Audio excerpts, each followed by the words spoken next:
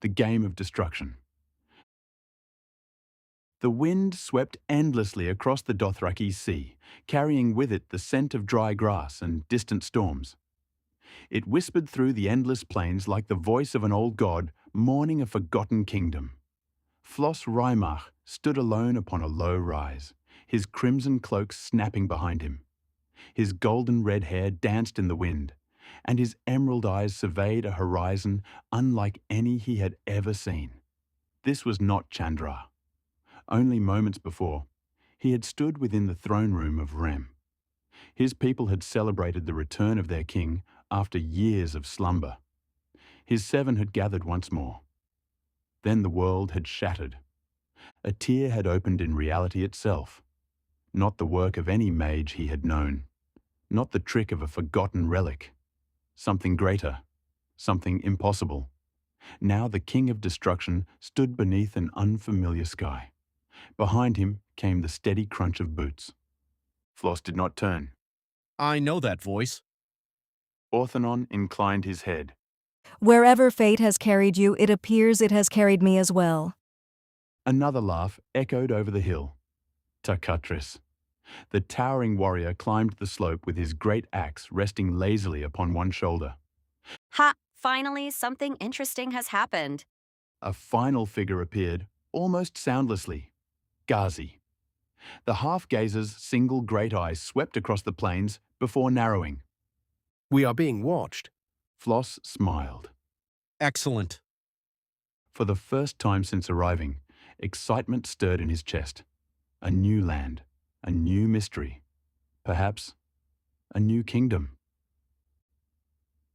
Far away, beneath the rolling sea of grass, several thousand mounted riders watched from a ridge. They had never seen four strangers standing so boldly in the sacred plains. One of the blood riders spat into the dirt. They do not flee. They are fools. The Khal narrowed his eyes. No, He smiled. they are prey. With a roar, he drew his arak. Thousands of hooves thundered across the Dothraki Sea. The earth shook beneath the charge. Takatres grinned so widely it bordered on madness. My king? May I? Flos rested a hand upon the hilt of his sword. Not yet. The Dothraki came closer. 500 yards. 400. 3. Arrows darkened the sky. Orthanon stepped forward, calm as ever. I can end this. Flos raised a hand. No. The arrows seemed to hang in the air for the briefest instant. Then Flos Reimarch inhaled. His voice rolled across the plains like thunder. I am Flos Reimarch, The charge faltered. King of Ream, Horses screamed. King of Kings, The very air trembled. and the King of Destruction. An invisible wave exploded outward. The grass flattened. Birds burst from the plains. Men clutched their ears as terror unlike anything they had ever known gripped their hearts. Veteran blood riders who had never feared death found their hands shaking. Some fell from their saddles. Others turned their horses, despite every instinct screaming that such cowardice deserved death.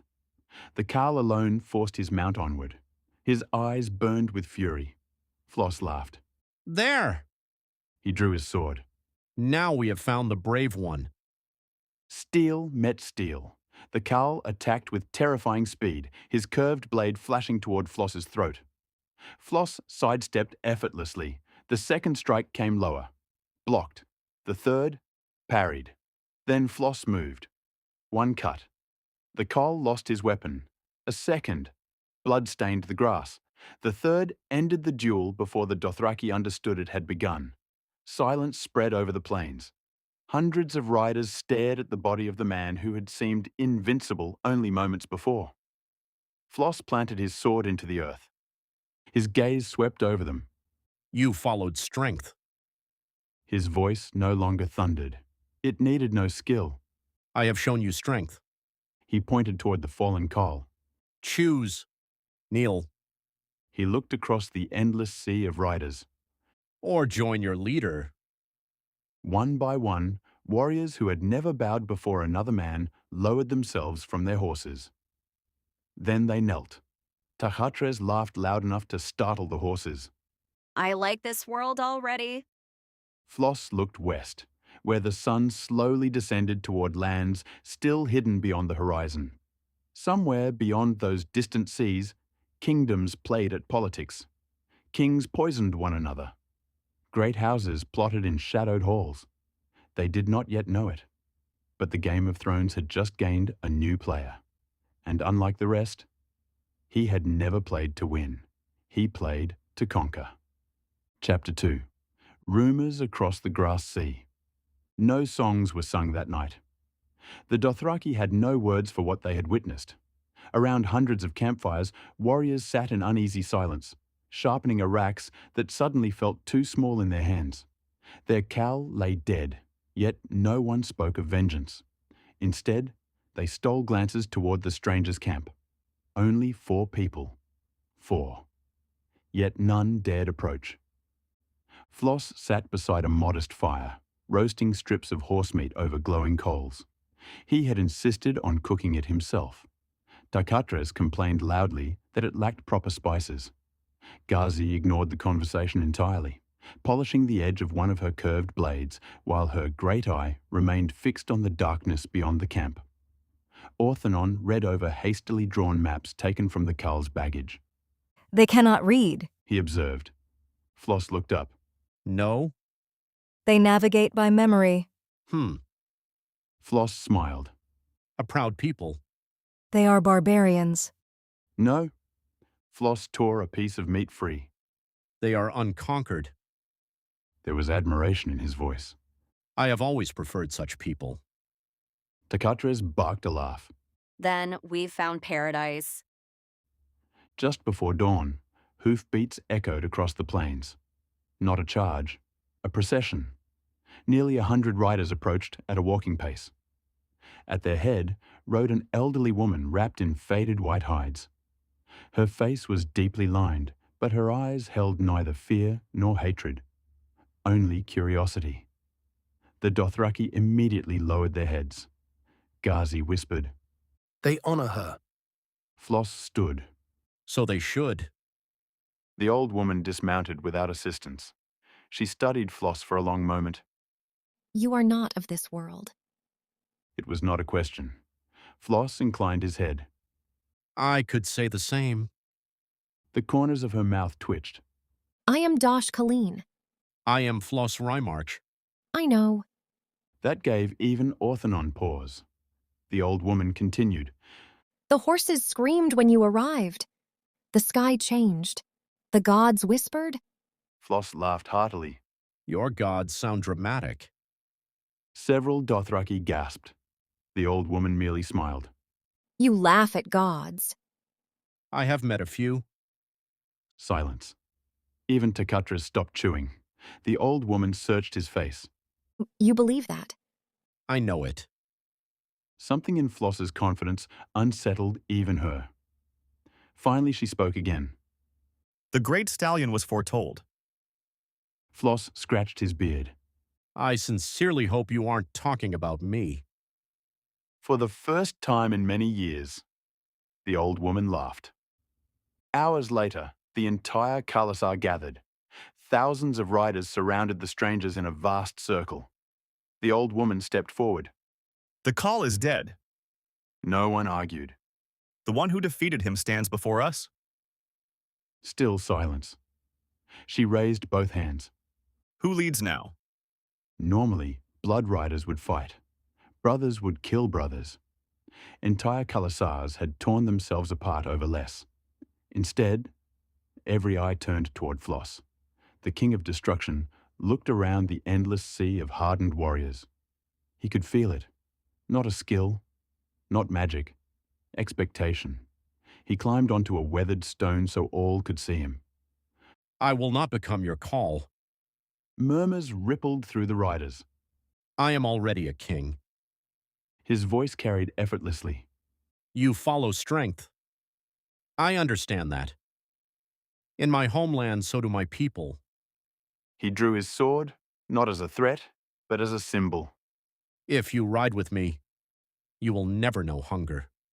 You will never lack worthy battles. No slave shall wear chains beneath my banner. No child shall starve while warriors feast. You will cross seas. You will see cities greater than imagination. You will stand beside legends. His emerald eyes burned brighter with every word. And when history remembers us, it will not remember us as horse lords. It will remember us as the army that conquered the world. For several heartbeats, nothing happened. Then one rider struck his fist against his chest. Another followed. Then another. Soon the sound became thunder. Thousands of fists. Thousands of voices. One roar. Flos closed his eyes for the briefest moment. He felt it. The ancient power of his class reaching outward. The rule of the king awakened. Invisible threads spread through the crowd. Not stealing free will, but strengthening conviction. Men who had expected only another conqueror suddenly found themselves believing. Believing in roads they had never seen, cities they had never imagined, a future larger than endless grass. Orthanon watched the moment with quiet satisfaction. The kingdom grows. No, Flos smiled. the dream grows. Days later, in Pentos, a caravan arrived from the east with exhausted horses and men who refused to stop talking about what they had seen. Its master demanded an audience with the magisters before sunset. When questioned, he offered one warning. There is a king in the Dothraki Sea, and even the horse lords kneel. The room fell silent. One old magister laughed nervously. Impossible. The caravan master looked him directly in the eye. I watched a Khalasar kneel beside its Kale's corpse. Outside, the bells of Pentos rang for evening. Inside, history quietly changed course. Chapter 3. The Making of an Army. The sun rose red over the Dothraki Sea. It came slowly at first, a thin crimson line bleeding across the eastern horizon, then all at once, spilling fire over a world without walls. The grass caught the light. Gold stretched from horizon to horizon. Thousands of horses stirred beneath the dawn. Some stamped impatiently. Others grazed among the low hills, tails flicking lazily against the morning flies. Smoke rose from hundreds of dying campfires, carrying with it the smells of horseflesh, sweat, leather, and roasted meat. From atop a low ridge, Flos Reimarch watched his new army awaken, or rather, his new people. There was a difference, and Flos understood that difference better than most kings ever would. Behind him stood the only three people in this strange world who had known him before yesterday. Orthanon, Takatres, Ghazi. 4 strangers beneath an alien sky. That was all they had been when they arrived. 4. Now thousands waited below. Flos folded his arms. A slow smile spread across his face. Not bad for 2 days. Orthanon did not smile. We have a Khalasar. Flos glanced sideways. Is that not what I said? No. Orthanon's expression remained perfectly serious. You said we have an army. Takatres barked a laugh. Flos raised an eyebrow. And you disagree? Completely. Orthanon looked down at the sprawling camp. There was no order to it. Tents and bedrolls had been placed wherever families pleased. Horses wandered between cooking fires. Warriors came and went without reporting to anyone. Groups formed according to friendships, blood ties, rivalries, and old loyalties. Men raced horses through the camp for amusement. Children chased dogs between wagons. 2 warriors were already fighting over something neither seemed capable of explaining. A third man stood nearby shouting encouragement. Orthanon watched them for several seconds. They are warriors. Flos's smile widened. But They are not an army. As if summoned by his words, one of the fighting Dothraki struck the other over the head with a clay drinking vessel. The vessel shattered. The wounded man stared at him, then laughed, then punched him. Takatres nodded approvingly. I like them. Ghazi sighed. You would. Takatras turned toward her. They understand the important things. Such as? Fighting. Anything else? Takatras considered this. Drinking. Ghazi stared at him. Takatras shrugged. I said the important things. Flos laughed. The sound rolled across the ridge. Several Dothraki below looked up. Even now, Flos noticed, they watched him. Constantly, some openly, others when they believed he wasn't looking. They still did not understand him. That was reasonable. Flos did not understand them either. Their language remained a problem. A few among them knew fragments of the common tongue used in the free cities, enough for crude conversations, but much of what passed between King and Khalasar required gestures, repetition, and increasingly creative interpretations. Yet some things required no translation. Strength, courage, victory. Those were languages every warrior understood. Flos looked again at the camp. Then we teach them. Orthanon turned. My king? You said they aren't an army. They aren't. So make them one. For perhaps half a heartbeat, Orthanon was silent. Then he inclined his head. As you command. Takatras groaned. Oh no. Flos looked at him. What? I know that look. What look? The one Orthanon gets before everyone stops having fun. Orthanon ignored him. Takatras, Absolutely not. I have not asked anything yet. You were going to. I was. And my answer is no. Flos stroked his beard thoughtfully. I command you to do whatever Orthanon was about to ask. Takatras, Stared at his king. Flos smiled. Betrayal. Kingship. Ghazi's great eye narrowed with amusement. Orthanon simply began walking down the hill. come.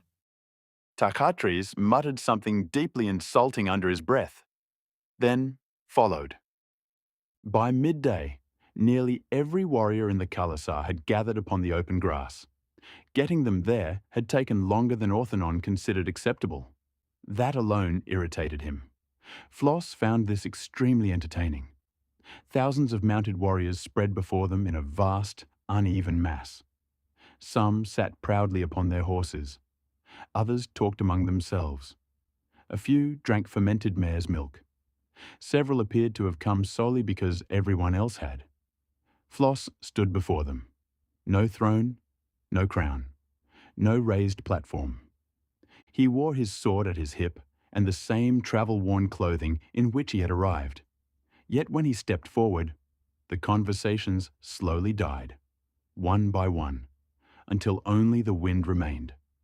Flos looked across them. Yesterday they had knelt. Today they would learn what that meant. You followed a call. His words were translated in fragments by one of the older Dothraki who knew some Valyrian and enough of the trader's tongue to bridge the gap. The translation spread outward. Flos waited. You followed him because he was strong. Murmurs of agreement. He led. You followed. He commanded. You obeyed. More agreement. Flos nodded. That is enough for a Khalasar. His expression changed. But it is not enough for what comes next. Confusion moved through the crowd. Flos pointed west, beyond the grass, beyond the mountains, beyond everything they knew. I do not intend to remain here. That quieted them. I did not come to this world to spend the rest of my life riding in circles. The translator hesitated, then translated. A few Dothraki looked offended. Flos grinned. Good. If you wish to raid villages, He pointed across the plains. go.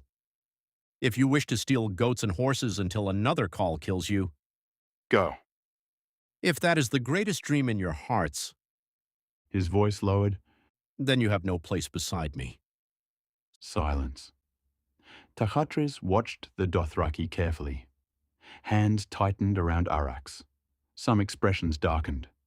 Flos saw it and smiled. But One word. Every eye returned to him. if you want to see what lies beyond the horizon, Flos spread his arms. If you want to cross oceans, if you want to stand before cities whose walls rise higher than anything you have ever imagined, if you want kings to whisper your names in fear, Something began to change. Faces lifted. if you want your children to hear songs about battles fought in lands no Dothraki has ever seen, Now they were listening. Truly listening. then ride with me. Flos placed his hand upon his sword. But understand this. I do not need a mob. His emerald eyes hardened. I need an army. The first problem became apparent almost immediately. The Dothraki did not particularly like standing still. The second problem was worse. They liked being told what to do even less. Orthanon discovered both facts within 15 minutes. Again. The command was translated. 300 riders stared at him. Orthanon pointed. You. He indicated the first group, Move left. then another, You remain. a third. You circle behind. The riders exchanged glances. One laughed. Orthanon stared at him. The laughter stopped. Mostly, they attempted the maneuver. It was a disaster. The first group moved too quickly. The second followed because they apparently assumed everyone was supposed to move. The third decided circling behind meant galloping at full speed. Two horses nearly collided. Someone shouted an insult. Another rider took offense. Within seconds, the formation had become a horse race. Takatres roared with laughter. Orthanon slowly closed his eyes. Flos stood nearby with his arms folded. Progress? Orthanon opened his eyes. No. Takatres wiped tears from his face. Do it again. Orthanon looked at him. Why? Because I want to watch. Ghazi, standing beside Flos, murmured. This may take some time. Flos smiled. Everything worthwhile does. Orthanon raised his voice. Again. Groans answered him. He did not care. They practiced until the sun began to descend, not marching. Flos quickly realized that forcing Dothraki horsemen to behave like infantry would be foolish. Their strength was speed, mobility, instinct. He had no intention of destroying those qualities. He intended to sharpen them. Orthanon divided the riders into groups, hundreds, then smaller groups within them. Leaders were chosen not merely because they had the longest braids or loudest voices, but because they could follow instructions. That caused arguments, several challenges, one broken nose, and after Takatres volunteered to settle things, a sudden and dramatic decrease in challenges. They developed signals: 1 horn blast, advance; 2 split; 3 withdraw.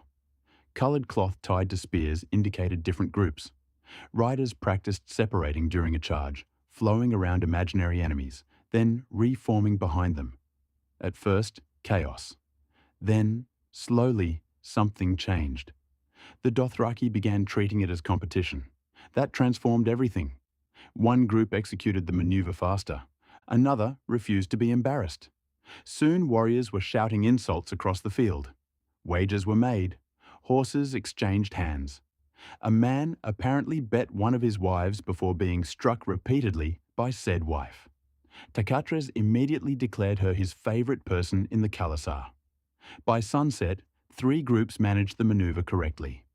Orthanon watched them return. His face remained impassive. Flos knew him too well. You enjoyed that? No? You did. I did not. They learned. Eventually. Flos clapped him on the shoulder. You enjoyed it. Orthanon endured this indignity in silence. That night, Flos walked alone through the camp, or as alone as a king could walk, when Ghazi shadowed him from a distance, and Orthanon undoubtedly had half the Khalasar watching for threats. Children ran between the tents. Women cooked over fires. Warriors argued about the day's training. Everywhere Flos walked, conversations quieted. Not completely, but enough. He was still an outsider, still strange, still dangerous. A man who had killed their cull. a man who claimed to be a king from another world. Some worshipped strength enough to follow without question. Others followed because they feared him. Others because they were curious. Flos knew better than to mistake obedience for loyalty. Loyalty took time. He passed one family gathered around a small fire. A child stared at him, perhaps 6 years old, maybe 7. The boy held a wooden horse. Flos stopped. The mother immediately stiffened. Flos crouched. The boy stared at his beard, then reached forward and pulled it. The entire family froze. Across the camp, Ghazi's great eye widened. Flos blinked. The child pulled again. Flos looked at the mother. She looked horrified. Then Flos began laughing, a great booming laugh. The child laughed too. Flos gently removed the tiny hand from his beard. Bold. The boy understood none of the word, but apparently understood the tone. He proudly raised his wooden horse. Flos examined it with absolute seriousness. A fine steed.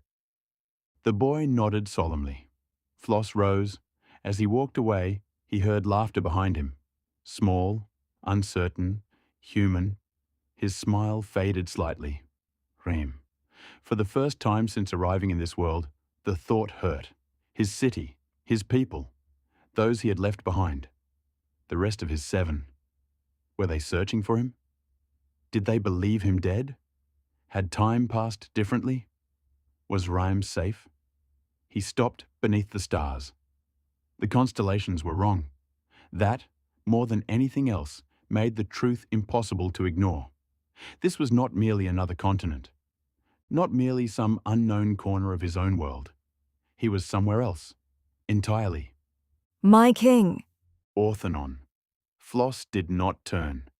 Do you think they are alive? Orthanon knew immediately whom he meant. Yes. That was quick. You asked what I think? Flos looked over his shoulder. And if you're wrong? Orthanon's face did not change. Then we will discover that when we return.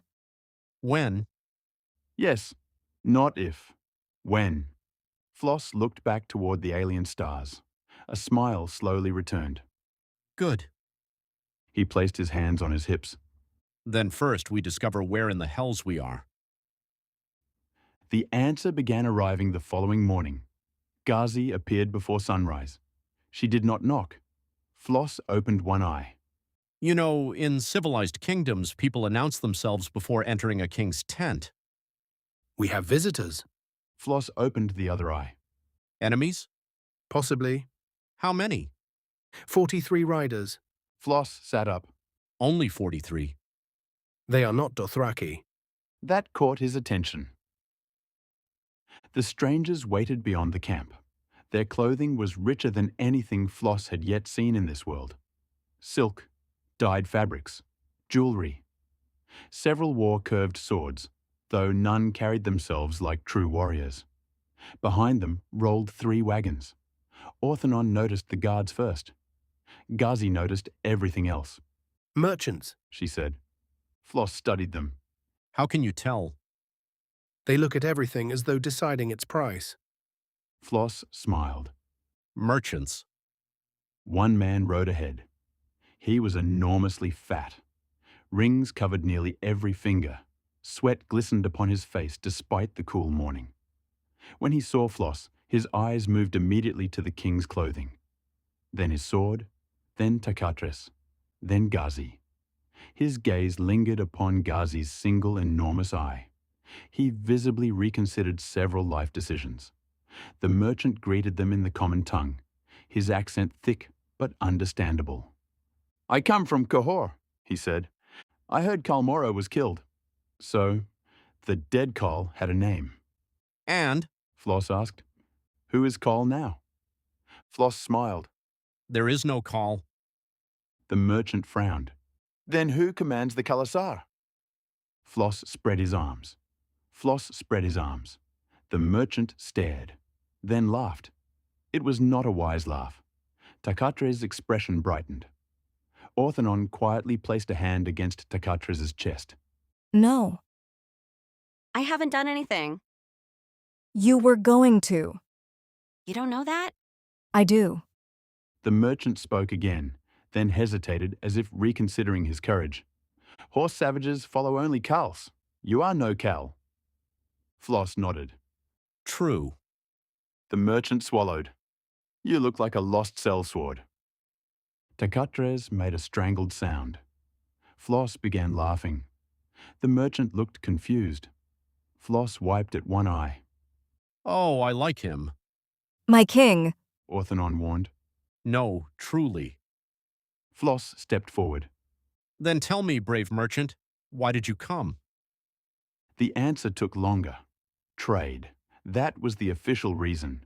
Wine, steel, silk, information. The usual currency of men who survived by knowing where power shifted before anyone else. But Ghazi kept staring at the wagons. Finally, she spoke. Open them. The merchant froze. Flos looked at her. Ghazi. Open the wagons. The merchant began speaking rapidly. His guards shifted. Orthanon's hand moved toward his sword. Takatres smiled. Ghazi walked past everyone, straight toward the first wagon. One guard stepped into her path. He never drew his weapon. He simply woke several seconds later on the ground without remembering how he had arrived there. Ghazi pulled aside the heavy canvas. Silence. There were people inside. Men, women, children, chained together. Flos stopped smiling. The air changed. Orthanon felt it immediately. Takatres did too. The merchant began talking quickly, explaining, justifying, trade, property, prisoners, goods. Flos heard none of it. He walked toward the wagon. A little girl sat nearest the opening, thin, dirty. An iron collar surrounded her neck. She looked at Flos, not hopefully. That was what angered him most. There was no hope left in her eyes, only the dull acceptance of someone who had learned that adults brought pain. Flos reached toward the chain. She flinched. He stopped. Very slowly, he lowered his hand. Then he stood. Orthanon. My king. Remove the chains. The merchant shouted. Flos turned. The man was protesting furiously now, demanding payment, compensation, claiming rights. Flos raised one hand. Silence. The merchant stopped. Flos walked toward him. You came here because you heard a Khal had fallen. You wanted to discover whether his Khalasar was weak. The merchant's expression changed. You hope to profit. Silence. Flos stopped directly before the man's horse. I understand. He smiled. For one instant, relief appeared on the merchant's face. Then Flos's smile vanished. You made one mistake. The merchant swallowed. You assumed I was a Khal. Flos pointed toward the chained prisoners. I am a king. Behind him, Orthanon drew his sword. Not against the merchant, against the chains. Steel struck iron. Once, twice, again. Takatres joined him, simply ripping one chain free from the wagon with brute force. The Dothraki gathered around, watching, confused. Some understood slavery. They practiced it themselves. That fact had not yet escaped Flos. He turned toward his new followers. His voice rose. Listen. The translator hurried to follow. No person beneath my banner will be owned. Murmurs, immediate, uncomfortable. Flos continued. You may take horses. You may take weapons. You may take gold from those you defeat. But people? His voice hardened. No. Some Dothraki scowled. One warrior shouted a challenge. He says slaves are the right of the strong. Flos looked toward him. Come here. The warrior hesitated, then approached. Flos stood before him. You believe strength gives you the right to own another? The translation came. The warrior nodded. Flos smiled, then grabbed him. The Dothraki warrior was large. Flos lifted him from the ground with one arm. Gasps erupted. The man's feet kicked uselessly. Flos held him there. Then by your law... His voice became dangerously quiet. You belong to me. The warrior's face changed. Flos dropped him. He crashed into the grass. Flos looked across the Khalasar. No. If strength alone determines what is right, then the strongest man becomes a monster.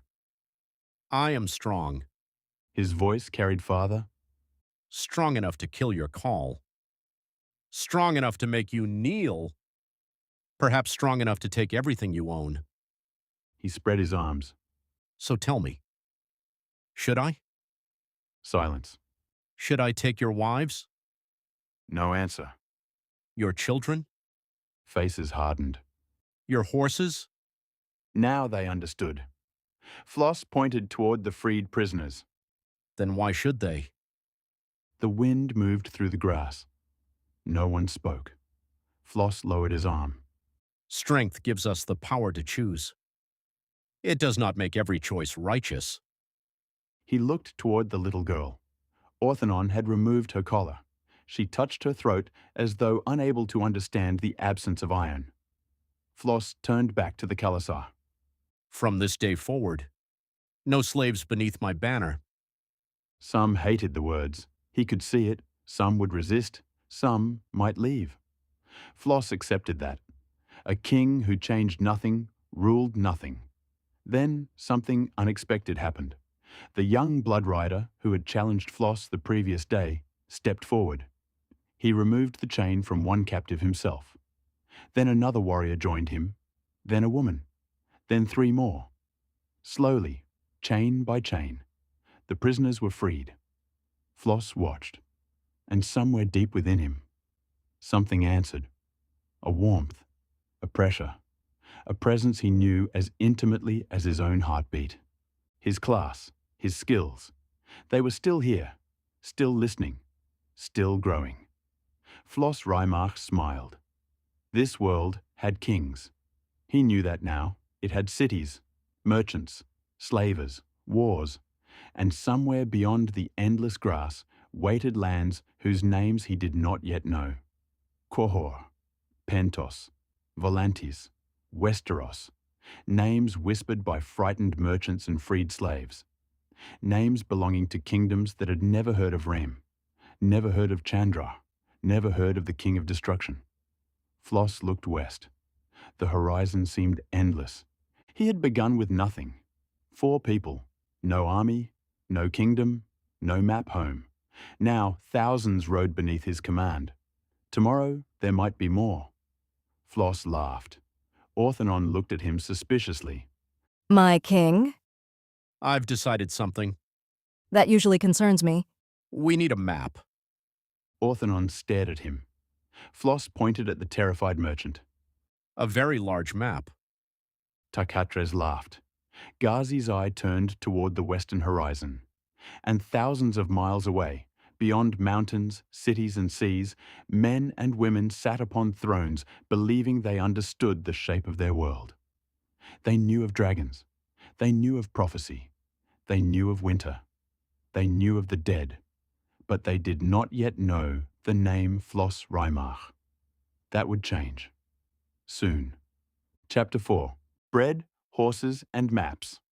By the 3rd morning, Flos Reimarch discovered that conquering thousands of warriors was significantly easier than feeding them. The realization came in the form of Orthanon.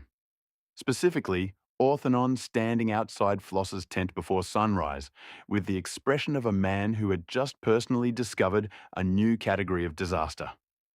Flos opened one eye. No, Orthanon said nothing. Flos opened the other. whatever it is, no. We are running out of food. Flos stared at him, then sat up. Already? Yes. Tarkatres, asleep several paces away beneath nothing more than a blanket and what appeared to be half a saddle, groaned. Kill something, Orthanon did not even look at him. We have. then kill more. We are feeding several thousand people. Tarkatres opened one eye. And And tens of thousands of horses. That opened both eyes. Flos rubbed a hand down his face. How bad? Orthanon answered immediately. Bad enough that if we continue moving as we have been, food shortages begin within days. Flos rose. Why? Because a Khalasar does not carry supplies the way an organized army does. He began counting on his fingers. They live off herds. Raiding, hunting, trade, and whatever grazing the land provides. Flos pulled on his boots. So? So this Khalasar was already moving before we arrived. Several herds have been depleted. The horse population is too concentrated. Grazing around the camp is disappearing faster than it can recover. Flos paused.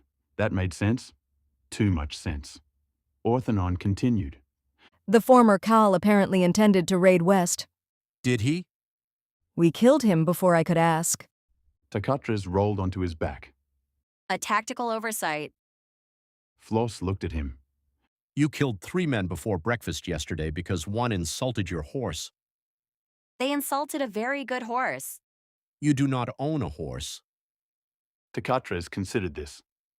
Then they insulted someone's very good horse. Ghazi entered the tent. They are arguing about food. Orthanon finally looked annoyed. We are not arguing. You are. Flos pointed at her. What have you learned? Ghazi tossed something onto the low table. A leather pouch. It landed heavily. Coins spilled across the wood. Copper. Silver. Several pieces of unfamiliar gold. That people in this world enjoy making money unnecessarily complicated. Flos picked up one coin. A crowned head had been stamped into one side. On the other, a dragon. Ghazi continued. The merchant from yesterday has begun talking. Flos looked interested. Voluntarily. Eventually. Takatres sat up. What does that mean? Ghazi ignored him. He knows trade roads, cities, rivers, slave routes, markets. Flos's expression hardened slightly at the last words. And food? That too. Orthanon stepped toward the table. Bring him. The merchant's name was Bellico. At least, that was what Flos thought it was. The man possessed an extraordinary ability to make every answer sound like a negotiation. He was also terrified. That helped. He stood inside the king's tent under the watchful gaze of Ghazi, Takatres, Orthanon, and Flos. Sweat rolled down his face. Flos had ordered his rings returned, not because he liked the man, because a king who confiscated every valuable object he saw would very quickly become indistinguishable from a bandit. The wagons, however, were another matter. Those had carried slaves. Their contents now belonged to the people who had been chained inside them. Flos sat behind the table. Map. Bellico swallowed, then unrolled a piece of parchment. It was not a very good map. Flos knew that instantly. Distances were distorted. Mountains appeared decorative. Several coastlines looked as though someone had drawn them from memory after drinking. But it was something. Flos leaned forward.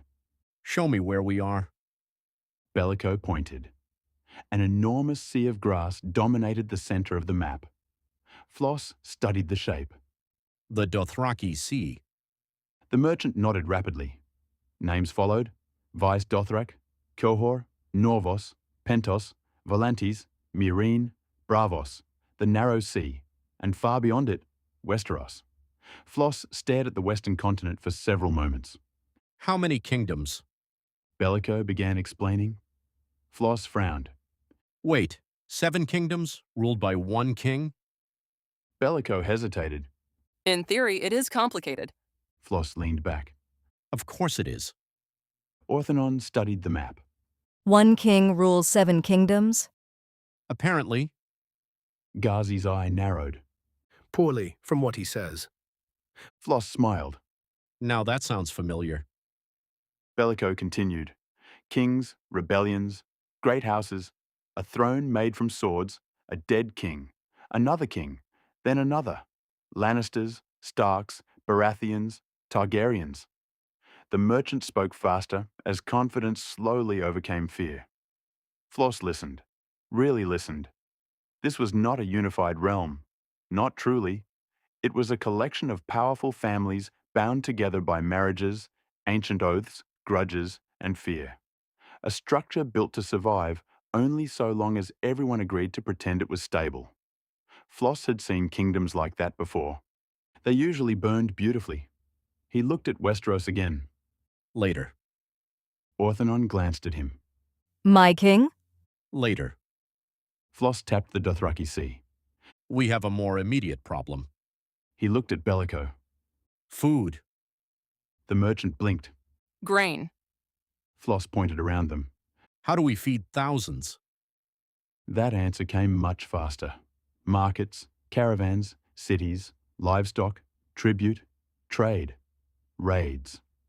Floss's expression changed at the last word. No? Bellico looked confused. Flos leaned forward. We do not solve starvation by creating starving villages behind us. Silence. We pay. Orthanon spoke. With what? Flos looked at the coins, then at Bellico. The merchant visibly regretted being noticed. What do we have? For the next hour, Orthanon conducted what might have been the first proper inventory in the Khalasar's history. It was chaos. Absolute chaos. No one knew precisely how many horses they possessed. No one knew exactly how many goats. 3 separate men claimed ownership of the same herd. 2 women claimed ownership of one of those men. There were crates of spices, bales of dyed cloth, weapons, jewelry, silver cups, bronze idols, bundles of silk, salt, wine, copper. Captured goods from raids nobody could accurately date. Flos stared at the growing pile. How did they function before? Orthanon looked exhausted. Momentum. Takatres nodded solemnly. A respected military principle. Orthanon ignored him. Flos rubbed his beard. All right. He looked around. We count everything. Silence. Even Ghazi looked at him. Everything. Takatres asked. Everything. Takatres pointed outside. There are thousands of horses. I know. Thousands? Yes. I cannot count that high. Orthanon slowly turned toward him. Takatres smiled. That was a joke. No, it wasn't. Mostly. Flos stood. Then we organize. The counting took 2 days and nearly caused 3 fights, a marriage dispute, and 1 attempted stabbing. Flos loved every moment of it. He walked the camp from sunrise to sunset. He asked questions. How many people traveled with the Khalasar? How many were warriors? How many children? How many elderly? How many horses could not fight? How many mares produced milk? How many goats? How much dried meat? How much grain? How many carts? How many blacksmiths? He received different answers every time. So Orthanon created groups, not military groups, household groups. Each group appointed one person responsible for reporting numbers. Those people reported to larger groups. Those larger groups reported to Orthanon. At first, the Dothraki found it ridiculous. Then Flos explained why. If I do not know how many mouths I have, He raised a sack of grain. I do not know how many sacks I need. That they understood. If I do not know how many horses I have, He pointed toward the plains. I do not know when the grass will run out. More nods. If I do not know how much meat remains, He looked across them. then I do not know when your children begin starving. That ended the complaints. Mostly, the final numbers were approximate. Orthanon hated approximate numbers, but they were better than nothing. Thousands of people, far more horses than people, goats, sheep, several cattle herds, a surprising amount of dried meat, very little grain, almost no preserved vegetables, salt supplies sufficient for the moment, water dependent entirely on wells, streams, and whatever sources could be found along the route. And grazing, always grazing. That was the true limit. Not warriors, not swords, grass. Flos stood over the figures late one evening. So the horses are the problem. Orthanon nodded. And the solution. Explain. They give them everything. Transport, Milk, meat, war. wealth. But so many horses require enormous grazing territory. Flos looked thoughtful. If we keep the entire Khalasar together, We strip the land. if we split, We become harder to control. Flos smiled. but easier to feed. Orthanon knew that smile. You have an idea. We divide the host. Takatres, eating beside them, stopped chewing. Orthanon frowned. That is dangerous. Yes. We barely control them. Then this will teach us whether they actually follow me. Flos leaned over the map. 4 groups. Not too far apart. Travel parallel. Each uses separate grazing. They reunite when necessary. Orthanon considered it. Signals? Riders, flags, horns, scheduled meeting points, Flos looked at him. and commanders. That was the harder part. They had no 7 beyond the 3 who came with him. No trusted Rime officers, no veteran administrators, only Dothraki. Which meant Flos had to trust strangers. He smiled. Good. A kingdom could not be built otherwise. The first commanders were chosen differently than anyone expected. Not through duels, not by birth, not by length of braid. Flos watched. For an entire day. He watched who people listened to when no one ordered them. Who settled arguments. Who noticed wounded horses. Who shared water. Who remembered which families had not received meat. Who could lead without constantly reminding everyone they were a leader. One was an older blood rider named Chiaro. Scarred, quiet, dangerous. Another was a woman named Mekora, who had never held formal authority but somehow knew the location of nearly every herd, cart, and family in the Khalasar. Orthanon discovered this after spending 6 hours trying to locate missing goats. She found them in 7 minutes. He immediately recruited her. The third was a younger rider named Vejo. He was arrogant, fast, popular, and surprisingly good at remembering instructions. The fourth was the young warrior who had challenged Flos days before. His name was Ralko. He was proud enough to challenge a king and practical enough to learn from losing. Flos valued both qualities. The Khalasar divided, not permanently, never that, but for movement. Each group travelled within a day's ride of the others. Scouts rode between them. Grazing improved immediately. Arguments over water decreased. Herd animals spread across a wider range.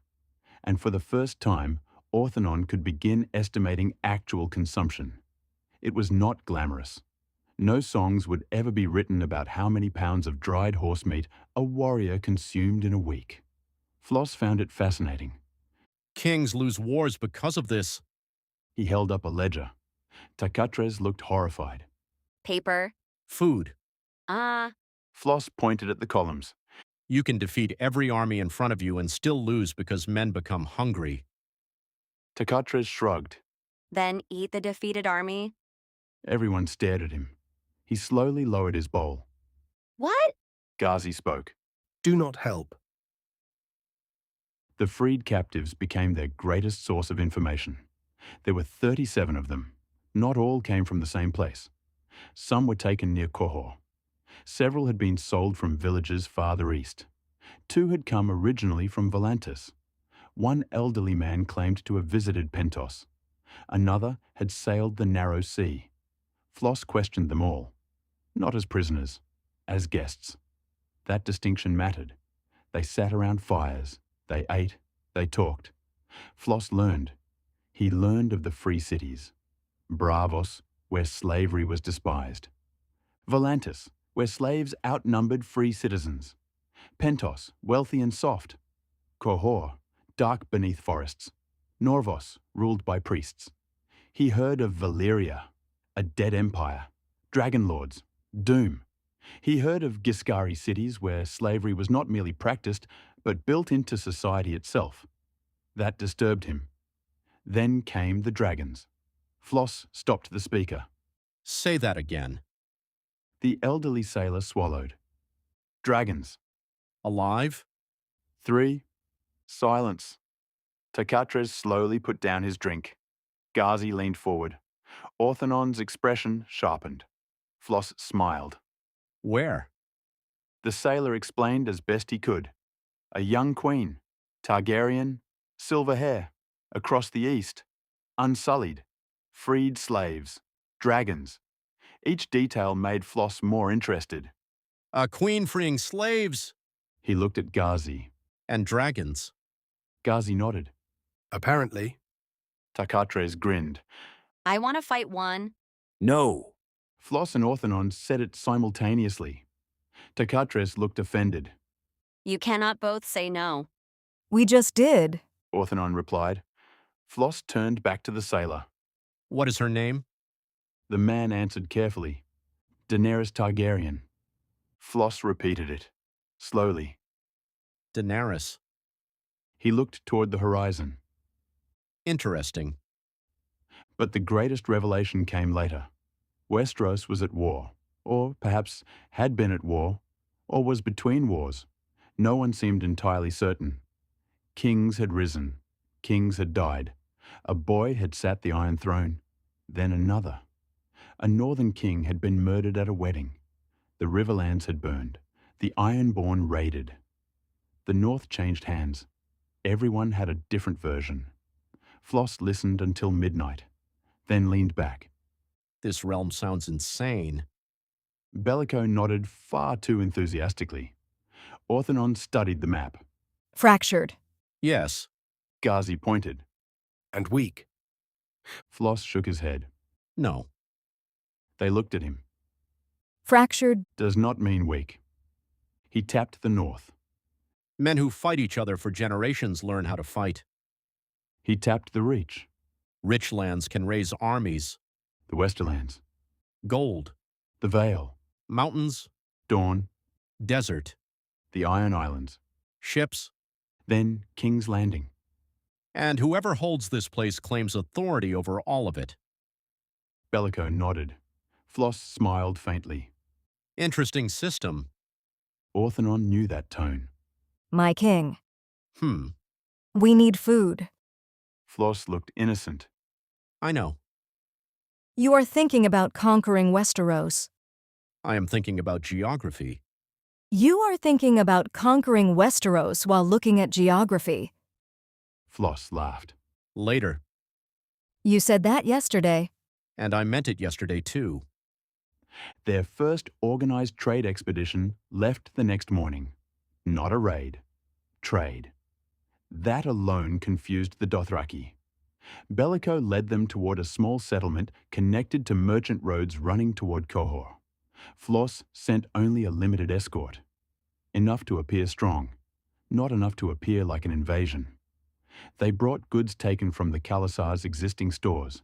Silk they did not need, jewelry, excess weapons, spices, several fine horses.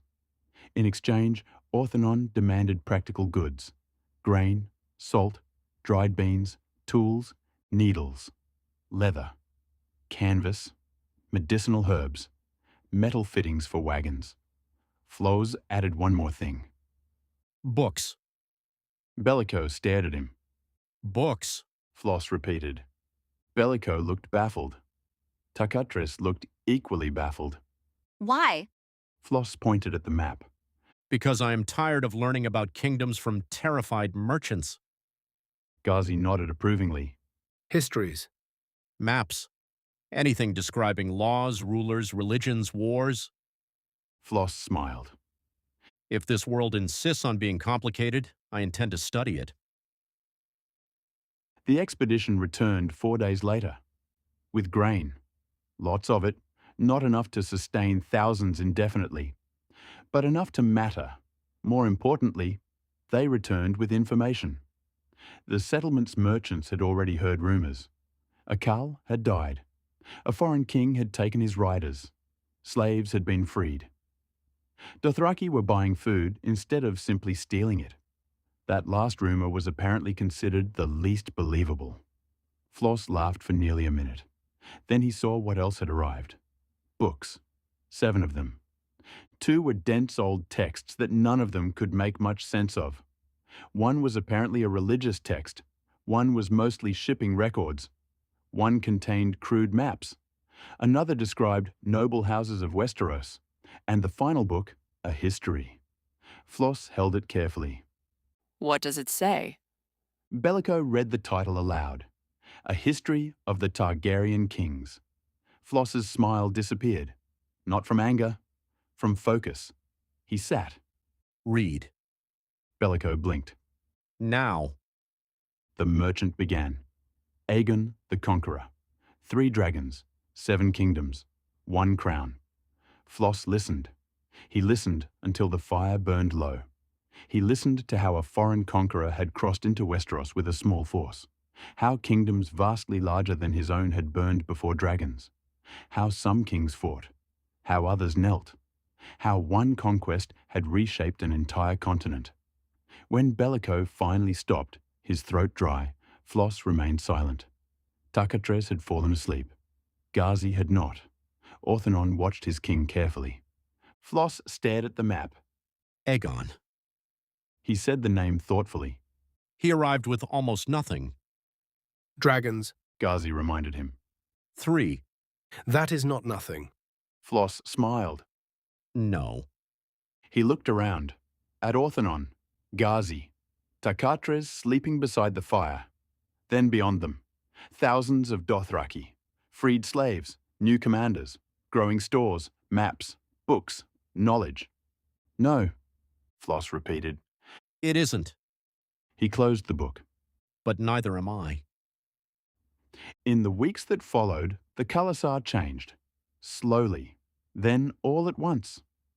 Supply wagons were assigned. Herds were counted. Grazing routes were planned. Scouts searched not merely for enemies, but for water. Every travelling group carried emergency grain. Hunters reported what game existed before thousands of riders descended upon an area and frightened everything away. Waste was punished. Not harshly at first. Flos preferred embarrassment. A warrior who threw away edible meat was made to help prepare food for children the next day. This became unpopular very quickly, which meant it worked. Orthanon established rotating supply officers. Makora became indispensable. She could look at a herd and estimate its size within an accuracy that frightened Orthanon. He began consulting her constantly. Tarkatres claimed this meant Orthanon had made a friend. Orthanon threatened him. Tarkatres considered this confirmation. Meanwhile, Flos learned. Every night, names, cities, currencies, religions, old wars, new wars, the faith of the 7, the old gods, R'hllor, the drowned god, the many-faced god. Flos stared at that last one for a long time. Your gods sound exhausting. Bellico, who had become increasingly comfortable around him, replied carefully, There are many. There are always many. Flos closed another book. What matters is what men do in their names. Then came the first real problem. A scout arrived near sunset. His horse was exhausted. He spoke rapidly. The camp changed immediately. Weapons appeared. Riders mounted. Flos stepped forward. What? The translator listened, then paled. A village ahead. Flos frowned. And? Burned. Orthanon's expression sharpened. Recently? Today. The scout continued. Bodies. Missing people. Tracks. Many horses. Floss's eyes narrowed. Dothraki? The scout nodded. A different Khalasar. Tarkatres stood. Finally. Something in his posture changed. The joking disappeared. Ghazi looked west. How many? The scout answered. The translator swallowed. Thousands. Flos walked toward the map. For the first time since arriving, another real power had entered his path. A Khal. A large Khalasar. And unlike the one Flos had inherited, this one had heard the rumors. A foreign king. A stolen Khalasar. Slaves freed. Dothraki ordered not to raid. To some, that would sound like weakness. Flos stared at the crude markings representing nearby routes. Then at the grain stores, the herds, the divided groups, the wagons. For the first time, he understood the shape of his challenge.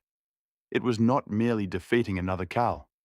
If he marched every warrior to battle, who guarded the food, who protected the families, who watched the horses, who kept the supply lines moving? A battle could be won in an hour. An army could starve in a week. Flos smiled slowly. Orthanon saw it. This pleases you. Yes, Why? because now Flos looked across the camp they had spent weeks organizing. we get to find out whether we built an army. He turned. Recall the commanders. Count 3 days of food for every fighting rider. Double water skins. No unnecessary baggage. Families remain with the supply groups. Move the herds east to fresh grazing. Scouts in every direction. Orthanon nodded. Orders began moving immediately. Flos raised a hand. And Orthanon. His left hand stopped. Flos's expression became serious. We do not chase them blindly. Orthanon nodded once. No. They expect Dothraki. Flos looked toward the darkening horizon. Let us disappoint them. Far away, smoke climbed into the evening sky. Somewhere beyond it rode a Khal who believed strength meant taking whatever he desired. By dawn, he would learn that another kind of strength had come to the Dothraki Sea. A strength measured not only in swords, but in grain, water, information, discipline, and the will of a king who had already begun turning a wandering horde into a kingdom on horseback. Chapter 5. The First War of the New King. The smoke was still visible at dawn, a dark smear against a pale eastern sky. Flos Reimarch stood upon a low ridge with his cloak stirring behind him, watching it rise. Somewhere beyond that, smoke waited another Khalasar. Thousands of riders, perhaps more than his own. Men who had burned a village simply because they could. Men who would expect Flos to answer as every Khal answered. With rage, with speed, with a headlong charge across open grass. Flos smiled. They were going to be disappointed. Behind him, the camp was already moving. Not chaotically, not anymore. Horns sounded through the morning mist. One long note, then another. Riders moved toward assigned positions. Pack animals were separated from war horses. Wagons carrying grain and water remained behind under guard. Families shifted eastward toward fresh grazing. Scouts departed in pairs. Messengers waited beside rested horses. It was not perfect. Far from it. Arguments still erupted. One group arrived late. Two commanders disagreed loudly over which herd was meant to move first. A wagon axle broke before sunrise.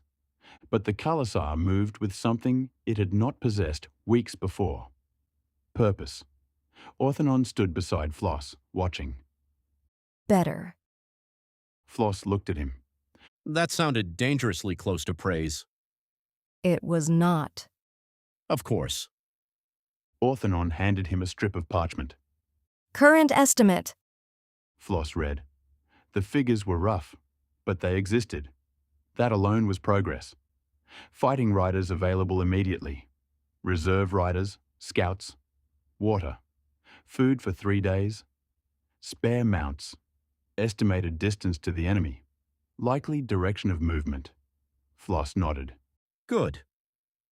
Orthanon glanced toward the smoke. They are moving southwest. Toward us. Not directly. Flos smiled. They want us to chase. Likely. Tarkatres approached, already armored. His great weapon rested across one shoulder. Excellent. Flos looked at him. What is excellent? They want us to chase. Yes. So we chase. No. Tarkatres stared. Flos smiled. No? No. You brought me out here before breakfast to tell me we aren't attacking? We are attacking. Tarkatres brightened. But we are not chasing. His expression fell again. You make war unnecessarily complicated. That is why I am king. Tarkatres considered that. Unconvincing. Ghazi appeared without warning. Her single great eye was narrowed. Scouts confirm 3 separate columns. Orthanon turned immediately. Distance? Half a day's ride. Numbers? Uncertain. Flos looked toward her. Uncertain? They are deliberately spreading. That interested him. So their Khal isn't a fool. No. Ghazi paused. Or someone advising him isn't. Flos's smile widened. Better. Tarkatres groaned. You always say that when something becomes more difficult. Difficulty is interesting. Difficulty gets people stabbed. Flos looked at him. You enjoy stabbing people. That is different. The burned village lay 3 hours west. Flos rode there with only a small escort. Orthanon objected. Flos ignored him. That too was becoming familiar. The village had not been large. Perhaps 60 homes. Mud brick, timber, animal pens, a small well. Now blackened walls stood open to the sky. Smoke drifted from roofless houses. Bodies lay where they had fallen. Not many. That made it worse. Most were missing. Taken. Flos dismounted. No one spoke. The Dothraki riders behind him became strangely quiet. Some had done this before. Perhaps many. Raiding was part of their world. Take livestock, take wealth, take slaves, burn what could not be carried. Ride on. Flos walked between the ruins. A broken toy lay near one doorway, wood carved into the shape of a horse. He stopped. For a moment, he remembered the child from his own camp, the little boy who had pulled his beard. His jaw tightened. Orthanon approached. Tracks continue southwest. Flos looked toward the horizon. How many captives? A sound came from a collapsed building. Everyone turned. Tarkatres was there first. He tore away a section of burned timber.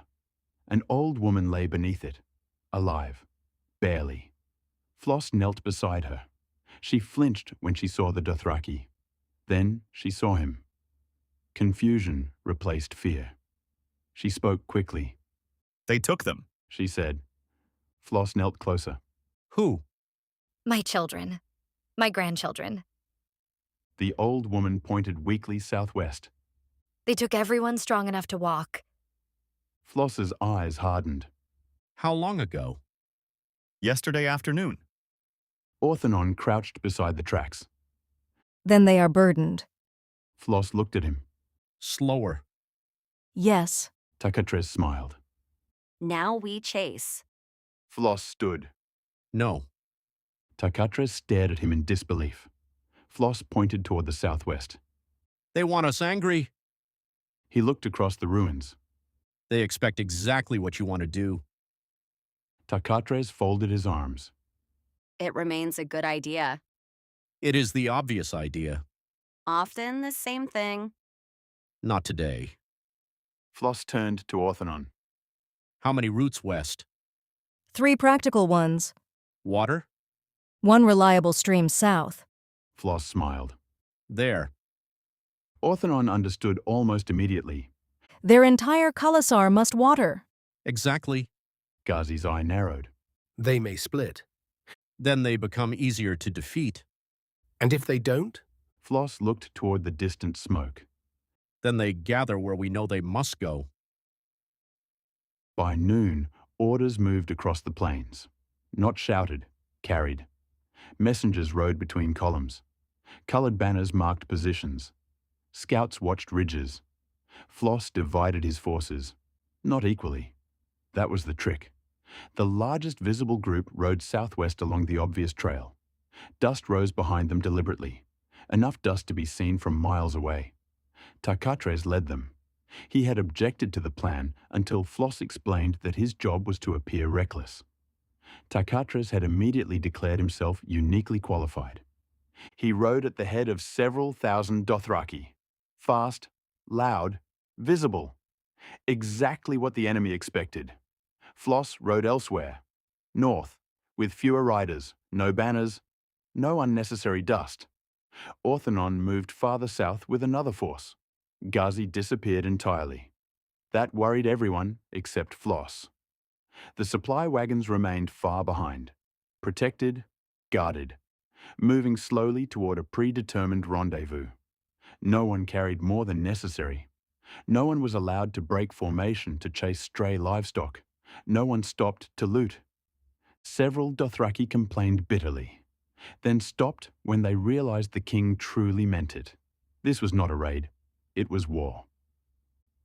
Khal Zorro received word shortly after midday.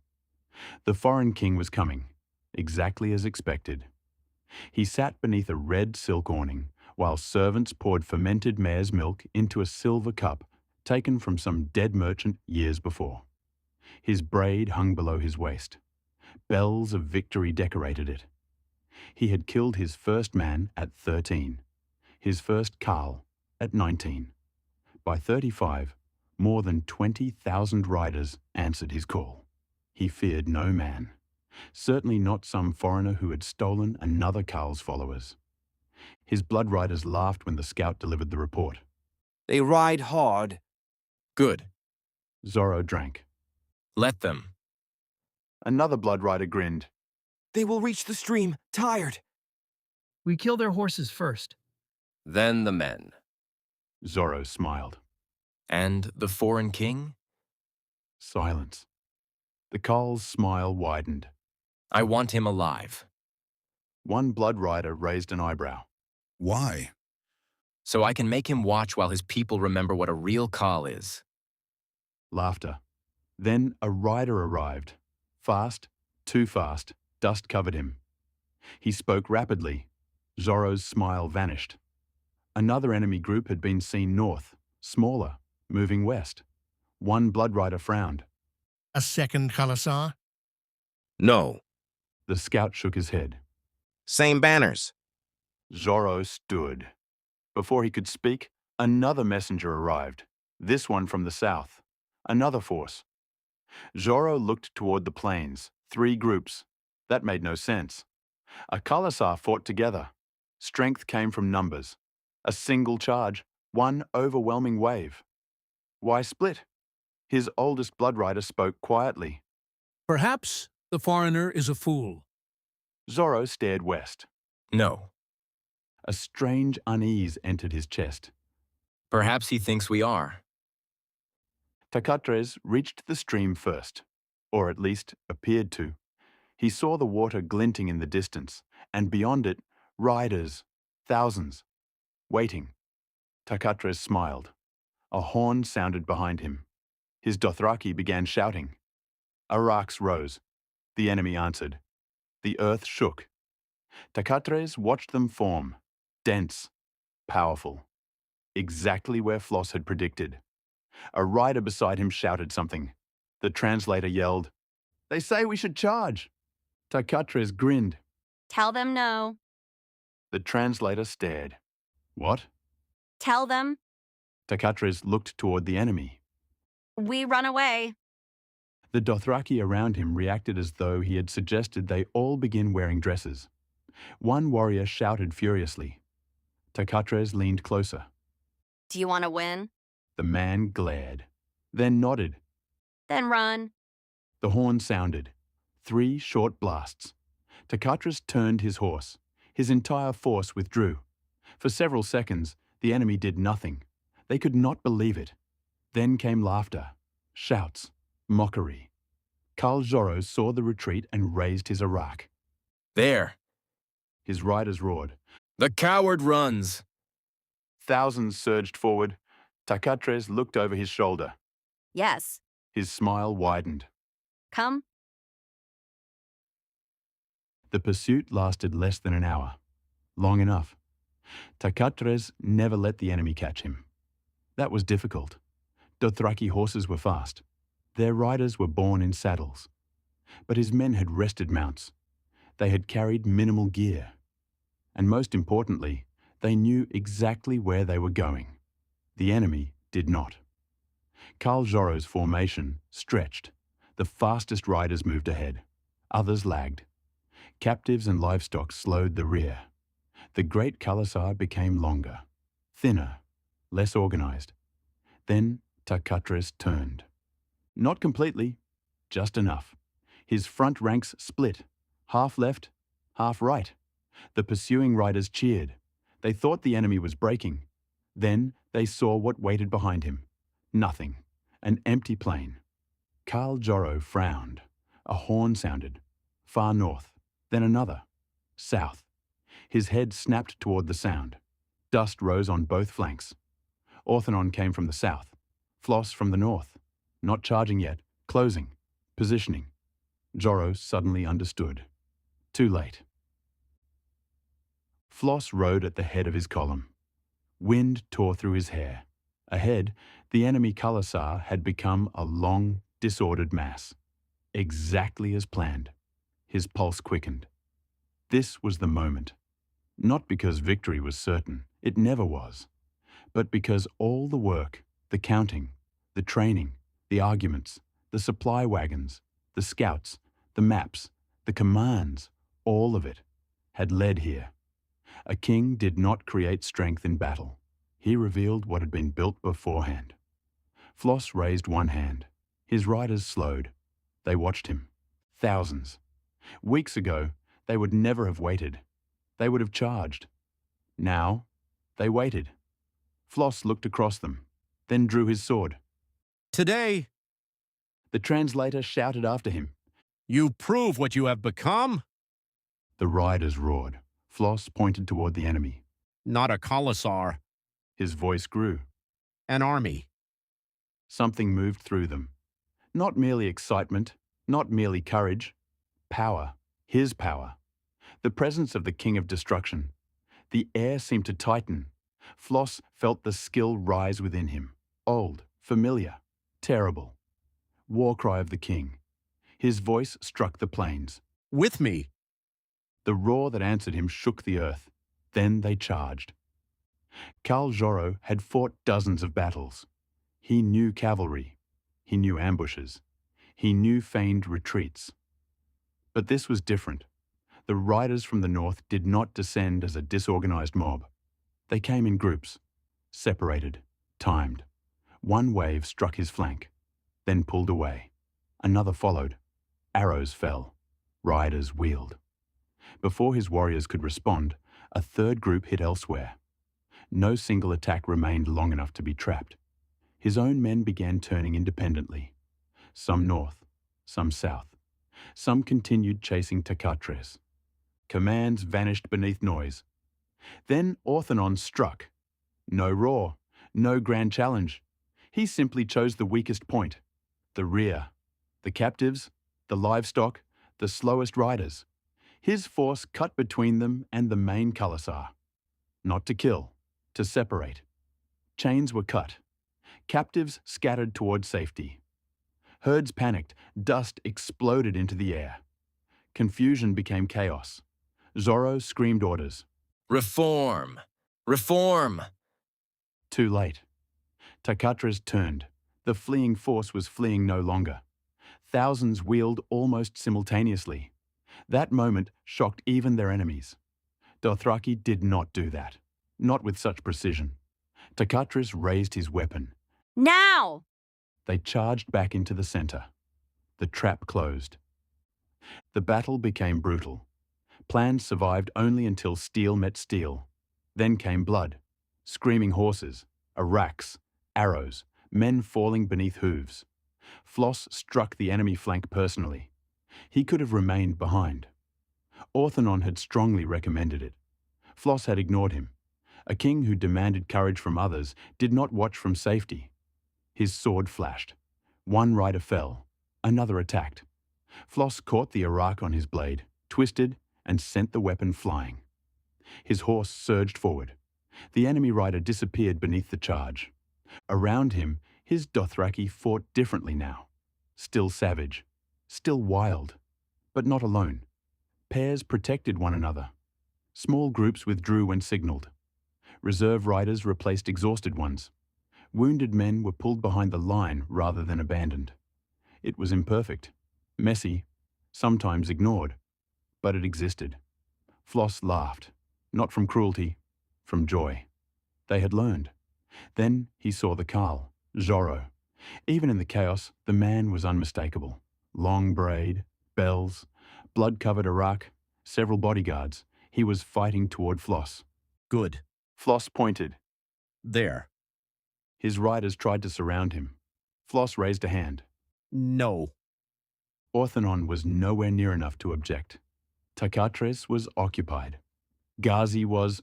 Flos had no idea where Ghazi was. Perfect. He rode forward.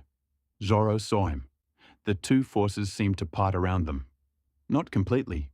Battles did not pause politely for kings, but men noticed. The foreign king, the Carl. Zorro shouted something. Flos looked toward the nearest translator. The man was busy fighting for his life. Flos shrugged. Probably dramatic. Zorro charged. Flos met him. Their blades struck. Hard. Zorro was strong. Very strong. Flos smiled immediately. The Carl attacked again. Fast. Better than Morrow had been. Far better. 3 strikes came in rapid succession. Flos blocked 2. The third cut his sleeve. Blood appeared. Zorro saw it. He laughed. Flos looked at the wound, then at him. Good. Zorro did not understand the word. He understood the smile. His laughter stopped. They struck again. Steel rang. Horses circled. Zorro's arak came low. Flos parried, high, blocked, a feint. Flos barely avoided it. The Carl was skilled, not merely powerful, not merely fast, experienced. Flos felt something he hadn't felt since arriving in this world. Respect. Zorro roared and attacked again. Flos caught the blade. For a heartbeat, their faces were close. Zorro shouted in Dothraki. This time, one word needed no translation. King. Flos smiled. Yes. He twisted. Zorro lost balance. Flos struck. The Carl blocked. Barely. Then Flos hit him again. And again. The last strike knocked the arak from Zorro's hand. The blade spun into the grass. Flos placed his sword against the man's throat. Around them, riders stopped. Not everyone, but enough. Zorro breathed heavily. His eyes burned with hatred. Flos looked at him, then lowered his sword. Confusion. Zorro stared. Flos pointed toward the battlefield, toward the freed prisoners, toward his disorganized warriors, toward the 3 forces that had surrounded him. Then Flos spoke. Yield. The translator finally arrived, bleeding from one eyebrow. He shouted the word. Zorro's expression twisted. He spat at Flos's feet. Takatres arrived nearby, covered in blood. That sounds like a no. Flos waited. Zorro shouted. The translator listened. He says a Carl does not kneel. Flos nodded. I know.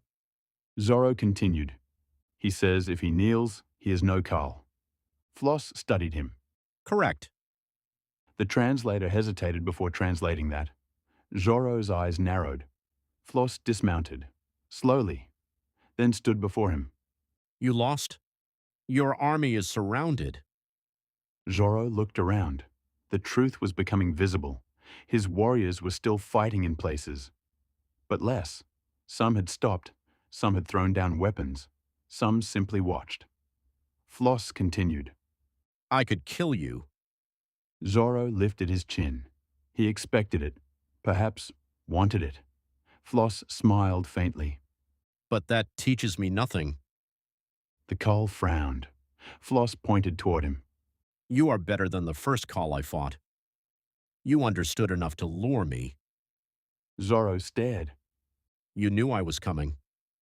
A pause, then a nod. Good. Flos's smile widened. So learn. That confused him. Flos stepped closer.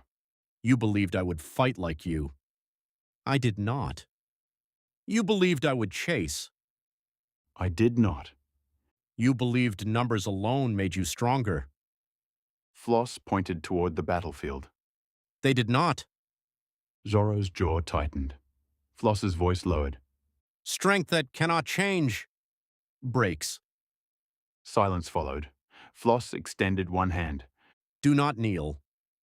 Everyone stared at him, even Takatres. Floss continued. Stand. Zorro looked suspicious. Floss's hand remained extended. Stand and swear. The difference mattered. Floss could see that immediately. So could every Dothraki watching. Kneeling meant humiliation, submission, the death of a Khal. But standing, choosing, that was different.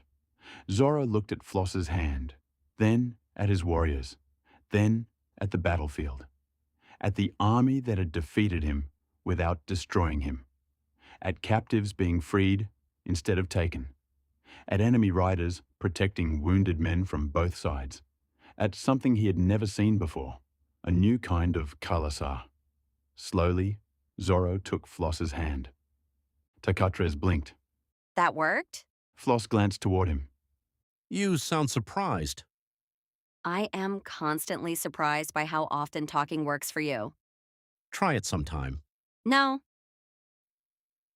The battle ended before sunset. Not cleanly. Battles never ended cleanly. Some of Zorro's blood riders refused surrender. Several died fighting, others fled. Most remained. The cost was heavy. Floss walked among the wounded afterward. Both sides. That caused murmuring. He ignored it. His healers were few. Too few. Most were simply experienced women, herbalists, and whatever Dothraki knew how to sew wounds and set bones. Floss saw immediately that this was another weakness. He remembered it. Everything became a lesson. The dead were counted. Orthonon insisted. Floss read every number. His victory suddenly felt less glorious. Men he had spoken to days before were gone. One of the young riders who had helped free the slaves after Bellico's arrival lay beneath a cloak. Dead. Floss remembered his face, not his name. That bothered him. He stood there longer than expected. Orthonon approached quietly. My king. How many? Orthonon told him. Floss closed his eyes. Too many. Always too many. And theirs? More. Much more. Victory. Floss hated how easily numbers turned death into success. He looked across the battlefield. Feed their wounded. Orthonon nodded. Already ordered. Floss looked at him. Orthonon shrugged almost imperceptibly. I know you. The captured villagers were freed. More than 200. Families reunited. Some were not. The old woman from the burned village found one granddaughter. Not her sons, not her daughters. One child. She held the girl and wept until she could no longer stand. Floss watched from a distance. No skill could fix that. No victory, no speech. Nothing. Kings could destroy armies. They could not undo yesterday. That truth had followed Floss across worlds. 3 days later, the Khalasar was larger. Much larger. Not all of Zorro's riders stayed. Floss allowed those who wished to leave to go. That surprised everyone. He kept none by force. Those who remained swore before witnesses. Not to a Khal, to a king. Zorro himself stood before Floss. Proud, unbowed. His braid remained. Floss had refused to cut it. That decision spread through the Dothraki faster than any speech. A defeated Khal had been allowed to keep his braid. Some called it weakness, others wisdom. Zorro became one of Floss's commanders. Under Orthonon, that part nearly caused another war. Floss settled it by making both men sit at the same table until they stopped threatening each other. It took several hours. Takatres brought drinks. This did not help. The victory changed more than numbers. News travelled, fast, far faster than Floss expected. Merchants carried it west, riders carried it east, escaped warriors carried it everywhere. The story grew with every telling. A foreign king had defeated 2 Khals. A foreign king commanded Dothraki, who fought in formations. A foreign king freed slaves. A foreign king spared a defeated Khal. A foreign king fed enemy wounded. A foreign king possessed warriors who could see through walls. One story claimed Takatres had killed 300 men by shouting. Takatres was extremely pleased by this. Another claimed Flos was 10 feet tall. He was less pleased. One claimed Ghazi could kill with a glance. No one corrected that one. In Kohor, merchants began adjusting caravan routes. In Norvos, priests asked questions. In Pentos, the magisters stopped laughing. The council gathered 1 week after the battle. A proper council now, or something beginning to resemble one. Flos sat before a larger map. Orthanon, Ghazi, Takatres, Joro, Karo, Mekora, a Dothraki interpreter, Bellico, and 2 representatives chosen from the freed captives. That last addition confused everyone except Flos. His kingdom, if it could yet be called that, was becoming complicated. Good. Complicated things lasted longer than simple ones. Orthanon began. Food stores are stable. Flos smiled. Beautiful words. For approximately 3 weeks. Less beautiful. Longer if we continue trading. Mekora added something. A translator spoke. The western herds need new grazing. Joro responded. Another translation. He knows land northeast with good grass. Flos nodded. Use it. Orthanon pointed toward the map. Our numbers have increased enough that feeding everyone from local trade alone will soon become impossible. Flos leaned back. Then we need something permanent. Yes. A city. Silence. Everyone looked at him. Flos smiled. Takatres groaned. There it is. Flos raised an eyebrow. What? The look? What look? The one you get before we invade somewhere? Flos laughed. We need markets. Warehouses. Blacksmiths. Grain. Roads. Information. He tapped the map. And preferably somewhere that understands trade. Bellico looked suddenly nervous. Flos noticed. Where? The merchant hesitated, then pointed. West. Pentos. Flos studied the city. Tell me. Bellico did. Rich, walled, merchant princes, magisters, trade across the narrow sea, connections to Westeros, slavery officially restricted, unofficially complicated, large granaries, ports, ships. Flos's attention sharpened at that. Ships. Bellico nodded. Flos looked across the narrow sea. Westeros, then back toward Essos. Daenerys Targaryen. 3 dragons. Free cities. Slava cities. Dozens of possibilities. For the first time since arriving, Flos no longer felt trapped by circumstances. He had choices, a real army, commanders, supplies, information, a growing reputation. It was time to stop wandering. Flos placed one finger upon Pentos. We go west. Orthanon studied him. To conquer it? Flos smiled. Perhaps. Takatres brightened. Flos continued. First, we ask politely. Everyone stared. Takatres looked genuinely horrified. What has happened to you? Flos laughed, then looked again at the map. The world seemed smaller now. Not because he understood it completely. He did not. But because he finally possessed the means to move through it.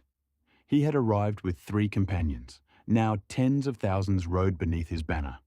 The next stage would be different. Faster. Cities would hear his name before he reached them. Kings would send spies. Merchants would calculate profit. Priests would interpret omens. And somewhere, perhaps, a silver-haired queen with 3 dragons would eventually hear whispers of another conqueror rising in the grasslands. Flos Reimarch smiled. Let them hear. The king of destruction was finished merely surviving this new world. Now, he intended to enter it. Chapter 6. Whispers Before the Storm. The first stories were laughed at. That was how such things usually began. A merchant arrived in Kohor claiming that a foreign king had killed a Khal in single combat and taken command of his riders. No one believed him. A week later, Another caravan reported that the same king had defeated a second Khalasar without fighting like a Khal. That account was mocked too. Then came the freed slaves. Then the burned villages where survivors insisted that one Dothraki host had passed without taking a single captive. Then the merchants who swore they had been paid. Paid by Dothraki. That was when people stopped laughing quite so loudly. Pentos. Magister Illyrio Mopatis had heard many ridiculous things in his life. Most of them had eventually proven profitable. He reclined upon a cushioned couch in one of his shaded courtyards, surrounded by sweet wine, fruit, and men who believed themselves far more important than they truly were. Across from him sat 3 other magisters. All were talking at once. One waved a parchment. 30,000. Another scoffed. 10. A witness saw 20. A witness also claimed the foreigner had red eyes and breathed fire. Illyrio lifted one jeweled hand. Silence gradually returned. How many? The merchant standing before them swallowed. I do not know. One magister snorted. Then why are you here? The merchant looked offended. Because I saw them. That quieted the room. Illyrio leaned forward slightly. Where? East of the Velvet Hills. How far? Perhaps 10 days, perhaps less. One magister cursed. Another laughed nervously. 10 days? Illyrio ignored them. What did you see? The merchant hesitated. A Khalasar. That tells us little. No. The man swallowed again. Not a Khalasar. Illyrio's eyes narrowed. The merchant struggled for words. They moved wrong. One of the magisters frowned. Wrong. In groups. All Khalasars move in groups. No. The merchant shook his head. Not like that. He began describing what he had seen. Scouts ahead, separate columns, livestock moving on different routes, wagons guarded rather than abandoned, riders relaying messages, coloured banners, horns, scheduled camps. The magisters exchanged looks. Illyrio said nothing. The merchant continued. They bought grain. Someone laughed again. Illyrio did not. How much? Enough for thousands. And with what coin? Coin, horses, silk, captured goods. Captured from whom? I do not know. Illyrio stroked his beard. That answer bothered him more than the others. A Khalasar could be predicted. It raided, it burned, it moved, it consumed, it broke apart when a Khal died. This sounded different. This sounded like someone was building something. One magister waved the concern aside. So he has taught savages to count sacks of barley? Laughter. Illyrio looked at him. Men who learn to count sacks of barley learn how long an army can remain in the field. The laughter faded. Still, Another magister said, what is he, some sellsword king? Perhaps. Then he wants gold. Everyone wants gold. Then give it to him. Illyrio smiled faintly. That was a very Pentoshi answer. He looked again at the parchment. A name had been written across the top. Flos Reimarch. Beneath it, King of Destruction. Illyrio almost laughed. Almost. What sort of man gives himself such a title? The merchant answered quietly. He did not seem to think it was a title. Illyrio's smile vanished. Bravos. The Iron Bank did not laugh. The Iron Bank rarely laughed. In a quiet chamber of black stone, 3 men reviewed reports that had arrived from different sources. One from Qohor, one from Pentos, one from a caravan master whose accounts had always been reliable. The reports disagreed on almost everything. Numbers, routes, intentions, origins. But they agreed on several points. The foreign king controlled Dothraki. He was reorganizing them. He was buying provisions. He had outlawed slavery among his followers. And he was moving west. A clerk read aloud, reported strength, between 12,000 and 40,000 riders. The eldest banker frowned. Useless. Yes. Financial reserves? Sources of income? Trade, captured goods, livestock, possibly tribute. Debt? None known. That produced silence. No debt, no established obligations, no creditors, no inherited treasury. That made him difficult to measure. One banker leaned back. Then he is still merely a warlord. The eldest man looked down at the report. A warlord who has begun keeping supply records. The other banker smiled faintly. Is that supposed to frighten me? No? He folded the parchment. It is supposed to interest you. Kohor. The priests of the Black Goat had received more unsettling stories. A giant king, a one-eyed woman, a warrior who could kill mounted men on foot, a silent commander who never seemed to sleep. Most were obviously exaggerations. That did not mean all of them were. Merchants began requesting escorts farther from the city. Caravan masters changed routes. Steel prices rose. Grain prices followed. Someone always profited from fear. A priest stood beneath the shadow of the great wooden idol and listened to a survivor from the second Khalasar. The rider spoke rapidly. His hands shook, not with cowardice, with humiliation. The priest asked one question. Why did your Khal lose? The man answered immediately. Because the foreign king did not fight like a Khal. That answer spread farther than any tale of magic. King's Landing. The report arrived beneath 3 others and almost went unread. Varys found it first. He often did. A scrap of information from Pentos. A second from a wine merchant. A third from someone who had never intended his words to travel farther than a brothel. By the time Varys brought the matter to Tyrion, Tyrion was already irritated. King's Landing already had problems enough. An approaching winter. Debts. Lords nursing grudges. A city full of people who believed bread should somehow appear because kings commanded it. He did not need a mythical horse king from Essos. Tyrion read the page, then read it again. King of Destruction. Varys smiled. Subtle. Tyrion handed the parchment back. Is he real? Oh, certainly. The title? Also real, apparently. How unfortunate. Varys folded his hands into his sleeves. He has defeated at least 2 Khals. Tyrion reached for his wine. So have disease, drunkenness, and unfortunate falls from horses. He has also reorganized their riders. The cup stopped. Into what? Something closer to an army. Tyrion looked up. That was different. Who says? Several sources. Reliable? Individually? Varys smiled. No. Together? Enough to be irritating. Tyrion drank. What does he want? No one knows. Everyone wants something. Apparently, he asks many questions. About? Cities? Trade? Westeros? Targaryens. Tyrion's expression changed slightly. Ah, Varys saw it. Indeed? Daenerys? Perhaps? Or the Iron Throne? Perhaps? Tyrion sighed. You are remarkably unhelpful. I am remarkably honest. Tyrion stared down at the report. A foreign conqueror. Dothraki. Organized. Moving west.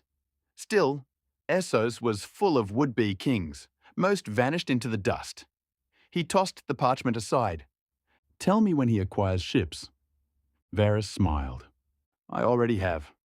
Tyrion looked up. You have? Not ships. Varys paused. But an interest in Pentos. Tyrion slowly put down his cup. That is closer than I would like. Much? Tyrion frowned, then shrugged. Pentos has survived Dothraki before. Yes. And magisters have survived worse than kings. Some? Tyrion smiled dryly. Then perhaps this Flos Reimarch will learn the great truth of civilization. Varys raised an eyebrow. Which is? Cities are much harder to conquer than grass. The North. Jon Snow did not hear the name Flos Reimarch for several weeks. When he did, it meant nothing to him. He stood over a map, while cold wind rattled shutters and men argued about food. Always food. Winter had a way of turning every grand problem into the same question. How many mouths? How much grain? How long? One of the northern lords mentioned rumours from White Harbour. A king in the east. John barely looked up. There are always kings in the east. This one commands Dothraki. So did the Targaryen girl. Not like this. John finally looked at him. The lord shrugged. That's what the merchants say. Merchants say whatever makes people listen. Aye. John returned to the grain figures. He had other concerns. Winter, the dead, the north. Another king across the sea was someone else's problem. For now, Meereen. Daenerys Targaryen heard the name during supper. She sat beneath an open archway while warm evening air drifted through the pyramid. Missandei read from a message brought by a trader out of Qohor. Grey Worm stood nearby. Her reports came instead through merchants, freedmen, and whispers carried east. Missandei paused. Daenerys noticed. What? The next part is strange. Read it. Missandei continued. A king has risen among the Dothraki. Daenerys almost smiled. A cull. The report says no. That caught her attention. He calls himself Flos Reimarch. Of what house? It does not say. From where? It does not say. Daenerys frowned. Missandei read on. King of Destruction. Daario laughed, loudly. Daenerys turned toward him. He spread his hands. What? King of Destruction? He grinned. I like him already. Grey Worm did not smile. What has he done? Missandei continued. Defeated 2 culls, spared 1, freed captives, forbidden slavery, organised the riders, bought grain, moved west. Daario's smile faded slightly. Bought grain? Daenerys looked at him. That surprises you more than freeing slaves? Yes. He leaned forward. Dothraki taking slaves is normal. Dothraki paying merchants is not. Grey Worm nodded once. Daenerys stared into the middle distance. A king, a conqueror, a man gathering Dothraki, a man freeing slaves. Something about the combination unsettled her, or intrigued her. Perhaps both. Does he have dragons?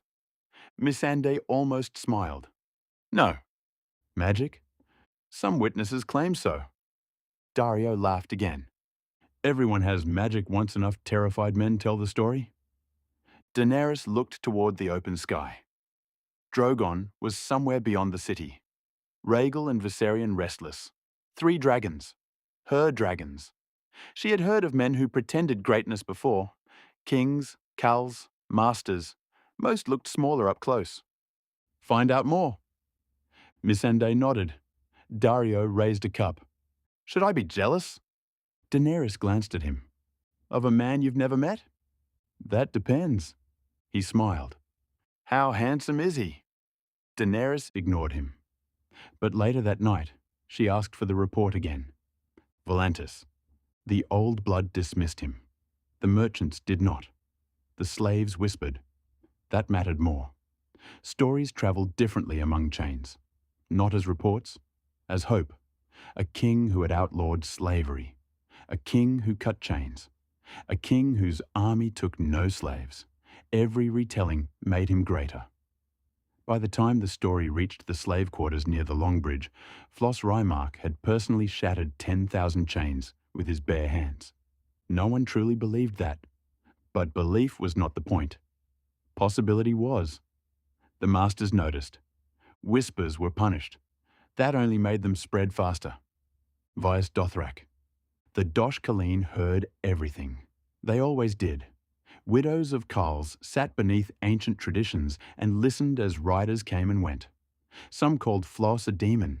Some called him a coward because he used traps. Some called him the strongest warrior alive.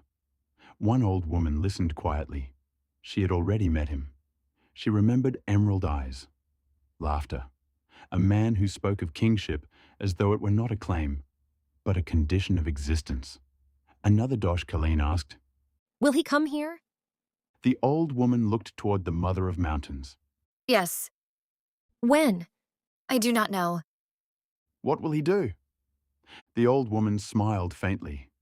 That I would like to see. Pentos.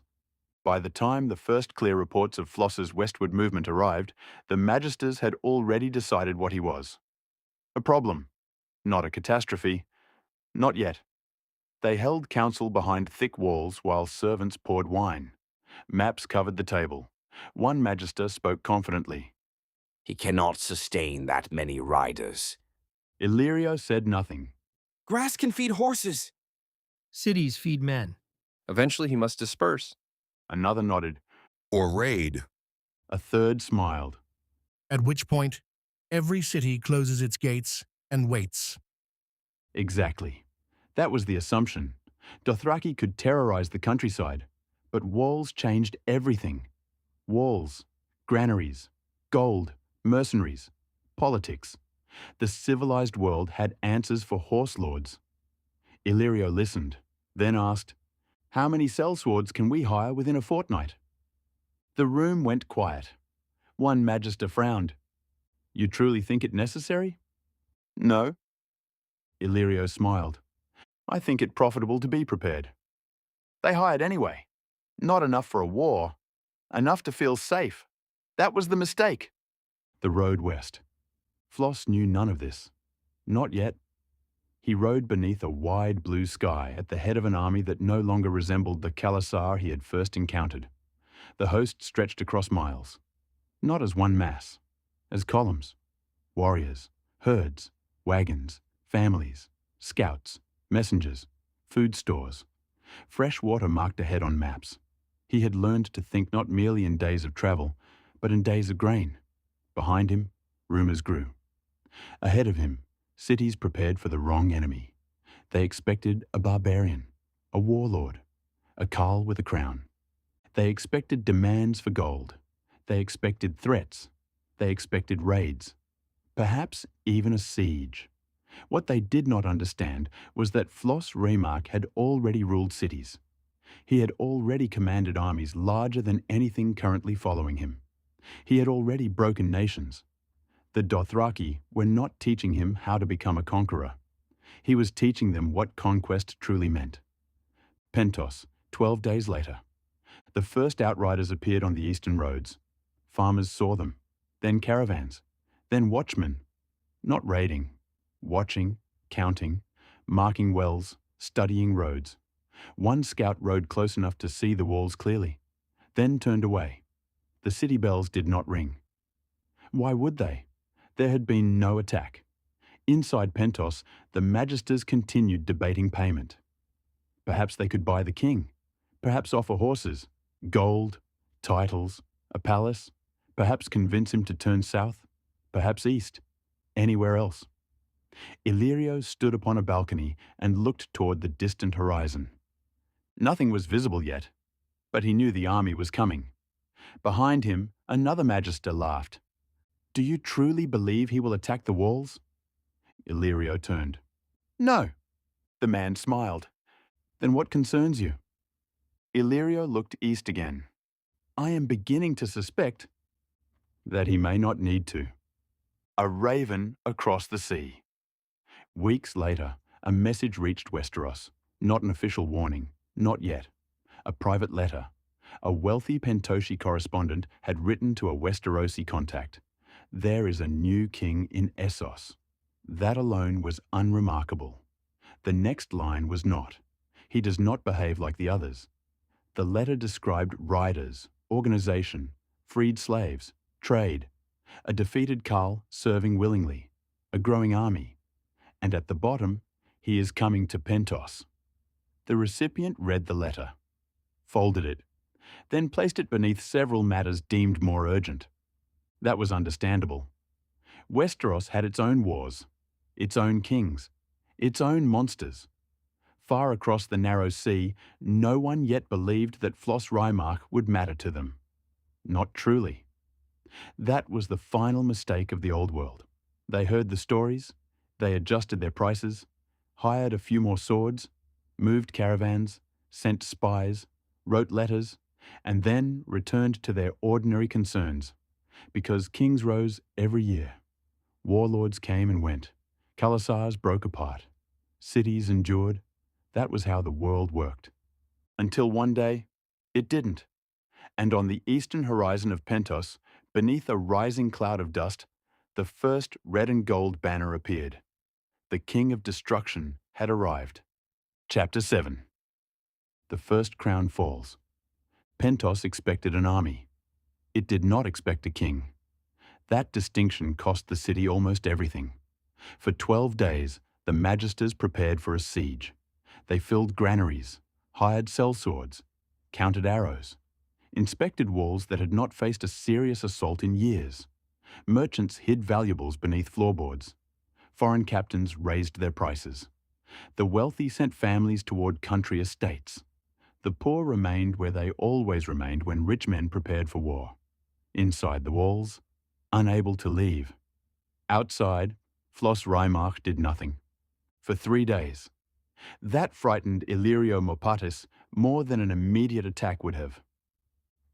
On the first day, Flos's army appeared along the eastern horizon. Not all at once. That was the first surprise. Scouts came first, then mounted groups, then wagons, herds, families, more riders. The host spread across the countryside without descending upon nearby farms. No villages burned, no herds were stolen, no wells were poisoned. No screaming riders raced beneath the walls demanding surrender. Instead, Flos stopped several miles from Pentos and built a camp, a proper one, or as proper as an army born from Dothraki could manage. Orthanon selected the ground, high enough to remain dry, near water, far enough from the city that archers and sudden sorties could not threaten them. The host divided into sections. Animals were kept away from sleeping areas. Guards were assigned. Waste pits dug. Water sources protected. Supply wagons positioned in the center. Illyrio watched through a far eye from the walls. He slowly lowered it. One magister beside him asked, "What?" Illyrio said nothing for several seconds. Then, "They dug latrines." The magister stared. What? Latrines. Why is that important? Illyrio looked at him. The man still did not understand. Illyrio handed him the far eye. Because barbarians do not normally worry about dysentery before besieging a city.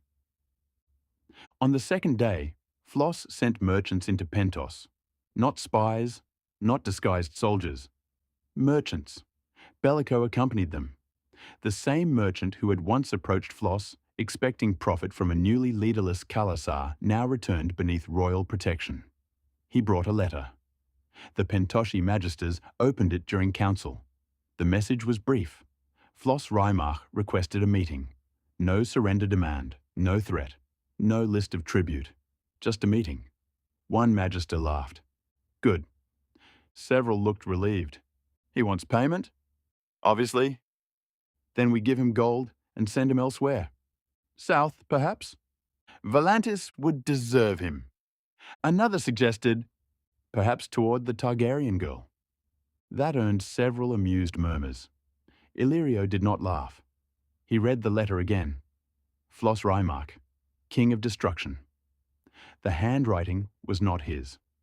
A scribe had presumably written it, but the wording, simple, direct. No flattery, no pleading, no threats. That bothered Illyrio. Men usually revealed themselves in demands. Greedy men asked for gold. Proud men demanded recognition. Weak men asked permission. Flos had asked only to speak.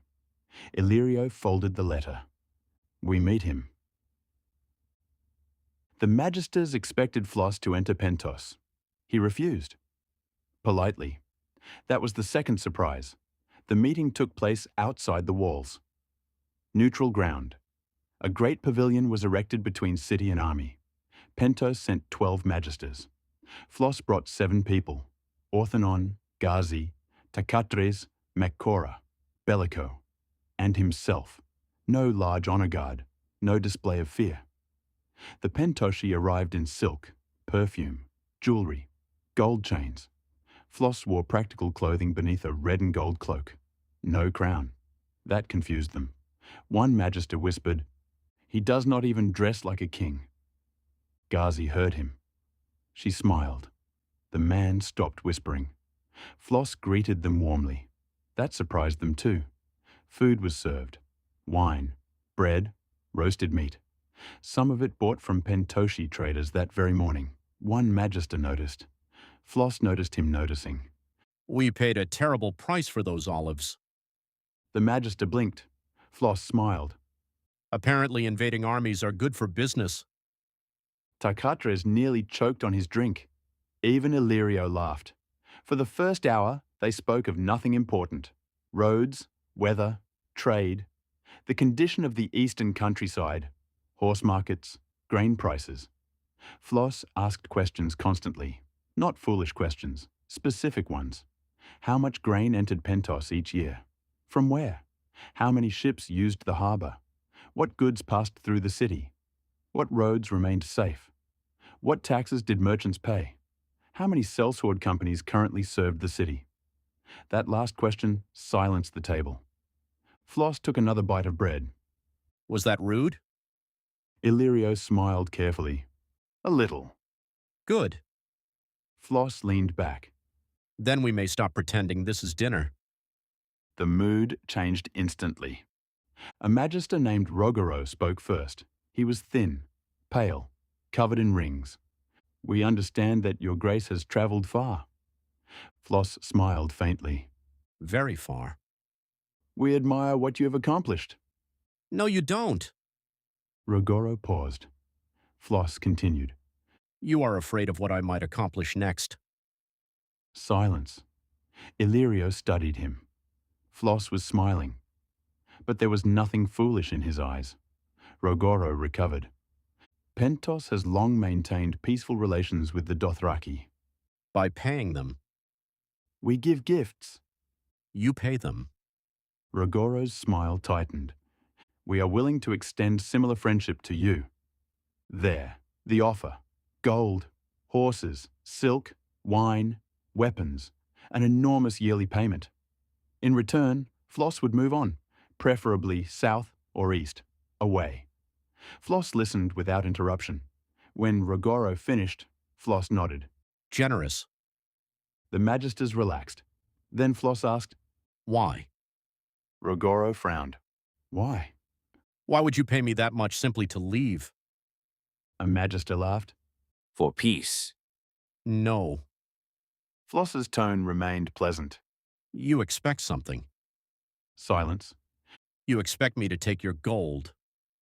Flos tapped the table. Then spend it feeding my army. Then leave. And next year? No one answered. You pay another cow. He pointed east. Or another. Or sellswords. Or pirates. Or whatever new threat appears. Flos shook his head.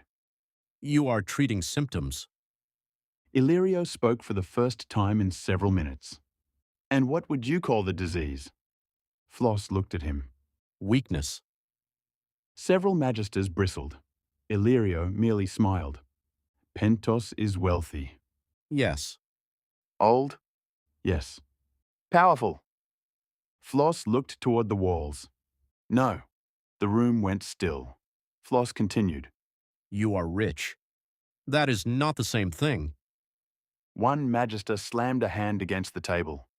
Our walls have stood for centuries. Flos looked at him. And? The man faltered. Flos leaned forward. Walls do not make a kingdom. Gold does not make a kingdom. Mercenaries do not make a kingdom. He pointed toward Pentos. You survive because stronger men find it easier to take your money than your city. The insult struck harder because everyone knew it contained truth. Rogero's face reddened. You threaten us? Flos shook his head. No. That was somehow worse. I am explaining you. The negotiations lasted 6 hours. Pentos offered more money. Flos refused. They offered estates. He refused. Trade privileges. He refused. Ships. He paused at that, then refused. Eventually, Illyrio asked the obvious question. What do you want? Flos smiled. Now we are negotiating. He placed one hand upon the table. I want Pentos. Silence. One magister laughed. No one joined him. Flos continued. Not burned. Not looted. Not starving. I want the city functioning. Markets open. Ships sailing. Granaries full. Merchants trading. Rogaro stared. You demand surrender. No. Flos shook his head. I am offering incorporation. The magisters looked at one another. Takatras whispered to Orthanon. That sounds like surrender. It is. Flos continued. You keep your homes, your businesses, much of your property, your local institutions. But the city acknowledges me as king. I control foreign policy, military defense, major taxes, slavery ends. That caused immediate outrage. Several men spoke at once. Flos waited. Eventually, silence returned. You said Pentos does not practice slavery, he observed. No one answered. Then why does ending it upset you? Illyrio almost smiled. Good. Very good. Flos had found the lie beneath the law. Pentos claimed slavery was forbidden. In practice, servitude merely wore prettier words. Debt, contracts, household obligations, purchased companionship. The chains were sometimes invisible. Flos had noticed. Of course he had. The negotiations ended without agreement. The magisters returned to Pentos furious. Many believed the foreign king had overreached. Illyrio did not. He was beginning to understand. Flos had never expected them to accept. Not yet. On the third day, Flos attacked, without attacking. At sunrise, his riders moved. Pentos rang the alarm bells. Mercenaries rushed to the walls. Archers assembled. Citizens panicked. But no cavalry charged. Instead, Flos seized every road. Not violently, efficiently. Riders occupied crossroads, bridges, canal crossings, caravan routes. They stopped wagons, inspected cargo, then allowed many to continue into Pentos. But almost nothing came out. One merchant protested. The Dothraki escort handed him a written notice. Pentos could trade internally. Food could enter. Medicine could enter. Civilians could enter and leave after inspection. Military goods could not. Gold could not. Weapons could not. Messengers were intercepted. Ships remained untouched. For now, the city was not under siege. Technically, that was the brilliance of it. Flos did not starve Pentos. He isolated its rulers. Illyrio understood by midday. He wants the merchants angry. Rogaro scoffed. At him? No. Illyrio looked toward the crowded harbour district. At us! Flos allowed food into the city. That prevented immediate famine. He allowed common travellers through. That prevented panic. He did not burn farms. That prevented hatred from the countryside. But luxury trade slowed. Outgoing caravans stopped. Gold shipments froze. Several major contracts became impossible. Merchant houses began losing money, quickly, and merchants who lost money demanded explanations. The magisters blamed Flos. Flos sent copies of his terms into the city. Hundreds. Hundreds of copies were carried into the city. The terms spread. He promised no looting, no mass confiscation, reduced road tolls, protection of caravans, punishment for banditry, stable grain purchasing, protection of property, an end to slavery and coercive bondage, recognition of existing trade contracts, and, most dangerously, a predictable tax structure. Merchants read that line twice. Then a third time. Predictable taxes. That was practically sedition. On the fourth day, Flos met the sellswords. Privately. Not their captains. Their paymasters. Pentos had hired several companies. Good men, some excellent. They were loyal, for exactly as long as they were paid.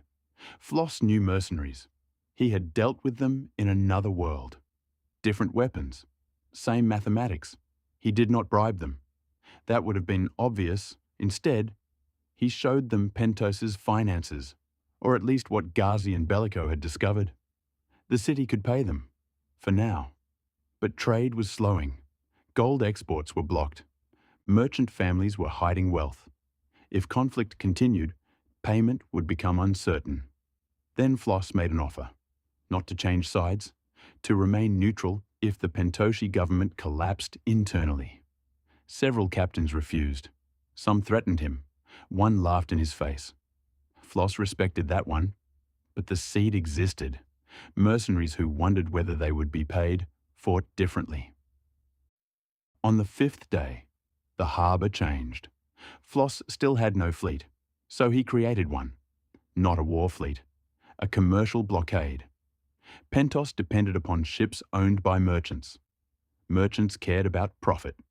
Flos offered favourable future trade privileges to any captain willing to delay departure for 48 hours. Dozens agreed. Some because of greed, some because of curiosity, some because Illyrio quietly encouraged them. That last part remained secret. The harbour became crowded. Cargo piled up. Dock workers stopped receiving work. Warehouse owners complained. Prices fluctuated. Nothing collapsed. Not yet. Flos did not want collapse. He wanted pressure. Controlled. Precise. Orthonon watched the city from their camp. You are besieging them with accounting. Flos smiled. They thought walls were their strength. He looked toward Pentos. Their true strength is trade. So you attacked trade? No. Flos shook his head. I showed them who can protect it. On the 6th day, the first delegation came from inside Pentos. Not magisters, merchants. 23 of them. They requested private audience. Flos received them publicly. That was deliberate. They asked whether his promises were real. He answered each question. Taxes, property, ships, foreign merchants, religious freedom, local law. Flos did not promise perfection. That surprised them. One merchant asked, Will taxes fall? Flos answered. Some. Another? Will others rise? Probably. The man blinked. Flos continued. But you will know what you owe before a collector arrives. Murmurs. Another asked. Will the magisters remain? Flos shrugged. Those who accept my rule and have committed no crimes worth hanging for. That caused nervous laughter. A spice merchant asked, And if we reject you? Flos looked toward the city walls. Then nothing changes. Everyone stared. For now. He smiled. But every day you remain outside my kingdom, you watch trade flow around you. That sentence spread through Pentos by nightfall. On the 7th day, the magisters fractured. Some wanted war, some surrender, some assassination. Ghazi ended that option before sunset. 3 men disappeared from their homes. They were found alive the next morning outside the city walls, bound, unharmed. Each carried the same message pinned to his clothing. Do not try that again. After that, assassination became significantly less popular. On the 8th day, Illyrio Mopatis visited Flos alone. No parade, no council, no silk-covered delegation. He arrived in a carriage with 6 guards. Flos received him beside a cooking fire. Illyrio looked around. Is this where kings receive ambassadors in your homeland? No. Flos handed him a cup. But the pavilion is being cleaned. Illyrio laughed despite himself. He sat. For several minutes, neither spoke. Finally, Illyrio said, You planned this? Most of it. Most? I did not expect your merchants to become angry so quickly. They are merchants. Yes. Flos drank. Illyrio studied him. You could attack. Yes. You might win. Yes. You would lose thousands. Probably. And damage the city. Certainly. So instead you intend to convince Pentos to surrender itself. Flos smiled. No. Illyrio frowned. Flos leaned forward. I intend to convince Pentos that joining me is more profitable than resisting. Illyrio stared at him, then began laughing. Long, deep, genuinely amused. Flos waited. Finally, Illyrio wiped his eyes. You are much more dangerous than the stories. I know. Modest too. Never. Illyrio's smile faded. What happens to the Magisters? Some remain. Some? Those capable of serving something larger than themselves. And those who are not? Flos shrugged. Retirement. Illyrio raised an eyebrow. Forced? Probably. Comfortable? Depends how annoying they are. Another laugh. Then Illyrio became serious. If Pentos swears to you? He gestured east. What then? Flos looked toward the horizon. Then I build. Not conquer? Flos smiled. Both. Pentos surrendered on the 9th day. Officially, it did not surrender at all. The Magisters signed an agreement recognizing Flos Reimarch as protector and king over Pentos. The city retained its council, its merchants, its courts, its temples, its coinage, for now. But the army came under royal authority. Foreign diplomacy came under royal authority. Major taxation became standardized. Slavery and coercive ownership were abolished. The city gates opened. Flos entered with fewer than 100 riders. No triumphant army, no looting, no massacre, no chains. Citizens filled the streets. Some cheered, some watched silently. Some hated him immediately. Flos preferred honesty. At the city centre, he stopped. A platform had been prepared. Someone had even found a crown. Flos looked at it, then at the crowd. No. The official holding it froze. Flos pointed toward the granaries. Open them. Confusion. My king? Grain prices have risen because of the blockade. He looked toward Orthanon. Release stores. Sell at controlled rates until trade stabilizes. Orthanon nodded. Flos pointed toward the harbour. Get the ships moving. Then the roads. Open everything. Takatres stared. No speech? Flos looked at him. I am hungry. And so the first act of the King of Destruction after conquering Pentos was lunch. The story spread across Essos within days. Naturally, no one believed that version. Pentos changed everything. Because Pentos did not burn. That was the key. Everyone had expected fire. Instead, trade increased. The roads became safer. Dothraki patrols began hunting bandits. At first, merchants were terrified of them. Then they discovered Flos paid rewards for protecting caravans. That changed attitudes remarkably quickly. Grain contracts stabilized. Orthanon established permanent supply depots. Makora took control of livestock movements outside the city and somehow became one of the most feared administrators in Pentos within a month. No one wished to explain missing cattle to her twice. Flos reorganized customs duties, not perfectly, but predictably. Revenue rose. That surprised everyone. Then, the next city sent an envoy. Norvos. Norvos did not surrender, nor did Flos attack. Its priests refused foreign domination. Its nobles trusted their walls and geography. Flos listened, then negotiated. 3 weeks later, Norvos accepted a treaty. Not full annexation. Not yet. It recognized Flos as military protector, paid taxes toward regional defense, opened roads, allowed royal inspectors into key markets, kept its priests, kept much of its law. Flos accepted. Takatres complained. We didn't fight anyone. Flos looked at him. We gained a city. Without fighting? Yes. Takatres shook his head sadly. What is happening to conquest? Kohor. Qohor resisted longer. Its rulers feared Floss's anti-slavery laws. Its merchants feared losing privileges. Its priests denounced him. Then bandits attacked several major caravans outside the city.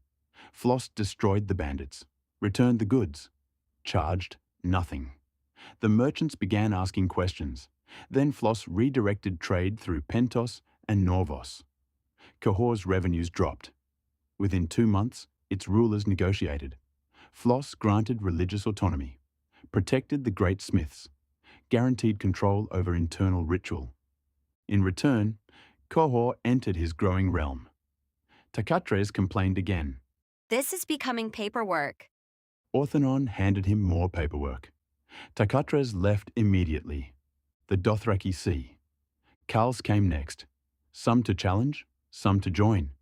Some simply to see the foreign king. Flos fought 3, defeated 2 personally. The third surrendered before battle after discovering that the other 2 now commanded cavalry under Flos. That story spread quickly. More Khalasars joined. Not all, never all, but enough. Vyas Dothrak watched.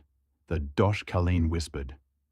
For the first time in generations, the Dothraki began speaking of something greater than the next raid. A kingdom. Some hated the idea, others loved it.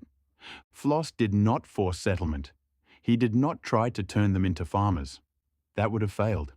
Instead, he gave movement structure, grazing rights, protected routes, seasonal gathering grounds, markets where Khalasars could sell horses and livestock rather than simply raid. Warriors who wanted battle joined campaigns. Families who preferred the grass remained. Slowly, violence between Khalasars decreased, mostly because Flos personally threatened to beat sense into everyone involved. Strangely, it worked. The free cities reacted. Lorath joined through treaty, mostly because it saw no reason to fight. Several smaller territories followed. Trade towns accepted royal protection. Roads came under patrol. Bandits vanished. Piracy along certain routes decreased.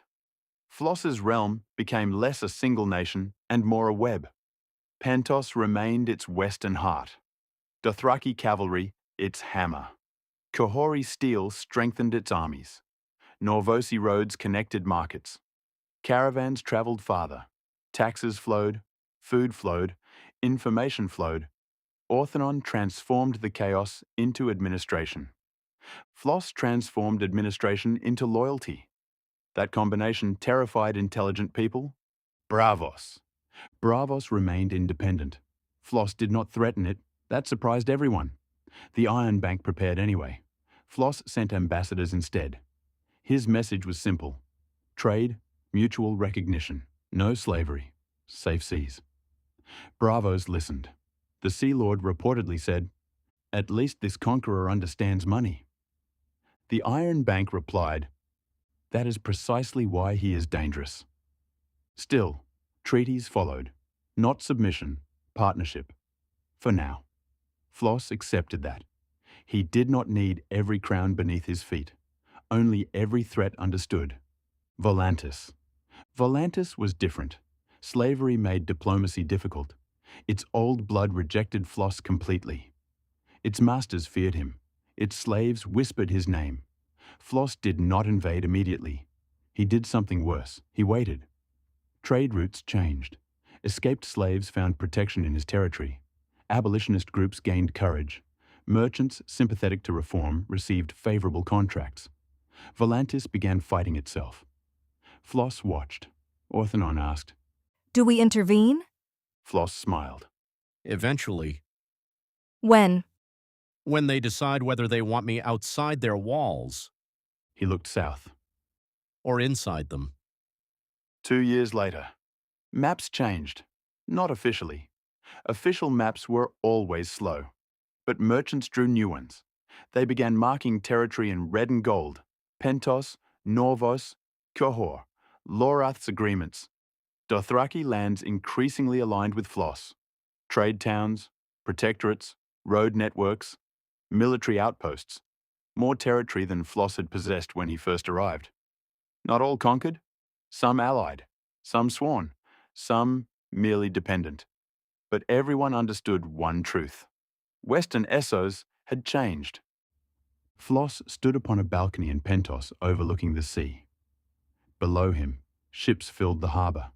Different flags, different peoples. Merchants shouted, dock workers carried cargo. Dothraki riders argued with sailors. Children ran between stalls. A Kohori smith inspected imported metal. Norvosi priests walked beside Pentoshi merchants. Voices collided everywhere. It was chaotic, alive. Flos loved it. Orthanon approached. My king. Flos did not turn. Bad news? Always. Excellent. Orthanon handed him a report. Revenue increased again. Flos frowned. That sounds like good news. Military spending increased faster. There it is. Flos read. He had armies now. Real armies. Dothraki cavalry, local infantry. Sellswords who had become permanent soldiers, engineers, smiths, supply officers, scouts, ships. Not many ships compared to Bravos, but ships. Warehouses held grain. Roads connected cities. Messengers carried orders. Taxes paid soldiers. Soldiers protected trade. Trade created taxes. A kingdom. Again. Flos lowered the report. For the first time since arriving in this world, he possessed something resembling what he had lost. Not Ram, never Ram, but something new, something growing. Ghazi entered. We have visitors. Flos smiled. Another city? No. That tone made him turn. Ghazi handed him a sealed message. The seal bore a dragon. Flos stared. Interesting. Orthanon's expression sharpened. From whom? Ghazi smiled faintly. Daenerys Targaryen. Takatres entered at exactly that moment carrying food. He stopped. The dragon woman? Flos looked at him. You have been calling her that for months. She has dragons? Yes. It is accurate. Flos broke the seal. The letter was formal, careful, a request for communication, not submission, not alliance, not threat, curiosity. Flos read it twice, then smiled. Orthanon saw the expression. My king. Hmm. Whatever you are thinking. I am thinking we should answer. Only answer? Flos looked toward the sea. Across the world, rulers now knew his name. The game of thrones in Westeros continued. Kings rose, kings fell, lords schemed. Winter approached. The dead moved beyond a wall most of Essos barely understood. And in the east, dragons had returned. Flos folded the letter. His kingdom was stable enough, his armies supplied, his cities functioning, his borders growing. Perhaps, finally, it was time to look beyond Essos. He smiled. Orthanon. Yes, my king. Find me everything we have on Daenerys Targaryen. Orthanon sighed. Everything? Everything. And Westeros?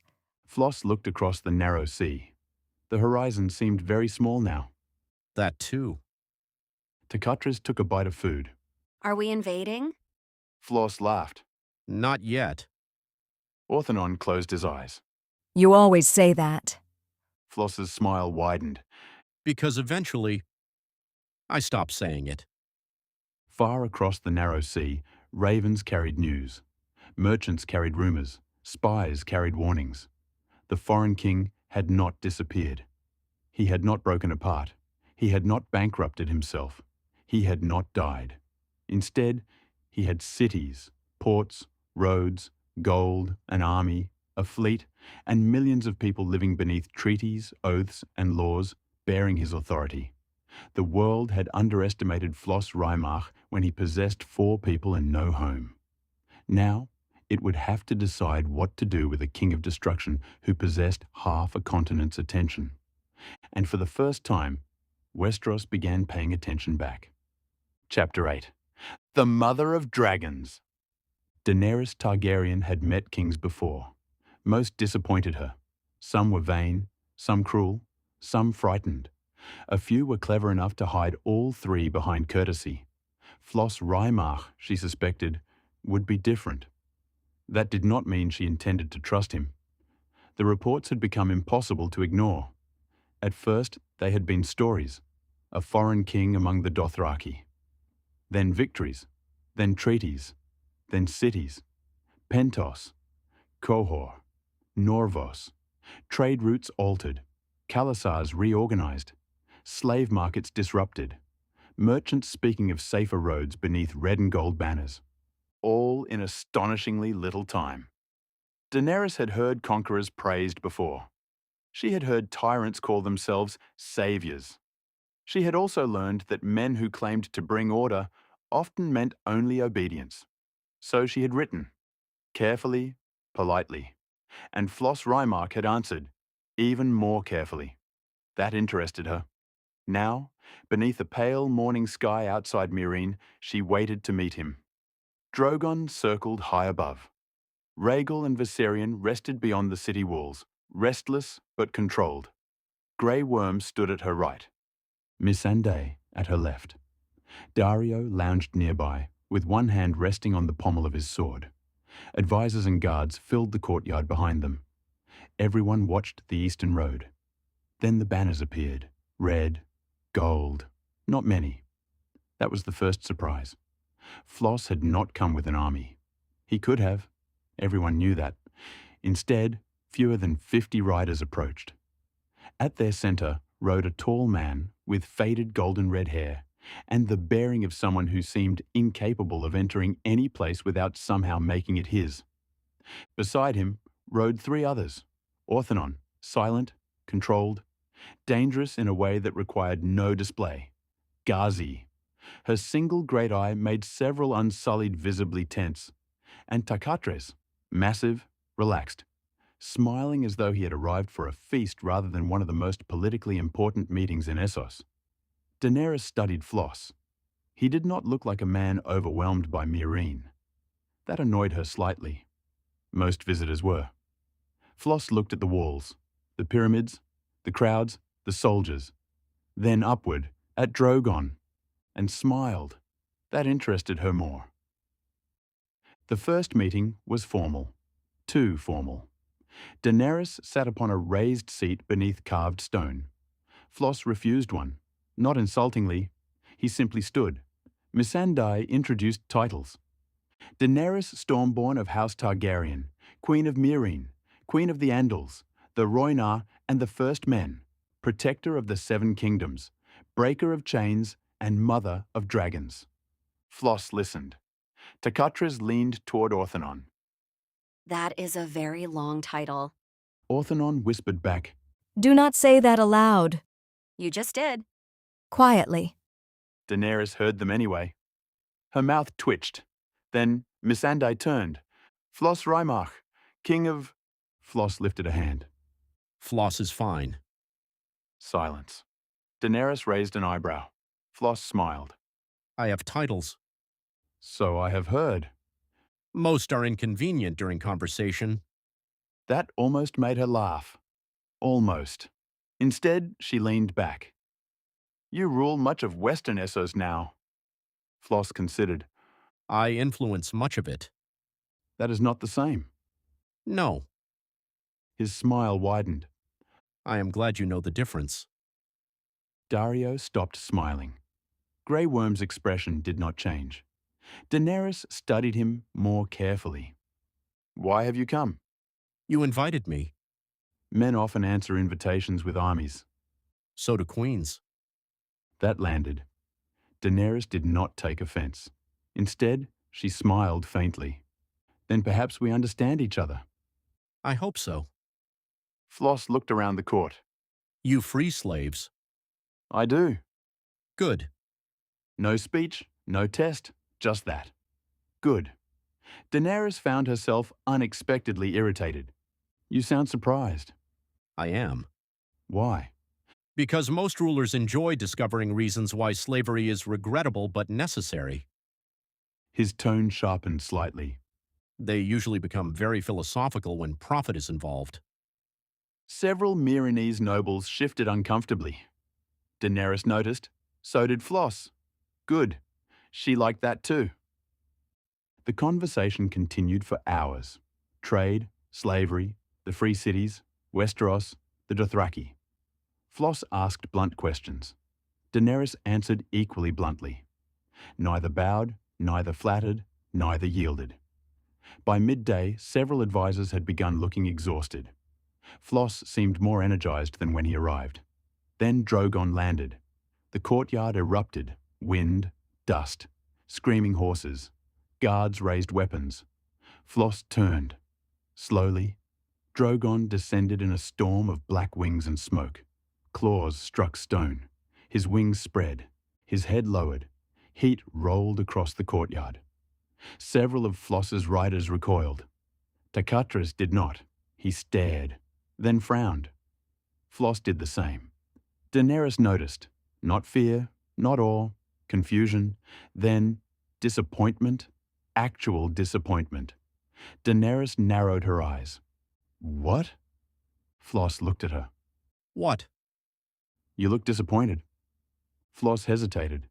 For perhaps the first time all day, Takatras said, He is. Orthanon closed his eyes. Flos sighed. Takatras.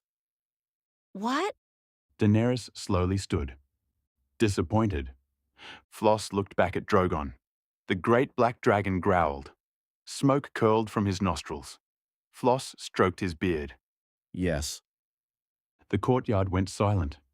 Dario laughed once, then realized no one else had. Daenerys descended the steps. You are disappointed by a dragon. Flos looked genuinely apologetic. I expected more. That was somehow worse. Drogon roared. Flames flickered behind his teeth. Unsullied tightened formation. Ghazi's eye narrowed. Orthanon's hand moved toward his weapon. Takatras smiled. Daenerys looked at Flos as though she had not heard correctly. More. Where I come from? Flos paused. He seemed to consider how best to say this. That did not help. Creatures like this would generally be called wyverns. No one moved. Takatras nodded. Large wyverns. Flos glanced at him. Helpful.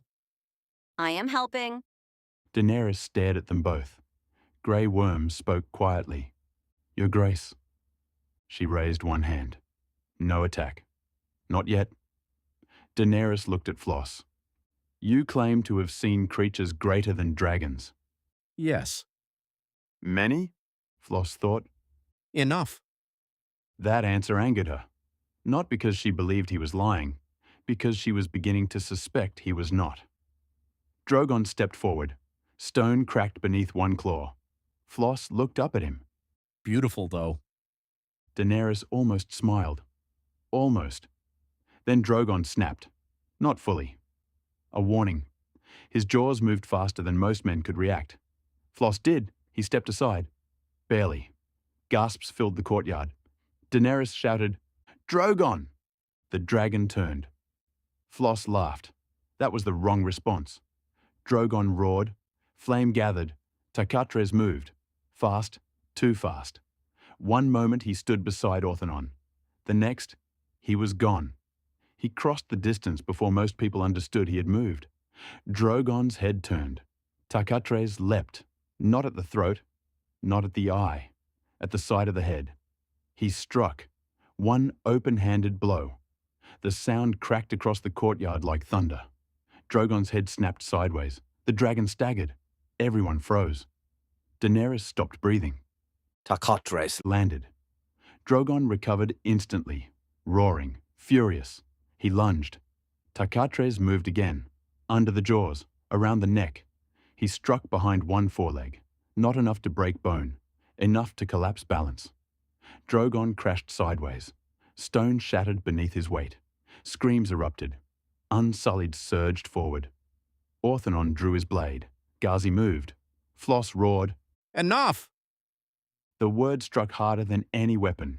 Skill, authority, power. The entire courtyard seemed to stop. Takatras froze. Drogon froze too, not from obedience, from surprise. Flos stepped between them. Daenerys stared. Her face had gone white with rage. You attacked my dragon. Takatres pointed. He attacked first. Orthanon said. Stop helping. Flos turned to Takatres. Did you injure him? Takatres looked at Drogon. No. Are you certain? Mostly. Floss's expression hardened. Takatres. No bones. Flos turned toward Daenerys. Drogon was already rising, angry, humiliated, but alive, uninjured beyond pain. Daenerys looked from dragon to warrior. Takatres was not breathing hard. That frightened her more than anything. Flos bowed his head slightly. Not submission. Respect. My apology. Daenerys' eyes burned. You call that an apology? No. Flos looked at Takatres. That was stupidity. Takatres frowned. He tried to burn us. You provoked him by smiling. I smile often. Exactly. Despite everything, Dario laughed. Daenerys shot him a look. He stopped. Flos continued. In my world, fighting powerful creatures is less unusual. Daenerys looked at him. That thing he just did. She pointed at Takatres. Is that common? No. Takatres looked offended. Flos smiled faintly. He is one of my 7. You're 7. My greatest vassals. Daenerys looked toward Orthanon, then Ghazi, then Takatres. Only 3 stood with him. Her expression changed. How many came with you? Floss's smile faded. 3. Only 3? Yes. Daenerys glanced toward the western horizon. Pentos, Qohor, Dothraki Khalasars, trade routes, cities, armies, all of it. You built everything you now rule. She looked at him. With 3 people. Flos shook his head. No. Daenerys frowned. With everyone who chose to follow me after. That answer mattered. She could hear it. So could everyone else. Later, they walked beyond the city. No court, no throne, just rulers. Drogon remained nearby, suspicious.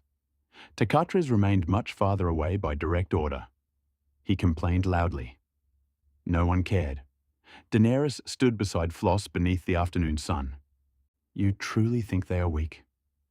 Flos looked toward Drogon. Weak? No. Less than I expected? Yes. Daenerys folded her arms.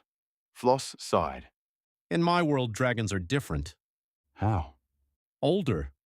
Bigger? Sometimes. Stronger? Usually. Intelligent? Flos looked at her. Very.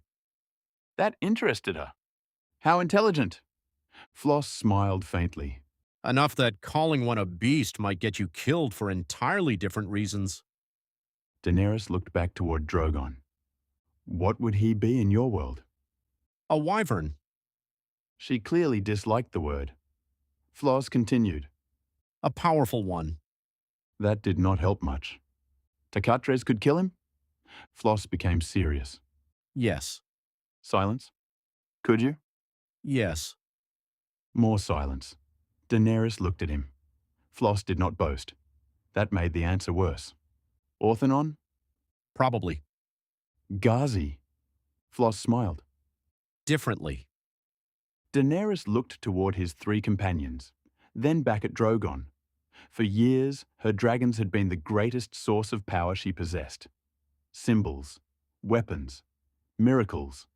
Now a man had arrived from another world and looked at them as though they were impressive horses. She hated that feeling, and yet she needed to understand it. What else exists in your world? Flos laughed. That is a very large question. Answer it. So he did. Not everything. That would take years, but enough. Creelers, giants, gazers, dragons, magic, classes, skills, Antinium, named adventurers, monsters capable of destroying cities, individuals capable of fighting armies. Daenerys listened, at first with skepticism, then disbelief, then silence. Finally, and you ruled in that world? Yes. As a king? Yes. Successfully? Flos grinned. That depends entirely on who you ask. She almost laughed. What would your enemies say? That I am unbearable. That I believe. They would also say I am dangerous. That I believe too. Flos looked toward her. And you? Daenerys frowned. What about me? You freed cities, Yes? then struggled to rule them. Her eyes narrowed. Careful. I am. No, you are not.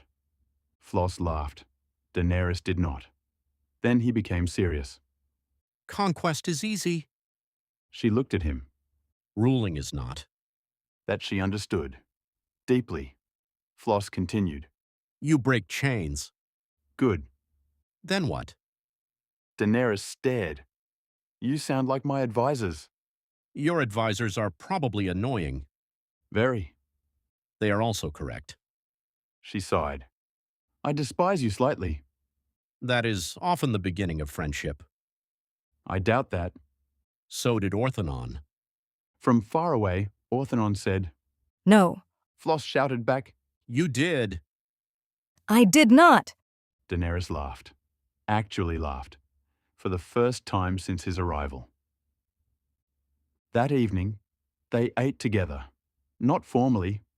Flos insisted. Daenerys allowed it. The conversation became less guarded. Daario challenged Tarkatres to a drinking contest. This ended badly for Daario.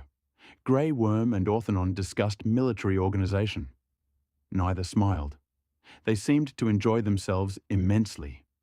Missandei spoke with Ghazi. That conversation lasted hours. Daenerys watched Flos. He was loud, too loud. He laughed often, argued openly, asked questions without embarrassment. He did not behave like the kings she knew, yet everyone around him watched him constantly. Not from fear, from gravity, as though he were the center of something. She understood that. She had felt it herself, among freed slaves, among Dothraki, among those who called her Misa. Late in the evening, Daenerys asked, "Do you want the Iron Throne?" The table quieted. Flos looked at her. Do you? Yes? Why? That angered her. Because it belongs to my family. Flos leaned back. That is not a good reason. Silence.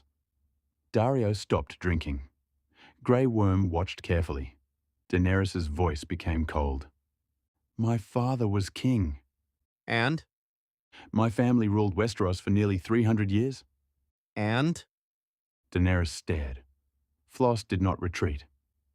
If your only claim is blood, he shrugged.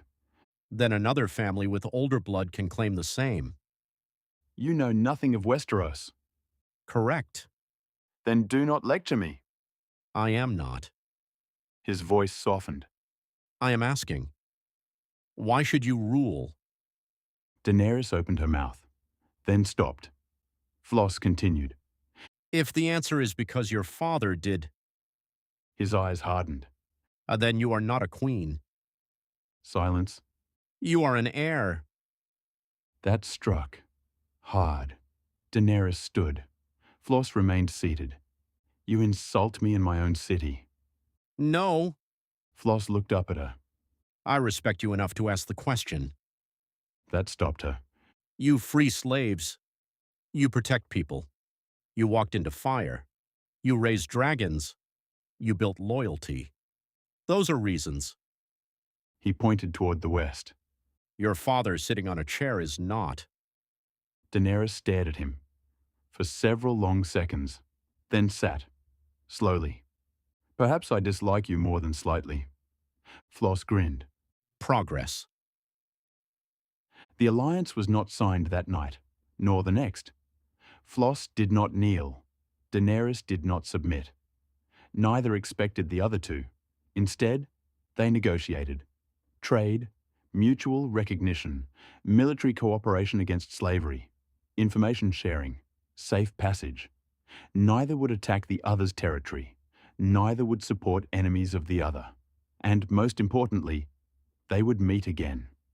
When Flos departed Meereen, Daenerys stood at the gates. Drogon watched from above. Takatras looked up. Flos immediately said, "No." I said nothing. You were thinking. I often think. Rarely wisely. Daenerys smiled despite herself. Flos mounted, then looked back. Your dragons will grow. Daenerys raised an eyebrow. Perhaps one day you'll be impressed. Flos considered. Perhaps. Drogon roared. Flos smiled. That was better. Daenerys laughed. Then the King of Destruction rode west. That night, Daenerys stood beside Drogon. She touched the black scales along his neck. He rumbled, still angry, still offended. "You lost." Drogon growled. Daenerys smiled faintly. "Do not worry." She looked toward the west. "So did I." Not a battle. Something else. Certainty. The certainty that dragons made her untouchable. They did not anymore. Somewhere beyond the horizon rode a king from another world. A man whose greatest warriors could strike dragons from the air. A man who ruled cities without burning them. A man who had questioned her claim without once asking her to abandon it. Daenerys had expected a rival, perhaps an ally. Instead, she had found a mystery, and mysteries were dangerous. In Pentos, Orthanon received the first report before Flos even returned. Rumours had already spread. Naturally. The King of Destruction had fought a dragon. False. His warrior had killed one. Very false. Flos had ridden the dragon afterward. Absurd. Daenerys Targaryen had sworn fealty. Completely false. Takatras listened to the rumours. He looked delighted. Should we correct them? Orthanon said, No. Why? Because by tomorrow you will have killed all 3 dragons with a spoon. Takatras considered. That is impressive. It did not happen. Stories improve. Flos entered. What stories? Orthanon sighed. Nothing. Ghazi smiled. Flos looked suspicious. Outside, across Essos, the rumours spread. The Mother of Dragons had met the King of Destruction. Neither had knelt. Neither had fought. And both had walked away. To those who understood power, that was more frightening than war. Because now, the world had 2 conquerors. And instead of destroying each other, they had begun talking. Chapter 9. A King Without a Crown. Flos Reimarch entered Westeros with no army. No banners, no heralds, no trumpets, no crown. Only a sword, a horse, a weather-stained cloak, and Ghazi. For once, the King of Destruction arrived somewhere almost unnoticed. He found the experience strangely enjoyable. They crossed the narrow sea aboard a merchant vessel flying Pentoshi colours. Flos could have taken one of his own ships. He could have arrived beneath red and gold banners with soldiers lining the deck and horns announcing his name to every harbour within miles. Instead, he paid for passage like an ordinary traveller. Or rather, Ghazi paid. Flos had discovered that when left alone with money, he tended to either overpay dramatically or forget payment entirely. Ghazi had forbidden him from negotiating prices after he attempted to purchase an entire tavern simply because he liked the stew. It was good stew. You offered them enough gold to buy 3 inns. I was being generous. You were being incompetent. Flos looked offended. I am a king. Exactly. That conversation had ended there. Now they stood near the bow while grey water rolled beneath a cold sky. Ahead, Westeros. At first, it appeared as little more than a dark line.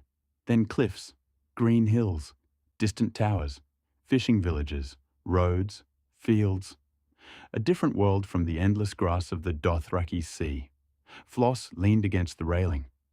So? Ghazi stood beside him beneath a hood deep enough to conceal most of her face. So? This is it. Westeros. Flos smiled faintly. The land everyone keeps fighting over. Apparently. He looked toward the coast. It doesn't look particularly impressive. Ghazi glanced at him. You said that about the dragons. The dragons were disappointing. Drogon nearly set you on fire. Nearly. Takatres hit him. And solved the problem. Ghazi sighed. Flos grinned. Then his expression grew more thoughtful. Still. He looked toward the shore. 7 kingdoms. 1 throne. Generations of war. Families killing one another over inheritance. Winter approaching. And something beyond a wall that supposedly raises the dead. Ghazi nodded. An interesting place. Flos smiled. Very. They landed at a minor harbour on the Bay of Crabs, south of Maidenpool. It was far enough from King's Landing that 2 foreign travellers attracted little attention, yet close enough to the King's Road and the battered riverlands for Flos to see the realm before turning north. That was deliberate. That was deliberate. Flos wanted to see. Not courts, not castles, not nobles dressed in silk telling him how well their lands were governed. People. He wanted farmers, innkeepers, soldiers, widows, children, the people who paid for every war king started. He and Ghazi travelled under false names. Ghazi chose them. Flos complained. Why am I called Ren? Because you cannot introduce yourself as Flos Reimarch. Why not? Because half of Essos knows that name. Westeros does not. Some do. Flos considered. Fine. And you are a merchant. Flos stared at her. A merchant? Yes. What do I sell? Horses. Flos brightened. Good. You know almost nothing about horse prices in Westeros.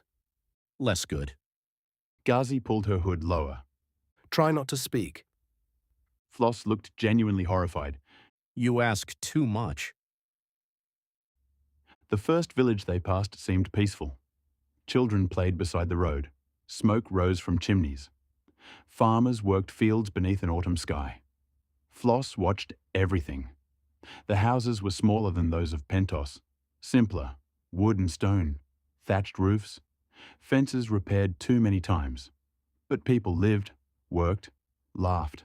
A girl chased chickens across a yard. An old man cursed at a broken cartwheel. Nothing unusual. Flos almost relaxed. Then he noticed the missing men.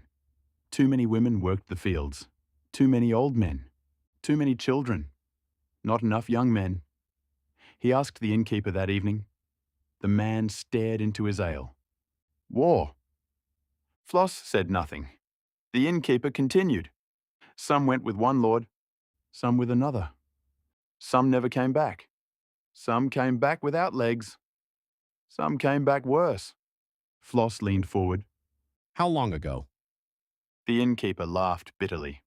Which war? That answer stayed with him. Over the next several days, Flos listened. They travelled by muddy roads, stayed in small inns, slept once in a barn. Ghazi complained about the smell. Flos claimed it built character. She informed him that kings did not need more character. They passed burned farmhouses, abandoned hamlets, fields left untilled, old battlefields where rusted armour still emerged from mud after heavy rain. Everywhere, stories, Lannisters, Starks, Boltons, Freys, Greyjoys, Baratheons, names that meant little to Flos at first. Slowly, patterns emerged, lords fought, small folk suffered, kings changed, taxes remained, armies marched, food disappeared. Then winter came closer. Flos grew quieter. That worried Ghazi more than anger would have.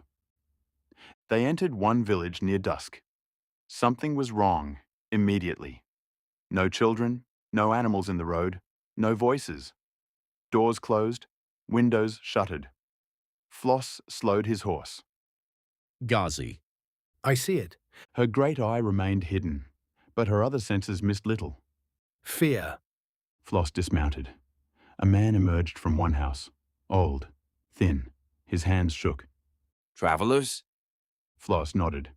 Looking for food? The old man looked toward the road behind them. Keep moving. Flos frowned. Why? Soldiers. Whose? The man's face changed. That was answer enough. Hoofbeats came before he could speak. 8 riders entered the village. Not knights, men-at-arms, armed, armoured, wearing the badge of a minor local house neither Flos nor Ghazi recognized. Their leader rode straight toward the old man. You! The old man lowered his head. Flos watched. The soldier spoke. Where's the grain? We gave what was owed. You gave what was owed last month. We have nothing left. The soldier smiled. Then find something. The old man's wife appeared behind him, thin, frightened. A young girl clung to her dress. The soldier looked past them. Chicken! The old man swallowed. Please. One of the soldiers laughed. Floss's expression changed. Ghazi noticed. Quietly, Do not. Flos looked at her. They're taking food from children. We came to observe. Flos looked back. The soldier had dismounted. He pushed past the old man. The girl screamed as he grabbed the chicken. Flos sighed. Ghazi! No. Technically, I have observed enough. You have observed one village. Very thoroughly. The soldier turned. Something funny? Flos looked at him. No. Then mind your own business. Flos smiled. That is excellent advice. The soldier frowned. Who are you? Wren. Ghazi closed her eye briefly. Flos continued. A horse merchant. The soldier looked at his horse, then at Floss's, then at Ghazi. Merchant. Yes. You look armed. It is a dangerous profession. The soldier laughed. His men joined him. Then pay the road tax. Flos raised an eyebrow. What road tax? The one I just told you about. Flos smiled wider. Ah.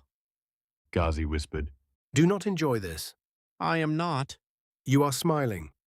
I smile when annoyed. You also smile when happy. And during battles. Exactly. The soldier held out a hand. Coin. Flos looked at it, then toward the old family. How much grain did they owe? The soldier's expression hardened. None of your concern. How much? Move along. Flos did not. One rider drew a sword. Ghazi shifted, barely. Flos raised one hand. She stopped. He looked at the soldier. I'm going to ask one more time. Something in his voice changed. Not a skill, not yet, just authority. The soldier hesitated. Then anger overcame instinct. He drew his blade. Flos moved. One moment, standing. The next, he had caught the man's wrist. A twist. The sword fell. Flos struck him once. Not hard, not by Floss's standards. The soldier flew backward into the mud. Silence. The other 7 stared. Flos looked at them. Anyone else? 3 dismounted. Ghazi sighed. Idiots. The fight lasted perhaps 12 seconds.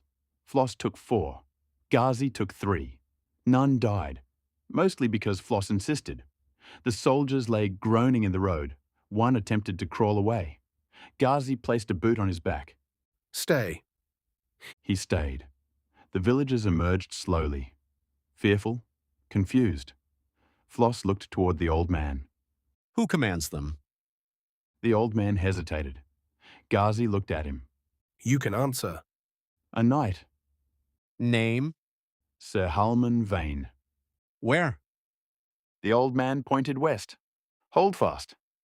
Flos smiled. Ghazi immediately frowned. No. Flos looked at her. I said nothing. You thought it loudly. Sir Halman Vane was not a great lord. He did not sit upon the Iron Throne. He did not command thousands. He ruled perhaps 12 villages from a small stone keep atop a wooded hill. In the grand game of Westerosi power, he was almost nobody. To the people beneath him, he was everything. That interested Flos. A tyrant did not need a crown, only enough power that no one nearby could stop him. They learned more before morning. Sir Halman's taxes had doubled, then tripled.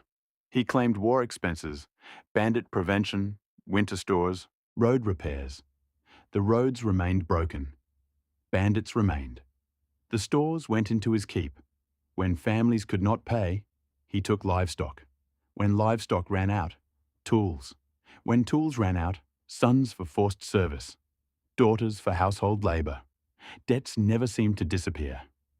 Flos sat beside the inn's dying fire. The old man finished speaking. Flos asked, "Why has no one appealed to his lord?" The old man laughed without humour. Which lord? Flos frowned. The answer became complicated. The knight owed allegiance to a lord. That lord owed allegiance to another. Those loyalties had changed during war. Men had died, titles disputed, ravens ignored. No one important cared. Flos leaned back. So? He looked at Ghazi. No one rules. Ghazi shook her head. Someone rules. Flos understood. Poorly. They reached the keep the next afternoon. Flos did not storm it. He knocked. That surprised everyone. A guard looked down from the wall. Who are you? Flos smiled. Ren. Ghazi sighed softly. A horse merchant. What do you want? To speak with Sir Halman. Why? Flos looked toward Ghazi. Should I say I'm here to discuss taxation? No. Trade? Better. Flos called upward. Horses. Ghazi muttered. Remarkably convincing. It worked. It did. The gates opened. Sir Halman Vane was fat. Not enormously, but comfortably. That was the first thing Flos noticed. The second, his people were not.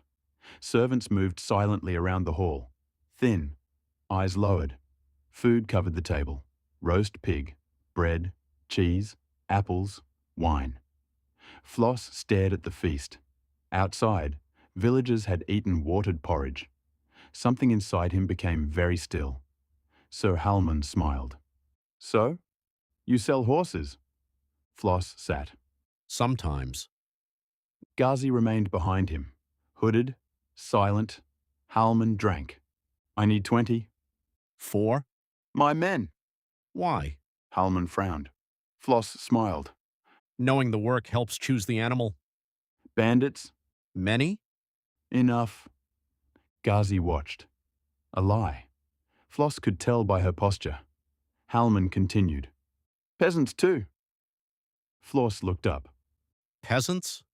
Troublemakers. He tore meat from a bone. War makes them forget their place. Flos said nothing. They hide grain.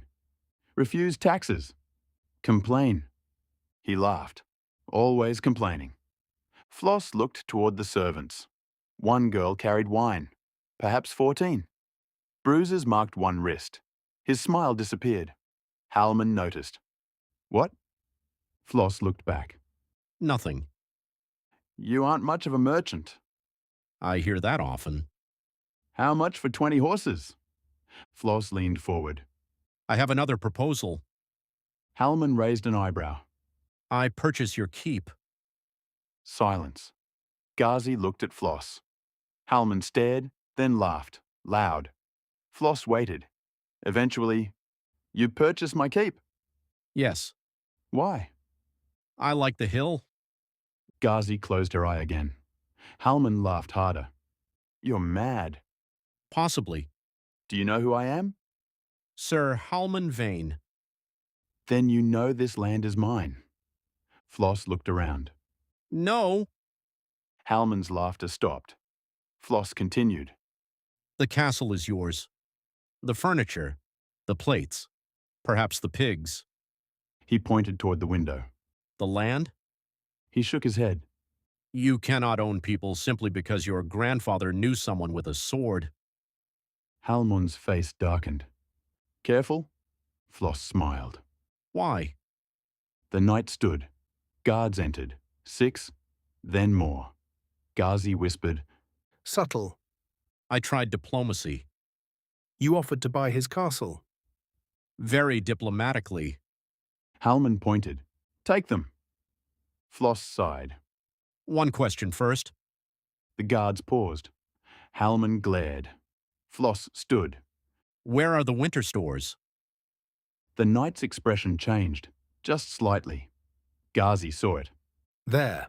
She pointed. A locked interior door. Flos looked toward it. Halman shouted, "Kill them!" The guards rushed, then learned what the soldiers in the village had learned: the difference between looking dangerous and being dangerous. Ghazi took the first two. The room blurred. One guard struck empty air. She appeared beside him. Elbow. Knee. He fell. Another drew a dagger.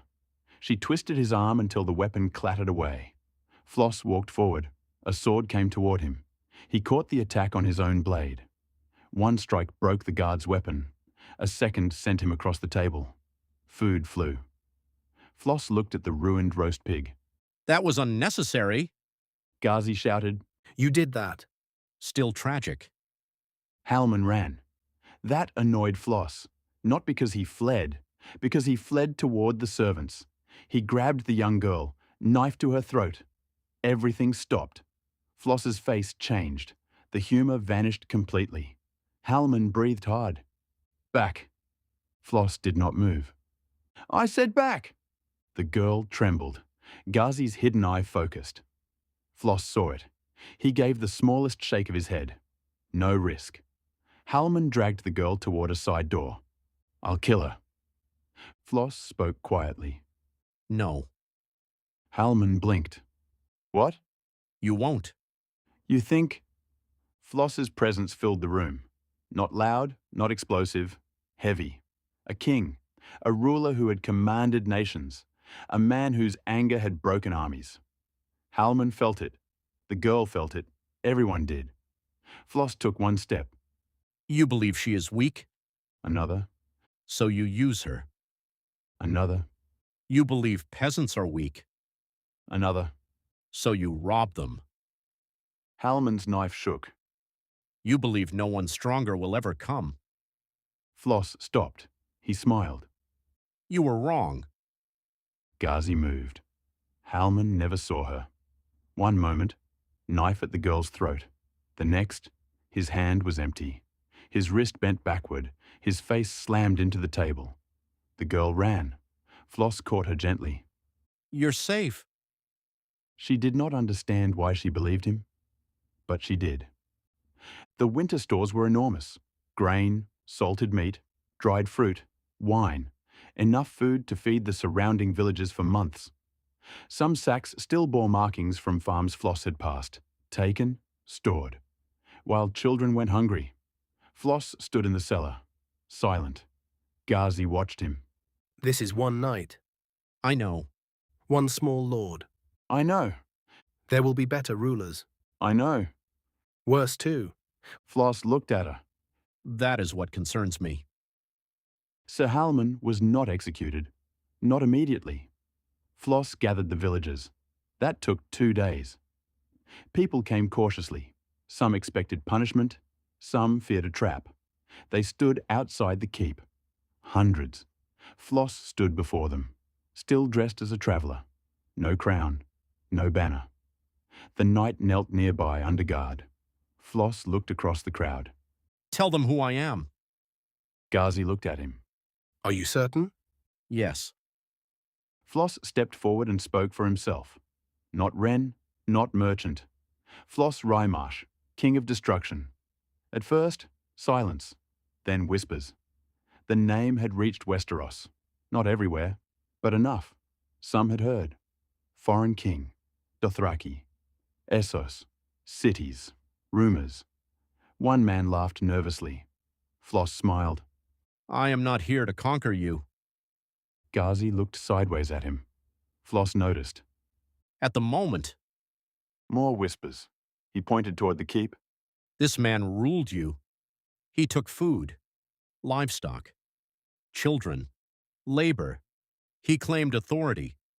Flos looked toward Halman. So I ask you, did he rule well? Silence. No one wanted to answer. Fear survived its owner. Flos understood. He crouched, picked up a stone, held it out. Then answer another way. He placed it before Halman. If he took from you unjustly, place a stone. Nothing happened. Then the old man from the village stepped forward. He carried a small rock. His hand shook. He placed it down. 1, then a woman. 2, another. 3. Soon, a line formed. Stones piled. Dozens, hundreds. Halman stared. His face changed with everyone. Grain stolen, animals taken, beatings, forced labour, women abused, men imprisoned, children taken. By sunset, a mound stood before him. Flos looked at it, then at the night. This is your kingdom. Halman said nothing. Flos turned toward the people. What punishment? That surprised them. A woman shouted, "Hang him!" Another, "Take his hands!" A man shouted, Let him starve. More voices. Anger erupted. Flos listened, then raised one hand. Silence gradually returned. He will stand trial. Confusion. Not vengeance. Trial, witnesses, evidence, judgment. Flos had no formal authority here. He knew that. Everyone knew that. But no one objected. Not even Halmon's remaining soldiers. Especially not after Ghazi explained what would happen if they did. The stores opened that evening. Food returned first to those who had produced it, then distributed according to need. Flos supervised. Personally. Ghazi watched him carry sacks. You are a king. Yes. You have people for this. Not here. You could order others. I am. He handed another sack to a widow. While helping. Ghazi shook her head. You wanted to observe Westeros. I am observing. You overthrew a lord. A knight. That distinction is not helping. Flos grinned. They stayed 1 week. Longer than planned. Flos learned more in those 7 days than from months of reports. He learned how feudal obligations worked, how taxes passed upward, how lords raised levies, how peasants rarely understood which king currently claimed them, how justice depended heavily on who held the nearest sword, how ravens carried information faster than riders, how castles controlled roads, how winter stores determined survival. He learned something else too. Westeros was not simply ruled badly. It was fragmented by design. Every lord was a little king. Every knight with land controlled lives. The Iron Throne claimed authority, but authority weakened with every mile from King's Landing. Flos sat beside a fire one evening. Ghazi joined him. You are thinking. Unfortunately. What have you decided? Flos looked toward the keep. Conquering Westeros would be easy. Ghazi stared at him. That is an absurd statement. Flos laughed. Relatively. Better. He continued. Winning battles. Taking castles. Breaking armies. Easy. His smile faded. Fixing this? He gestured toward the village. Hard. Ghazi sat. That has never stopped you. No. Flos looked toward the stars. That may be the problem. Before leaving, Flos appointed no governor. He had no right. Not yet. Instead, the villagers chose 5 representatives: a blacksmith, a widow, an old farmer, a former soldier, and surprisingly, the local septon. They would manage food stores until the night's liege lord responded. Written records were made, witness statements collected, copies sent by Raven, one to the regional lord, one farther upward, and one to King's Landing. Flos signed none of them with his false name. He signed Flos Reimarch, King of Destruction. Ghazi stared. You realize this ruins the disguise. Yes. The entire purpose of coming quietly was to learn. Flos mounted his horse. I learned. Now everyone will know you're here. Eventually. You assaulted a landed knight. He was unpleasant. You seized his keep. Temporarily. You redistributed his grain. It was not his grain. Ghazi sighed. Where now? Flos looked north, then south. A road divided before them. King's Landing lay one direction, the Riverlands another. Farther north, stories became darker. Frey, Bolton, war, broken villages. Rumours of cruelty far greater than one petty night. Floss's expression hardened. I want to see more. Ghazi knew that tone. How much? Enough. That is not a number. It rarely is. They rode north. 3 days after Flos left, a raven arrived at a castle belonging to a lord who technically possessed authority over Sir Halman Vane. The lord read the report twice, then the signature. He went pale. Another raven flew south. Then another. Within days, the story began spreading. The king of destruction was in Westeros, not invading, not officially, traveling, watching. That somehow made everyone more nervous. In King's Landing, Varys received the report before most. He read it quietly, then smiled. Not because it was amusing, because it confirmed something. Flos Reimarch had crossed the narrow sea without an army. He had walked into the countryside, seen one minor tyrant, removed him, opened his stores, then continued north. Varys folded the parchment. Tyrion, or whoever currently held influence closest to the throne, would need to hear. The dangerous thing was not that Flos had broken a knight. Any competent warrior could do that. The dangerous thing was what he had done afterward. Witnesses, records, food distribution, local representatives, messages sent through lawful channels. He had not merely destroyed authority, he had replaced its function. For one small week, in one insignificant village, and the villagers had already begun telling stories. Varys looked toward the window. Kings who conquered castles were common. Kings who made peasants remember their names. Those were different. Farther north, Flos and Ghazi reached another abandoned village, then another. The damage grew worse. Burned homes, bodies, fields destroyed for no strategic reason. People hiding in forests, stories of armies that had marched back and forth until no one remembered which side was supposed to protect them. Flos stopped laughing as often. Then they heard the name Bolton. At first, whispers, a flayed man, prisoners tortured, families disappearing, a bastard legitimized, a castle called Winterfell, a northern house broken. Flos listened, carefully. One refugee told him what had happened to people who resisted. Ghazi watched Flos's face. My king. Flos said nothing. The refugee continued. More cruelty, more fear. When the man finished, Flos stood, slowly. Where? Ghazi sighed. There it was. The refugee pointed north. Flos looked toward the distant road. The wind had grown colder. Winter was coming, and somewhere beyond the horizon, men who believed themselves untouchable ruled through terror. Flos Reimarch smiled. There was no humor in it. Good. Ghazi looked at him. Good? Yes. Flos mounted. Now I know where to go. Ghazi stared for a moment, then mounted beside him. My king. We were supposed to observe. Flos looked north. We did. And now? His emerald eyes hardened. Now, I want to meet the people who think this is how kings rule. The two riders continued north. No army followed them. No banners flew. No one along the road knew that one of the most powerful kings in another world rode among them. But rumors were beginning to move faster than horses. A foreign king had crossed the narrow sea. A cruel night had fallen. A village had been fed, and the king of destruction was heading north. Chapter 10.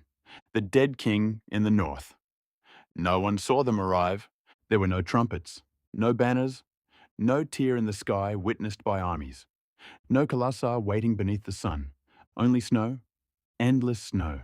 Wind screamed between mountains older than kingdoms, tearing across a white wilderness where few living things willingly walked. Then, for the briefest instant, the world broke. A line appeared in the air. Black. Perfectly black. Not darkness, absence. Reality split without thunder, without light, without warning. 3 figures fell through. Then the wound closed. Silence returned. For several heartbeats, nothing moved. Snow drifted slowly from a grey sky. Then a hand emerged from the white. Pale fingers pressed against frozen ground. A man rose. Slowly. His robes were dark, his face thin. His expression furious. Azkarash opened his eyes and knew immediately that something had gone terribly wrong. He stood. The first thing he noticed was the cold. Not because it threatened him, it did not, but because the air itself seemed wrong, thin, ancient, filled with a magic he did not recognize. Azkarash raised one hand. Mana responded. Instantly. Good. His magic remained. His class remained. His spells remained. His connection to death remained. That mattered. Everything else could be solved. A movement behind him. Snow exploded upward. Venitra rose first. Her appearance remained unnaturally perfect, despite having been thrown between worlds. Pale skin, beautiful features, a body created rather than born. Her eyes swept the frozen landscape. Master? Azkarash did not answer immediately. Another shape moved beneath the snow. Ivani emerged less gracefully. She stood, looked around, then said, I dislike this place. Venitra looked at her. You have been here for 6 seconds. I formed an opinion quickly. Azkarash closed his eyes. Of all his creations, these two? Of course. He turned slowly. Nothing. Mountains, ice, dead forests in the distance. No cities, no roads, no visible civilization. Only winter. Master? Venitra spoke again. Where are we? Azkarash opened his eyes. I do not know. Silence. Ijvani tilted her head. You do not know? No. That is unusual. Azkarash looked at her. Ijvani wisely stopped speaking. He extended his senses. Magic moved outward. A subtle pulse, not destructive, searching, life, mana, death. The results were strange. Very little ambient magic. Far less than he expected. Yet something permeated the land. Something old. Deep beneath the snow, something dead. Azkarash became still. Venitra noticed. Master? He raised one hand. Silence. She obeyed. Azkarash reached farther. Miles. The effort increased. Still. There. Not one presence. Many. Scattered. Frozen.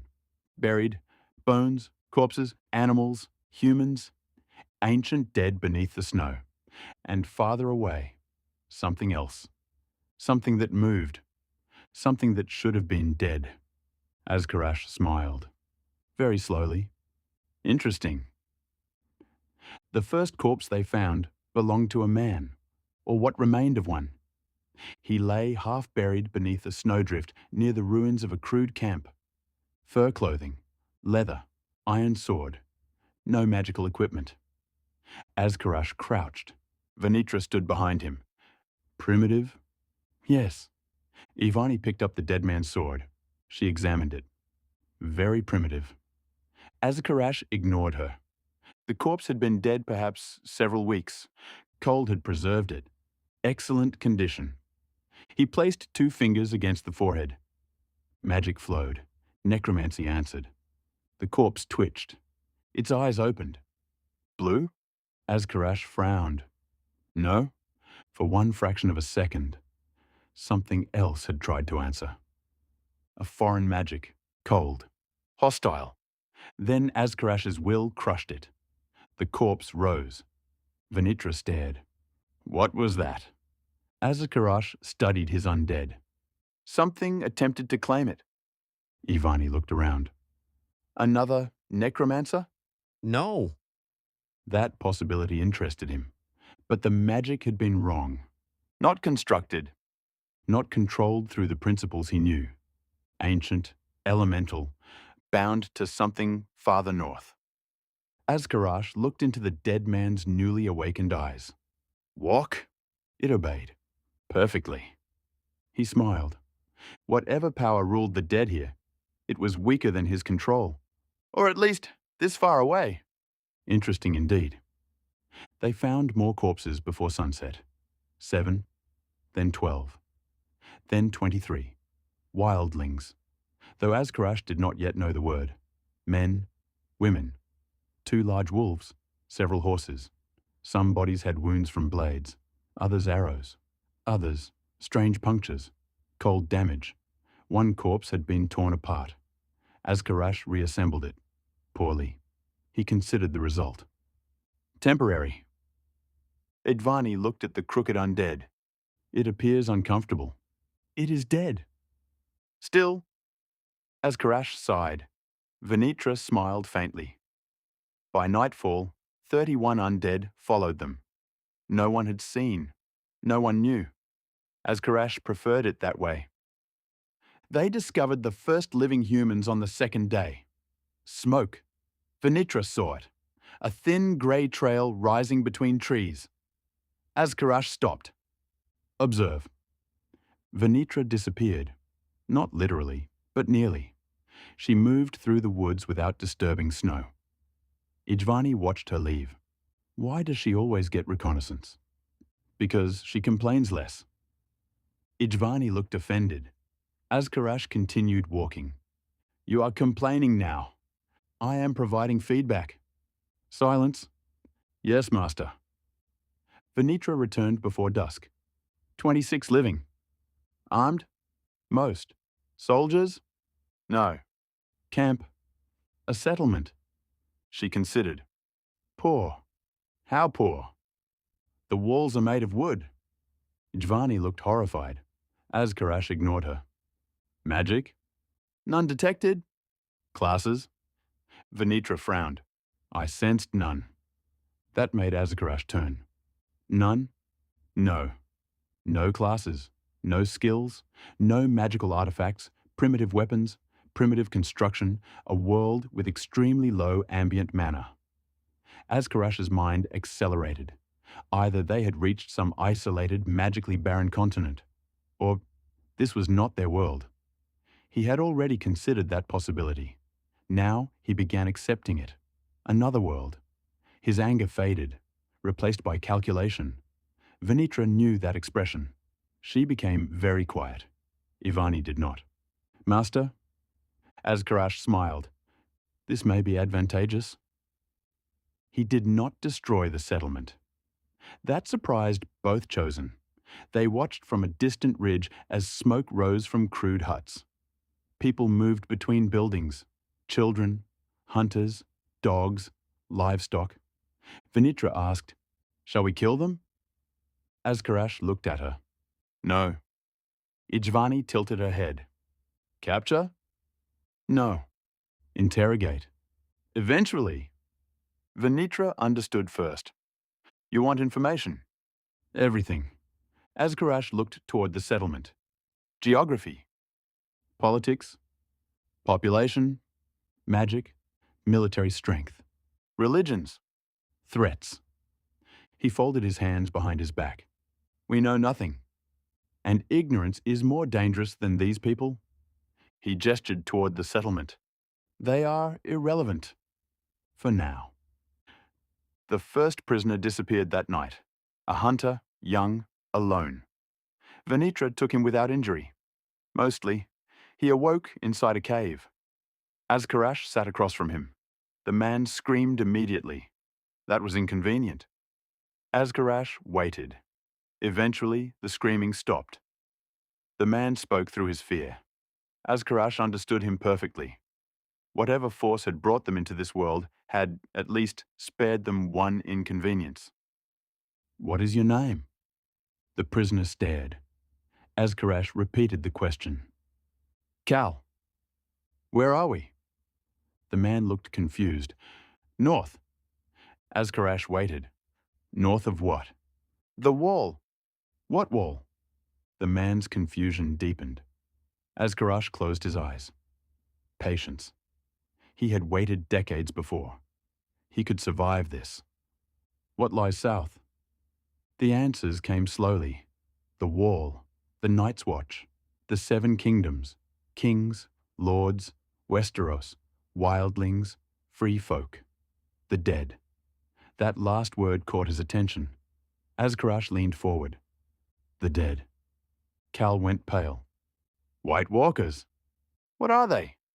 Others. That explains nothing. Cal trembled. They kill. Most things do. They make the dead rise. Silence. Venitra looked toward Azkarash. Ijvani stopped moving. Azkarash's face became completely expressionless. Explain. Cal did. Badly. Stories, legends, blue-eyed dead, ancient beings, winter, children stolen, the long night. Most of it sounded like superstition, but Azkarash had felt something. He had touched a corpse and encountered another claim upon it, so not superstition, not entirely. How many? Cal shook his head. No one knows. Who commands them? Another shake. Azkarash leaned back. A rival necromancer. Cal did not understand. Venitra said, Perhaps? Azkarash looked toward her. No. The magic felt wrong. Still, a rival power over death. That made this world significantly more interesting. Cal expected to die. He did not. Azkarash erased selected memories. Not all, enough. Then returned him near his village. The hunter awoke, believing he had fallen, and struck his head. He remembered dreams. A pale man. 2 women. Dead eyes. Nothing more. Within days, he stopped mentioning it. No one believed him anyway. Azkarash moved farther north, away from settlements, toward death. The decision made no sense to anyone but him. The deeper north they travelled, the stronger the strange magic became, and the more dead they found. A battlefield beneath snow. Old, very old, bones preserved by ice. Hundreds. Azkarash stood in the centre. For the first time since arriving, he laughed, quietly. Venitra looked around. What? Resources. She understood. Ijvani did too. Azkarash raised both hands. Mana moved. The snow began to tremble. One bone emerged, then another. Hands, skulls, rusted armor, broken weapons. The earth opened. Dead men rose. Hundreds, some incomplete, some little more than skeletons. Azkarash repaired them as they came. Magic threaded bone, strengthened joints, replaced missing structures. 100, 200, 3. The army stood silently, waiting. Azkarash lowered his hands. No exhaustion showed, only satisfaction. This world possessed little magic. But death? Death was abundant everywhere. He did not keep them together. That would attract attention. Instead, he hid them, buried beneath snow, inside caves, under frozen lakes, among ruins. Small groups, caches, an army waiting underground. Venitra watched him work. How many do you intend to create? Azkarash answered without hesitation. As many as necessary. For what? He looked south. The wall was invisible from here. Beyond it, a continent, millions of living beings, kingdoms weakened by war, primitive magic, limited magical defenses, no understanding of true necromancy. He smiled. For possibilities. Weeks passed. No one knew. That was the most dangerous part. Flos Reimarch's name spread through taverns, courts, castles, markets. Everyone spoke of the King of Destruction. No one spoke of Azkarash, exactly as he preferred. He learned. Slowly. Wildling prisoners disappeared. Some returned. Some did not. Ravens were intercepted. Travellers observed. Dead men questioned when possible. Azkarash discovered that corpses knew very little once truly dead. Annoying. But living prisoners knew enough. The political map emerged. 7 kingdoms, the Iron Throne, civil wars, the North, the Wall, Night's Watch, and Flos. The first time Azkarash heard that name, he froze. The prisoner did not notice. Venitra did. Master? Azkarash raised one hand. Say the name again. The wildling prisoner trembled. Flos. Azkarash's face changed. Flos what? I don't know. Azkarash stood.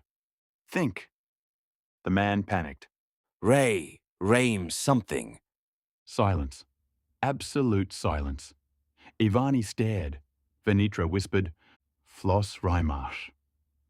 Azkarash turned slowly. The king of destruction. So, he was here. Azkarash laughed once, not happily, not angrily. Something between, of all people, of all possible people, Flos Reimarch, here, in this world, and apparently already conquering, naturally. Ijvani looked confused. You know him? Know him? Azkarash's voice became dry. Everyone knows him. Venitra asked, Is he a threat? Azkarash looked south. That question required thought. Flos was powerful, absurdly powerful under the correct circumstances.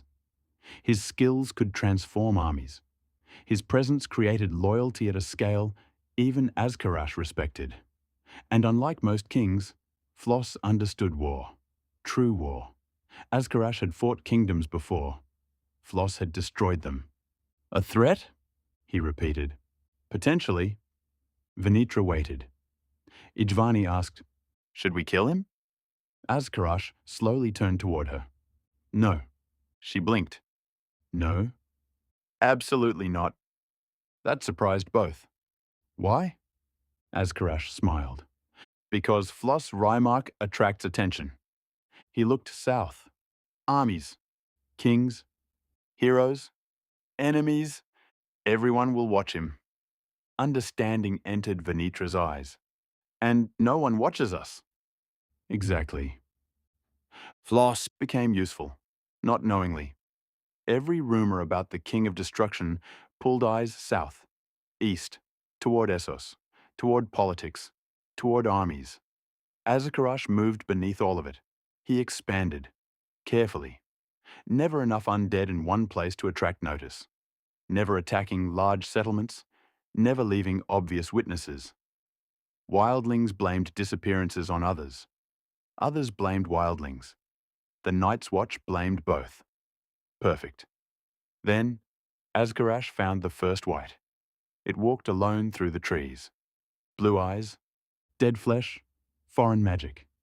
Venitra moved to attack. Azkarash stopped her. Wait. The corpse turned. It sensed them, or sensed him. Azkarash stepped forward. The white charged.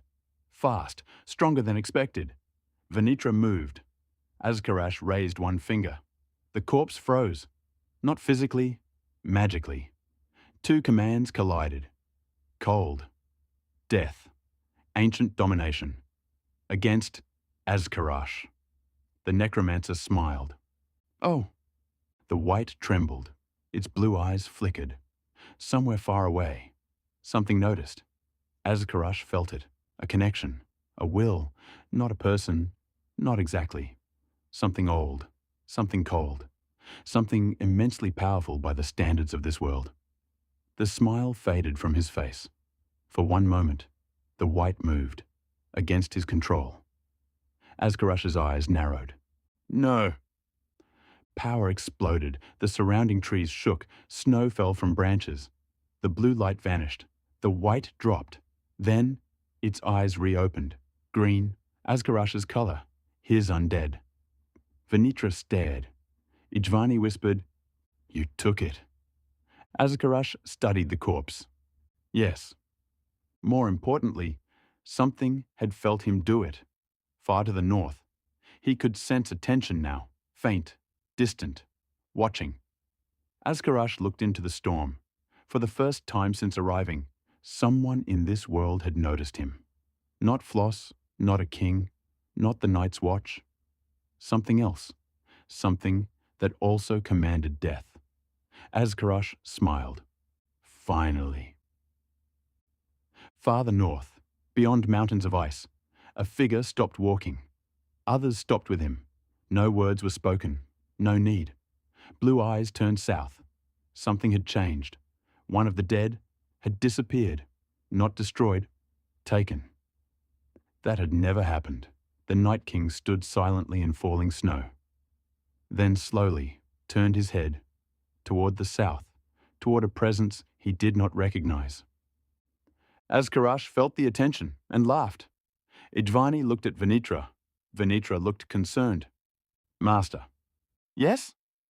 What did you find? Azkarosh stared north. A local. He did not pursue. That surprised Venitra, perhaps more than anything else. Instead, Azkarosh retreated. Immediately, the stolen white came with him. He studied it for days. Magic, bone, cold, the strange force animating it.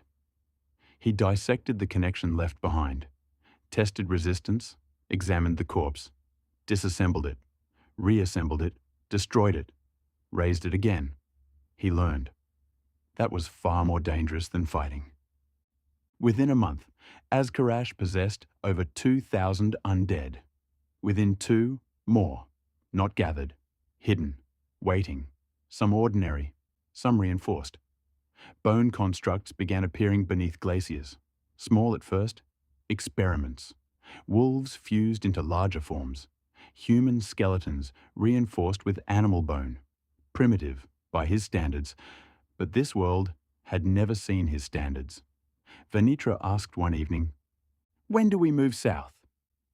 Azkarosh sat inside an ancient cave. Maps covered a stone table. Crude, incomplete, yet improving. Markers indicated wildling settlements. The Wall, castles, known routes, and farther south, Westeros. One marker differed from all the others. Red, Flos, last known movement. Travelling north. Azkarosh stared at it. Not yet, Ijvani groaned. We have been waiting for months. We have been preparing. For what? Azkarosh looked at her. Everything. He pointed north. The creature commanding these dead does not understand necromancy as I do. Then south. The kingdoms do not understand magic as we do. Then toward Floss's marker. And the most dangerous man I know is currently distracting everyone. He leaned back. Why would I hurry?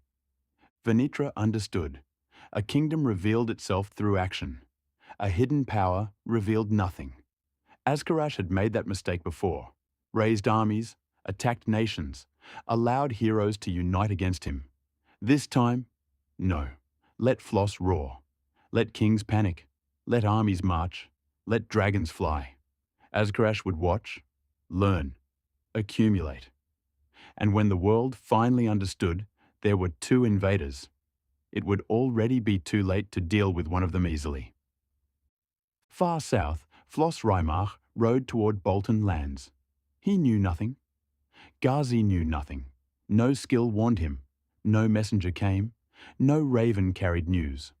For once, the King of Destruction was not the greatest disruption to enter a land. Beyond the wall, a dead man stood upon a cliff. Below him, hundreds of corpses marched silently into caves. Thousands more slept beneath snow. Venitra stood on his right, Ijvani on his left. Azkarosh looked south, toward kingdoms that did not know his name. Then north, toward the ancient master of winter who now knew. Something had stolen one of his dead. Between them stood the wall. For thousands of years, men believed it had been built to keep one darkness out. They had never considered that one day there might be darkness on both sides. Azkarosh smiled. Let the king have his wars. Behind him, the dead opened their eyes. I have time. Chapter 11. The King Who Came to Winterfell. Ramsay Bolton first heard that the King of Destruction was coming north from a terrified night. He laughed. The man had ridden hard enough to kill one horse and nearly ruin another. Mud covered his boots. blood-stained one sleeve. He had arrived at Winterfell demanding an immediate audience, babbling about a foreign king travelling through the countryside. Ramsay listened from the high table, for perhaps half a minute. Then he began eating again. "You rode all this way to tell me that?" The knight swallowed. "My lord, you don't understand." "I understand perfectly." Ramsay cut another piece of meat. "A foreigner attacked Sir Halman Vane?" "Yes." "Took his keep?" "Yes." "Then left?" The knight hesitated. "Yes." Ramsay smiled. Terrifying. Several men laughed. The knight did not. He called himself Flos Reimarch. The laughter became quieter. Not silent, but quieter. Some knew the name. Rumours had reached even the north. Merchants talked. Ravens carried reports. Sailors exaggerated everything. A king from across the narrow sea. A conqueror. Dothraki. Free cities. Armies. Dragons. One particularly absurd story claimed one of his warriors had struck down one of Daenerys Targaryen's dragons with his bare hands. Ramsay did not believe half of it. Probably not a tenth. Stories grew in the telling. A sellsword became a general. A raider became a conqueror. A lucky victory became 10. That was how legends worked. Ramsay understood fear. He understood it better than most men. Fear did half the work for you. "How many men does he have?" The knight hesitated. "With him?" "Obviously." "One." Silence. Ramsay slowly lowered his knife. "One." "A woman." Someone laughed. Ramsay joined them. The knight looked miserable. "My lord!" "A king crossed half the world, conquered half of Essos, and came to the north with one woman." "So they say." Ramsay smiled. "Then either the stories are lies." He raised his cup. "Or he is an idiot." 3 days later, Flos Reimarch saw Winterfell. He stopped his horse. Ghazi stopped beside him. The ancient castle rose from the landscape ahead. Grey walls, towers, smoke drifting into a cold sky. Snow lingered in patches across the ground. The air smelled different here, colder, sharper. Floss stared for a long time. Ghazi watched him. Well? Floss nodded slowly. Better. Better than what? The castle's farther south. That is your assessment? It looks like it was built by people expecting enemies. It was. Good. Ghazi sighed. You say that too often. Floss smiled. Winterfell interested him immediately. Not because it was beautiful. It wasn't. Not in the way Pentos was. Not in the way great cities of Chandra had been. Winterfell was practical, old, heavy. Its walls seemed grown from the land itself. There was strength there, history. Floss could appreciate both. Then he looked toward the villages surrounding it. His smile faded. Too quiet. People moved quickly. Heads lowered when armed men passed. Doors closed. Eyes avoided banners bearing the flayed man. Fear. He had seen enough of it now to recognize the shape it gave a place. Floss looked toward Ghazi. Bolton? Yes. You are certain? Very. They had spent weeks moving north, listening, watching. The stories became worse the closer they came. Disappearances, torture, flaying, hunts, women taken, men broken, families punished for imagined disloyalty. And Winterfell, taken from the Starks. The family that, according to nearly everyone Floss had questioned, had ruled the North for thousands of years. Floss found that number difficult to believe. Then he had met Northerners. They were stubborn enough that he reconsidered. Do you think the stories are exaggerated? Ghazi asked. Floss looked at the flayed man banners. I hope so. They aren't. Floss sighed. I know. They did not ride directly to Winterfell. That surprised Ghazi. Instead, Floss turned east. They spent another 2 days travelling through villages. He asked questions, not about armies, not initially. Food, winter stores, taxes, harvests, livestock. How many men had gone to war? How many returned? Who controlled the roads? Who punished bandits? Who settled disputes? Who took grain? Who protected farmers when soldiers came? The answers varied. The pattern did not. The North was exhausted. War had stripped it. Winter threatened what remained. And the people who should have been rebuilding were instead terrified of the men ruling from Winterfell. At one farm, Flos met a woman with 4 children. No husband, no oldest son. Both dead. Different wars. She had enough grain for perhaps 2 months. Winter would last longer. Much longer. Flos looked at the storage shed, then at the field. What happens when it runs out? The woman shrugged. It was not indifference, it was exhaustion. We eat less. And then? Another shrug. Flos knew the answer.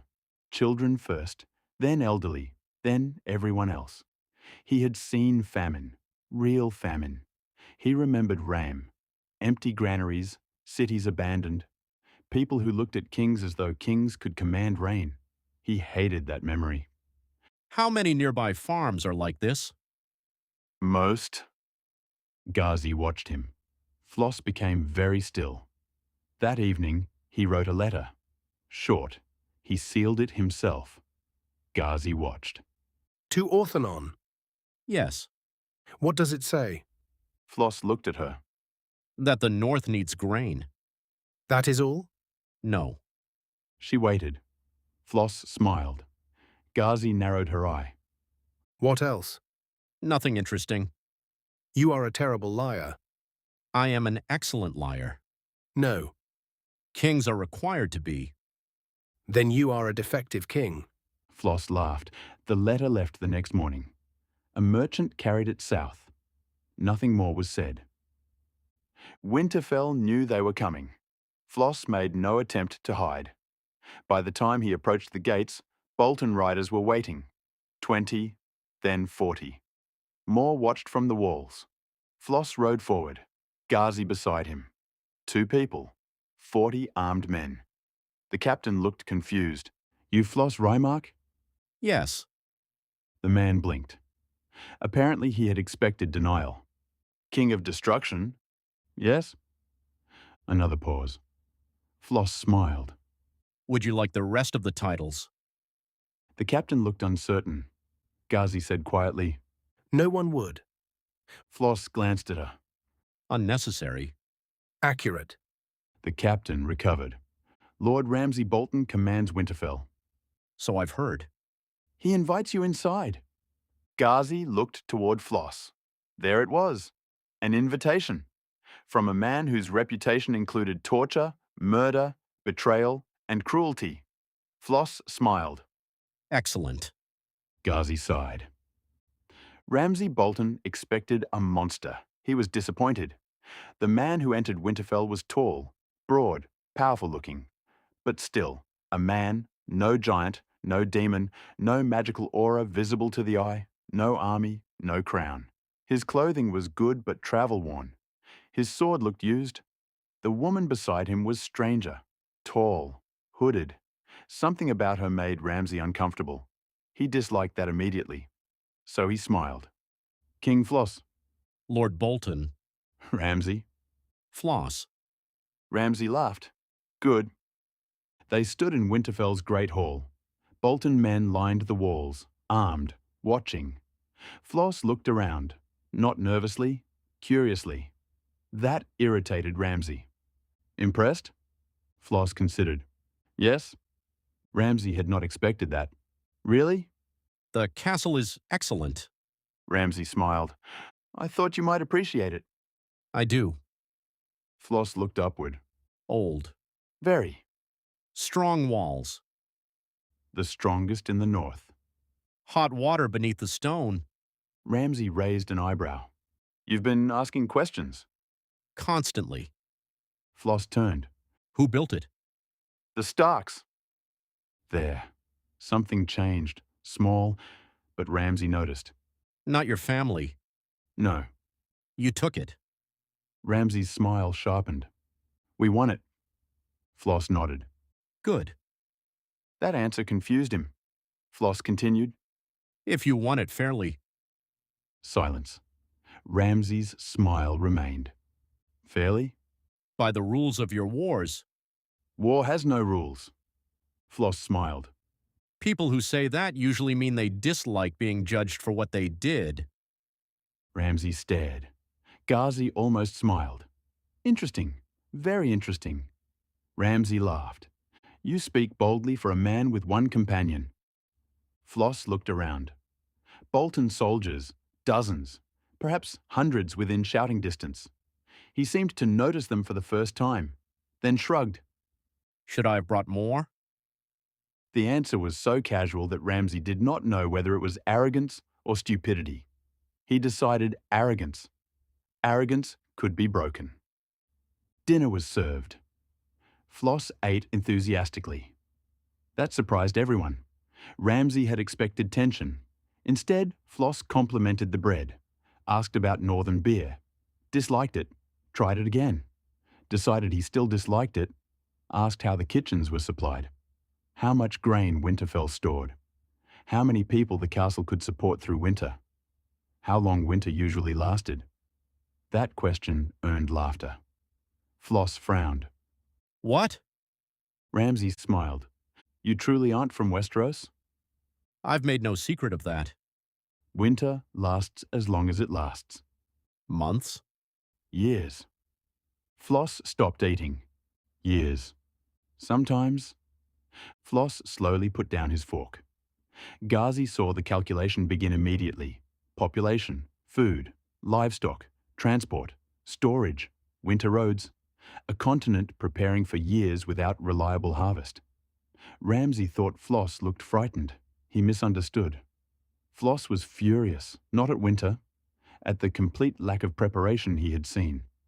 You know winter can last years. Of course. And villages have 2 months of grain. Ramsay shrugged. Some. Flos stared. What happens to them? Some die. Silence. Ramsay drank. Winter is hard. Flos looked around the hall. Food covered the tables. Meat, bread, cheese, wine, beer. Enough leftovers would be thrown away tonight to feed a small family for weeks. Flos's expression changed. Ghazi noticed. Ramsay did not. Or perhaps he did and enjoyed it. You disapprove? Yes. Ramsay laughed. Kings usually eat better than peasants. Yes. That surprised him. Flos continued. But kings who let their people starve unnecessarily tend to become kings without kingdoms. Ramsay's smile faded slightly. Are you threatening me? No. Flos took another piece of bread. I barely know you. Ghazi coughed. It sounded suspiciously like laughter. Ramsay decided to show Flos Winterfell. That was his second mistake. His first had been allowing him inside. They walked the walls, the yards, the kennels.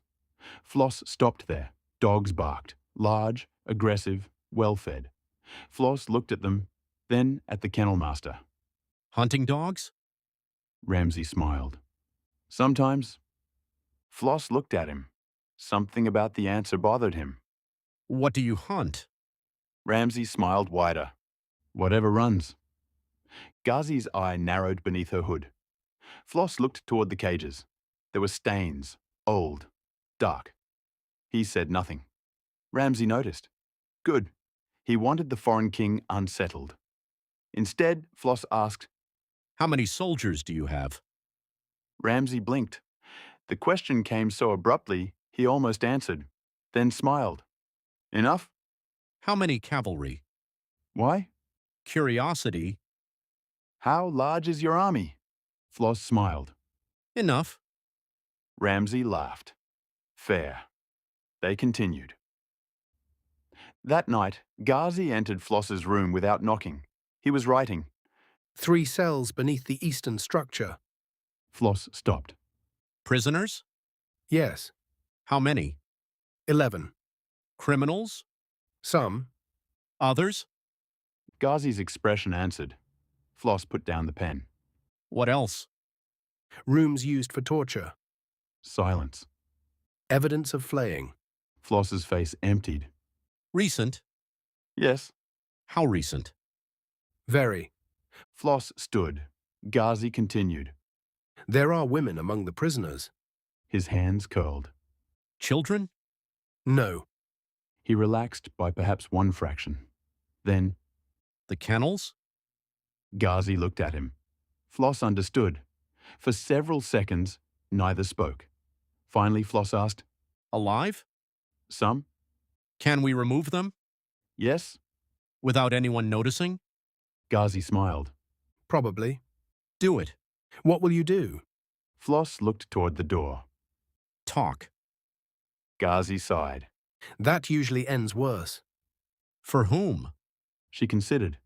Fair. Ramsay received Flos privately the next morning. The foreign king had requested breakfast. Ramsay found that amusing. They ate alone, except for guards. Flos seemed cheerful. That made Ramsay suspicious. You sleep well?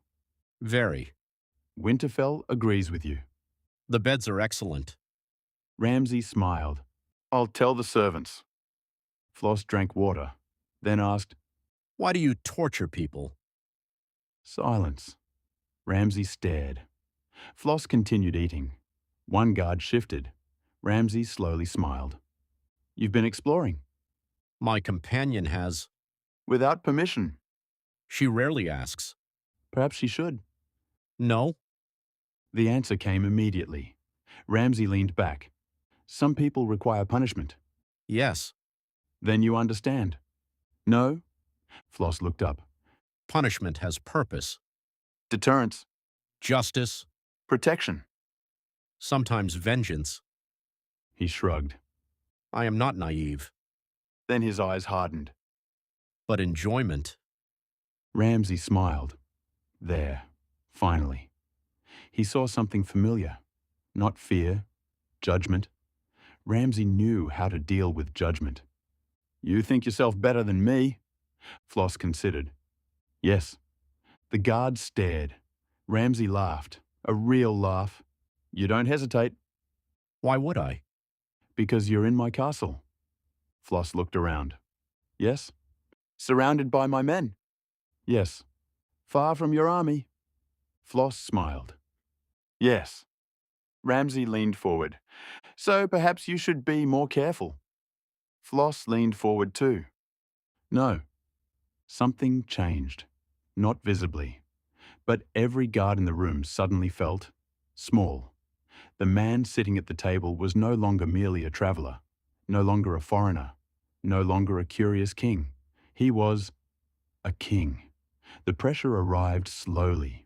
Authority, presence, something that did not belong in this world. Ramsay felt it. His smile faltered. Only briefly. Flos spoke quietly. You misunderstand something. Ramsay said nothing. I did not come here because I feared you. I came because I wanted to understand you. Flos's eyes held his. Now I do. Ramsay recovered. And? Flos smiled. I am disappointed. Ramsay's face hardened.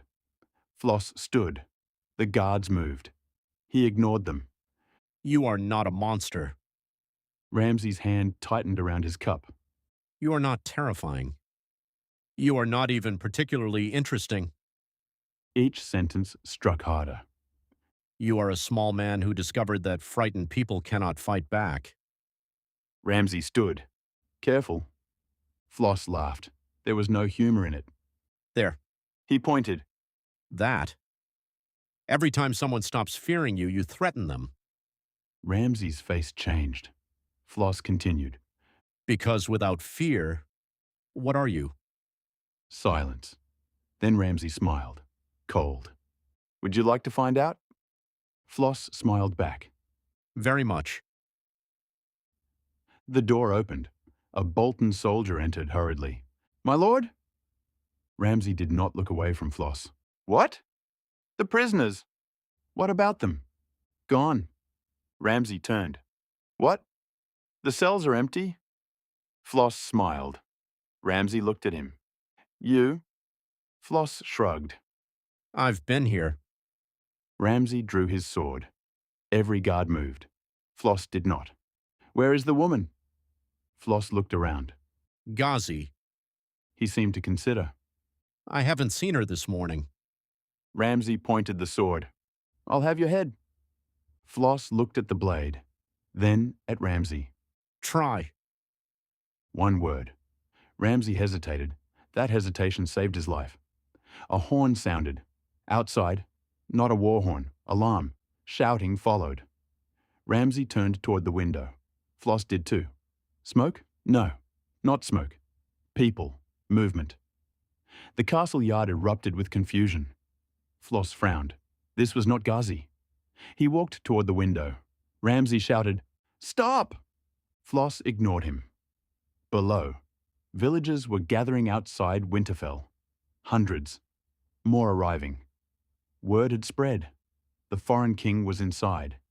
The king who had opened Ser Halman's stores. The king who had punished abusive soldiers. The king from across the sea. They did not know why they came. Some hoped. Some were curious. Some wanted food. Some wanted justice. Some simply wanted to see whether the stories were true. Ramsay stared. Who summoned them? Flos looked genuinely surprised. No one. Ramsay did not believe him. That was understandable. Flos watched more people arrive. Something moved inside him. Not a skill. Something older. Recognition. He had seen this before. People came to kings, not because of crowns, because they believed something might change. Dangerous, powerful, fragile. Flos whispered, Oh. Ramsay looked at him. What? Flos smiled. Now this is interesting. By midday, there were nearly 2,000 people outside Winterfell. Farmers, villagers, widows, old soldiers, children. They carried no siege weapons, few weapons at all. Bolton archers watched nervously. Ramsay was furious. Send them home. No one moved. He shouted, Now! Orders went out. Riders prepared. Flos stood upon the wall, watching. Ramsay approached. This is your doing. No. Liar. Flos looked at him. I said no. Ramsay stared. Something about the certainty made him believe it. That made things worse. Flos looked down. The people were hungry, afraid, but they had come anyway. Why? Ramsay asked. Flos answered quietly. Because you taught them fear. Ramsay frowned. Flos continued. But fear only works while people believe they are alone. He pointed toward the crowd. They don't feel alone anymore. Ramsay's face hardened. Then I'll remind them. He signaled. The gates opened. Mounted Bolton soldiers emerged. Flos turned. What are you doing? Sending them home. The riders lowered weapons. Flos's expression changed. Ramsay. The Bolton lord smiled. Watch. The cavalry advanced. The crowd began backing away. Panic. Children cried. People stumbled. Flos's voice became quiet. Stop them. Ramsay smiled. No. Flos looked at him. That was not a request. Ramsay laughed. Then, a rider struck an old man. Not with a blade, the flat of a weapon. Enough. The man fell. Flos moved. He stepped onto the battlement. Ramsay stared. What are you? Flos jumped. Gasps. The wall was high, too high. Flos fell, then landed. Stone cracked beneath his boots. The crowd froze. The Bolton riders froze. Flos stood. Slowly, Ramsay stared from above. What? Flos walked forward, alone, toward the cavalry. The captain shouted, Move! Flos continued. Out of the way! No. The rider charged. Flos waited. At the final instant, he moved, caught the bridle, turned. Horse and rider changed direction violently. The rider hit the ground. Flos caught the horse, calmed it, then mounted, all in seconds. He looked at the Bolton soldiers. Go back. No one moved. Flos smiled. Please. One soldier attacked. Flos sighed. The fight lasted less than a minute. He did not kill them. That was the humiliating part. Men fell, weapons broke, horses scattered. Flos moved through them like an adult disciplining children. When it ended, 12 men lay in snow, groaning. Flos remained mounted. The crowd stared. Then someone knelt. Flos saw it. His face immediately darkened. No. Another knelt. No. More. Stop that. Hundreds. Flos shouted. I said stop kneeling. That caused confusion. Some stood. Others did not. Flos rubbed his forehead. This world is obsessed with kneeling.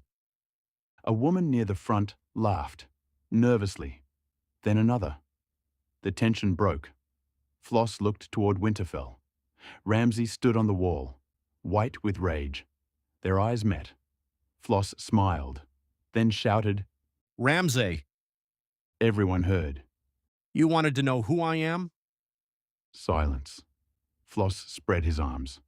I am Flos Reimarch, His voice carried. King of Destruction. The crowd stirred. The title passed through them. Flos pointed toward the castle. And I have decided... He paused. Ghazi appeared on the battlement behind Ramsay. No one saw her arrive, except Flos. His smile widened. That I dislike your hospitality. Ramsay turned. Too late. Ghazi struck. He fell, unconscious.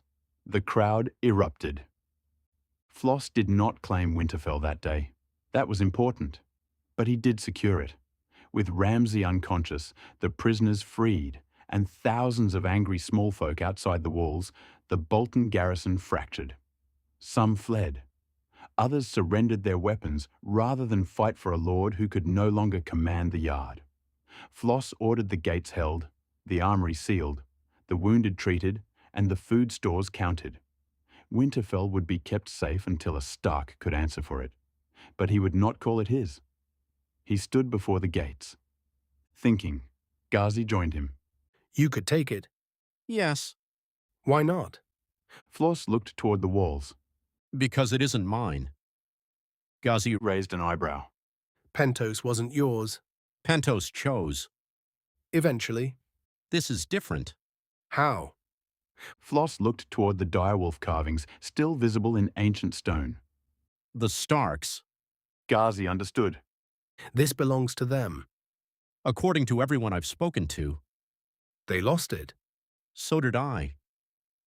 That silenced her. Flos looked at Winterfell. I lost Reem. If someone had taken it... He stopped. No need to finish. Ghazi nodded. So what now? Flos smiled. Now, we find out whether any Starks are still alive. That evening, another letter left. South, across Westeros, then eventually east, to Orthanon. Short, sealed. No one knew what it contained, not Ghazi, not the messenger, only Flos. And far across the narrow sea, when Orthanon eventually read it, he would stare at the page for a very long time, then begin issuing orders. No explanation, no announcement. Nothing visible changed. Not yet. Ramsay awoke bound. Flos sat nearby, eating an apple. Ramsay struggled. Untie me. No. I'll kill you. No. My father. Dead. Ramsay froze. Flos looked at him. I asked. Silence. Poisoned. Ramsay said nothing. Flos continued. Your brother? Nothing. Flos's eyes narrowed. You killed him. Ramsay smiled. There. Pride. Flos understood. His face became disgusted. You killed your father. No answer. Your brother. Silence. Flos stood. Probably others. Ramsay laughed. What will you do? Flos looked down. Nothing. Ramsay blinked. What? I am not your king. Flos walked toward the door. Not yet. Ramsay's smile faded. Flos stopped.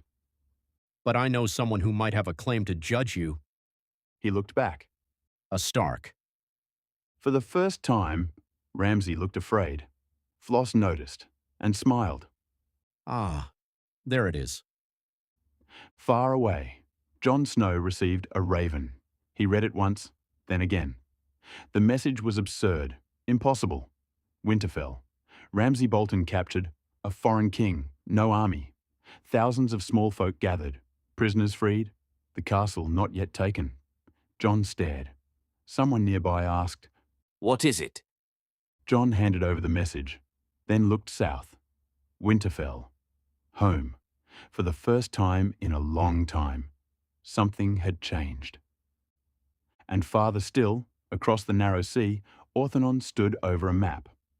Tarkatres beside him, Zorro nearby, Mekora, commanders, quartermasters, ship captains.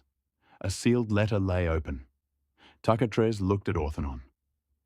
What did he say? Orthanon folded the letter. Nothing surprising. Tarkatres narrowed his eyes. You are lying. Yes. What are we doing? Orthanon looked at the maps, then began giving orders. Preparing. For what? Orthanon said nothing.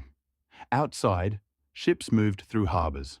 Horses were counted, grain changed warehouses. Riders received new assignments. Merchants altered routes. Orders passed quietly from commander to commander. Nothing that looked like war. Nothing anyone would notice, unless they knew exactly where to look. And no one did. Back in the north, Flos Reimarch stood outside Winterfell. No crown, no army, no throne. Around him, thousands waited. Not soldiers. People. Ghazi stood beside him. What now? Flos looked north. Somewhere out there were Starks, Jon Snow, perhaps others. Beyond them, a wall. And beyond that, stories of dead men walking. Flos smiled. Now. I meet the north. He had no idea that far beyond that wall, something else had already begun meeting it first. Chapter 12. The Wolf and the King. Jon Snow returned to Winterfell expecting a battle. Instead, he found the gates open, cooking fires burning, and no Bolton banner above the walls. That was somehow more confusing. The gates of Winterfell stood open. No Bolton banners flew above them. No foreign standards either. The ancient grey walls bore only the scars of recent war and, higher still, the remnants of where stark direwolves had once watched over the castle. Men lined the battlements. Not soldiers, mostly villagers, farmers, blacksmiths, old men who had found spears somewhere, women carrying bows. A few former Bolton guards stood among them without helmets, looking deeply uncertain about which side they now belonged to. Jon slowed his horse. Tormund rode beside him. The wildlings stared at Winterfell, then at Jon. "Are we sure we're at the right castle?" Jon did not answer. Behind them came a ragged column. Free folk, northern fighters. Men who had survived too much and trusted too little. Ghost moved silently alongside Jon's horse. The direwolf's red eyes remained fixed upon the gate. Nothing attacked. No arrows. No insults. Then a man appeared above the walls. Tall. Golden red hair. Broad shoulders. No crown. He leaned casually against the stone. Jon recognized him immediately. He had never seen Flos Reimarch before. But there was only one man he could be. The foreign king raised one hand. Jon Snow? Jon stared upward. Yes. Flos smiled.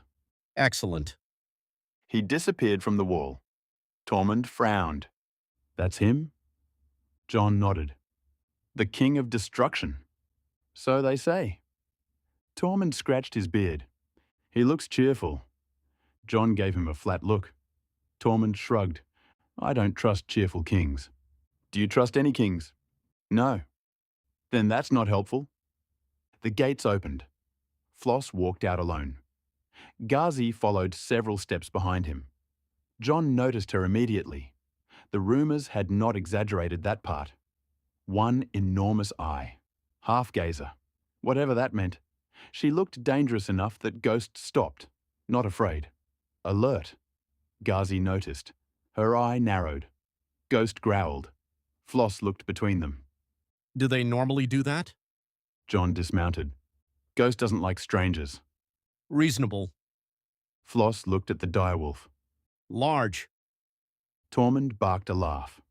John stared. Flos looked at him. What? That's all you have to say?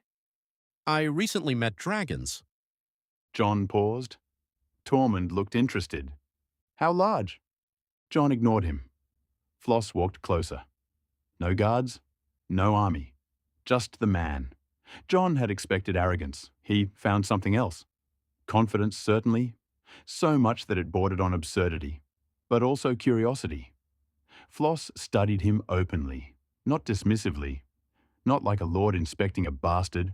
Like a commander measuring another commander. Finally, You're younger than I expected. John's expression hardened slightly. So are you. Flos laughed. I am older than I look. So am I. That made Flos grin. Good.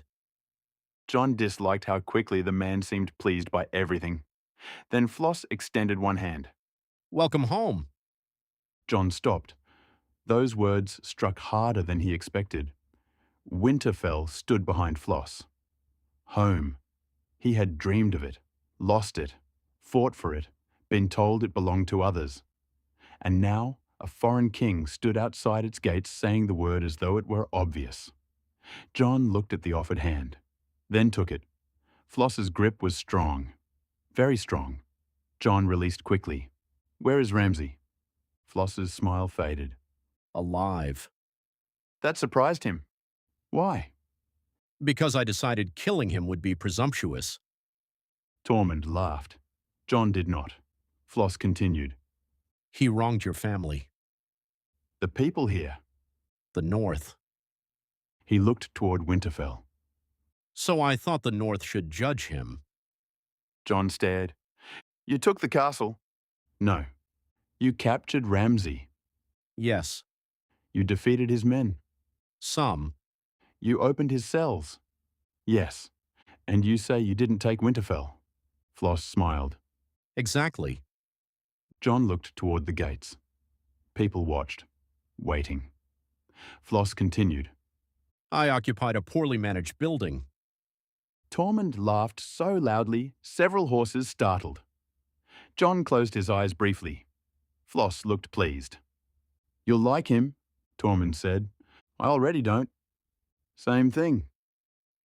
John entered Winterfell. The courtyard smelled like wood smoke. Horses, stew, snow, home. That hurt too. People gathered as he passed. Some recognized him. Snow. Then louder. Jon Snow. A woman began crying. An old man knelt. John immediately pulled him up. No. The man stared. John looked toward Flos. Flos raised an eyebrow. John understood. You too? Flos nodded gravely. This continent has a kneeling problem. For the first time, John almost smiled. Ramsay Bolton was kept in one of his own cells. John stood outside. For a long time, Ramsay sat inside, bruised, bound, still smiling.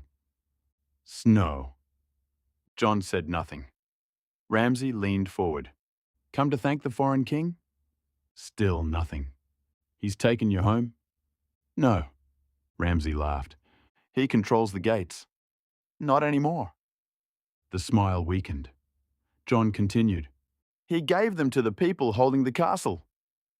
Ramsay stared. He says Winterfell belongs to the Starks. That wiped the smile away. Good. John felt nothing. That surprised him. He had imagined this moment. Rage, vengeance, satisfaction. Instead, nothing. Only exhaustion. Ramsay tried again. Your brother screamed. John turned.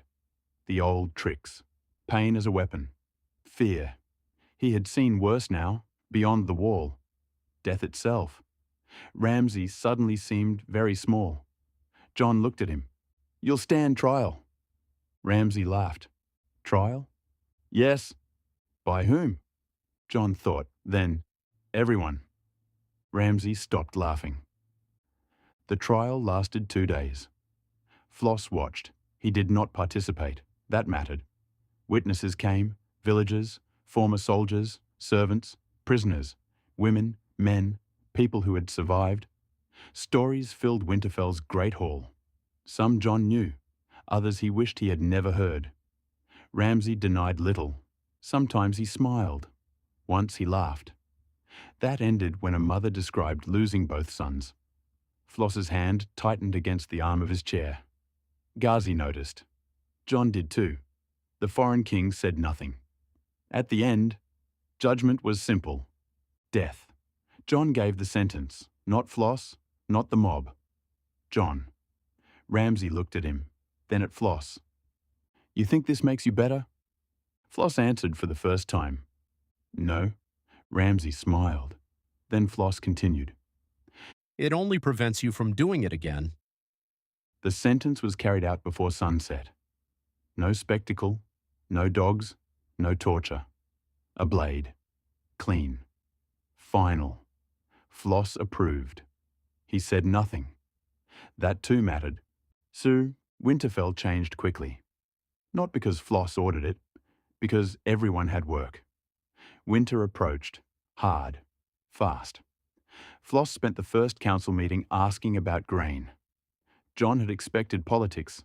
Instead, how much food? A northern lord blinked. What? Food. Flos pointed at the table. How much? No one knew precisely. Flos stared. Jon recognized that look. Disbelief. Winterfell has stores.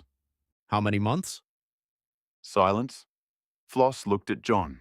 Jon said, We are counting. Flos nodded. Good. Then, how many people? Another silence. Flos slowly sat back. This place has survived thousands of years? One lord bristled. The North remembers. Flos smiled. Apparently not inventory. Tormund nearly fell from his chair laughing. Jon rubbed his forehead. The council continued. Herds, salted meat, grain, firewood, medicine, roads, villages. Flos asked questions until the lords became visibly uncomfortable. That did not stop him. Finally, one said, Why do you care? Flos looked at him. Because winter can last years. We know. Then why are people starving before it begins? Silence. Flos leaned forward. I have crossed lands ruled by men who store food while villages die. His voice hardened. That is not governance. Jon watched him. There it was, the thing beneath the laughter. Flos Reimarch was not merely a conqueror. He judged rulers by what happened to the people beneath them. That made him dangerous in a different way, because many lords could defend themselves from armies. Far fewer could defend themselves from comparison. Later that night, Jon found Flos on the wall. Snow fell lightly. Ghost sat nearby. Flos had somehow convinced the direwolf to tolerate him. Jon stopped. How? Flos looked down. Ghost had accepted a piece of meat. Bribery. Jon stared. Flos smiled. An ancient diplomatic strategy.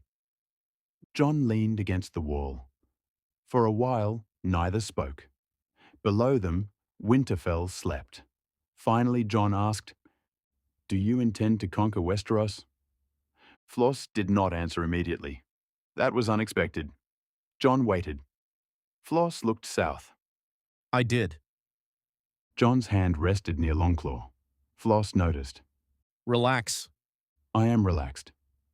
You touch your sword when relaxed? Sometimes.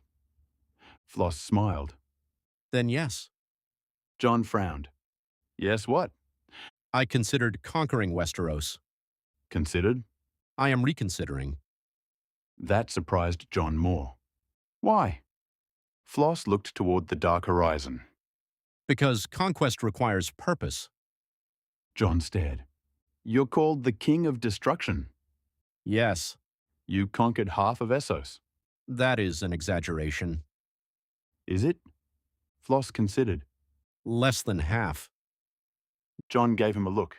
Flos laughed, then grew serious. I do not conquer simply because something exists. John said nothing.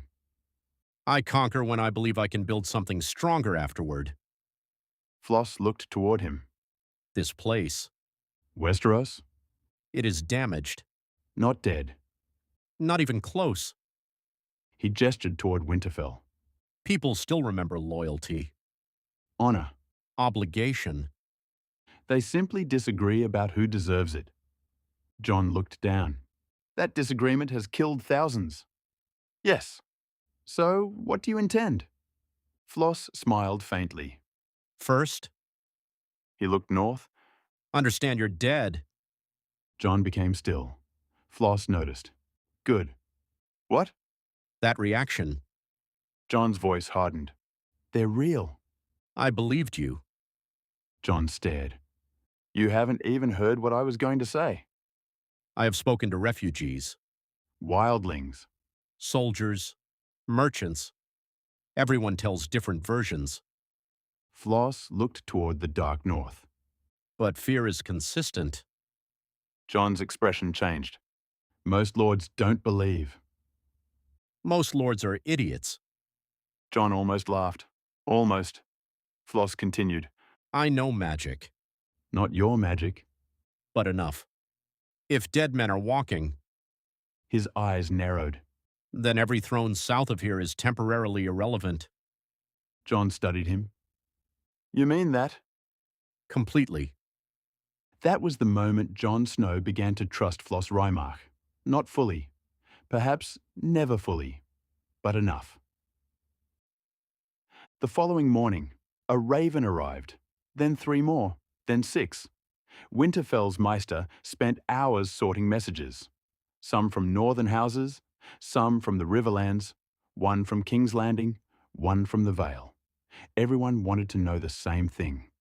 What was Flos Reimarch doing in Winterfell? The answers differed depending on who wrote them. Invading, occupying, allied with Jon Snow, holding Ramsay hostage, crowned king in the north, marrying a Stark. That last rumour confused everyone. Flos laughed for a full minute. Jon did not. Which Stark? No one knows. Good. Would it matter? Yes. Flos looked interested. Jon walked away. The most important raven came from the south. Pentos. Orthanon. Flos read it alone. Ghazi waited nearby. Jon watched from across the hall. Flos read once, then again. No reaction. He folded the letter, placed it inside his coat. Ghazi approached. Well? Everything is stable. That is all? Mostly. Ghazi stared. Flos smiled. She sighed. You are doing something. I am always doing something. That is the problem. Jon heard none of the words, but he saw Flos glance toward a map, first at the narrow sea, then the north, then away. The moment passed. No one asked. 3 days later, representatives from northern houses began arriving. Mormont, Manderley, Serwyn, Hornwood remnants, men who had hidden their loyalties, men who had survived the Boltons. They came cautiously, some because Jon was there, some because Winterfell was free, some because they wanted to see Flos. They found something they did not expect. The King of Destruction repairing a roof. Flos stood atop a wooden structure helping workers move beams. A lord arrived in expensive furs. He stared upward. Is that him? Tormund nodded. The great foreign king. Flos shouted, Hold that! A beam shifted. Someone cursed. The lord continued staring. Why is he repairing a roof? Tormund shrugged. He got bored. That was not entirely true. Flos had noticed that part of Winterfell's grain storage leaked, then discovered repairs were delayed because too few workers remained. So he joined them. Jon had stopped questioning such things. Mostly. By week's end, Winterfell was crowded. Not with armies, with politics. That was worse. Every lord wanted answers. Who ruled Winterfell? Jon Snow? A surviving Stark? Flos? The Boltons were finished. That much everyone agreed. But what came after? One evening, the great hall filled. Northern banners hung again. Not Bolton. Old houses. Damaged houses. Surviving houses. Flos sat off to one side. Deliberately. John noticed. You aren't sitting at the high table. No, Why? it isn't mine. That's simple. John walked toward the centre. Voices quieted. The debate began. Hours. Claims. Loyalties. Sansa Stark was alive. That changed everything. Rumours placed her in the Vale. Others suggested different locations. Bran and Rickon. Uncertain. Perhaps dead. Perhaps not. John's own status remained complicated. A bastard. Lord Commander no longer. A Stark in blood if not name. The lords argued. Flos listened. Eventually, he stood. Everyone stopped. Flos looked around. I have a question. One northern lord sighed. About grain? Flos smiled. Later, That produced several groans. Then, why are you choosing a king?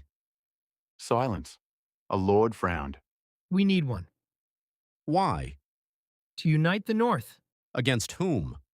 That answer came immediately. Everyone. Flos laughed, then saw they were serious. He stopped. Fair. He walked toward the table. You have enemies south. Perhaps. Dead north. Definitely. Winter. Certainly. And you are arguing about which bloodline sits highest. Several lords bristled. Flos raised one hand. I understand tradition. I am a king. Tradition matters, He looked toward John. but survival matters more. A Mormont spoke. What do you suggest? Flos smiled. Stop choosing a king. That shocked everyone. Choose a commander. Silence. Temporarily. Until the threat beyond the wall is understood. Give that person authority over defense. Supplies. Armies. Then once you are not facing an army of corpses, He shrugged.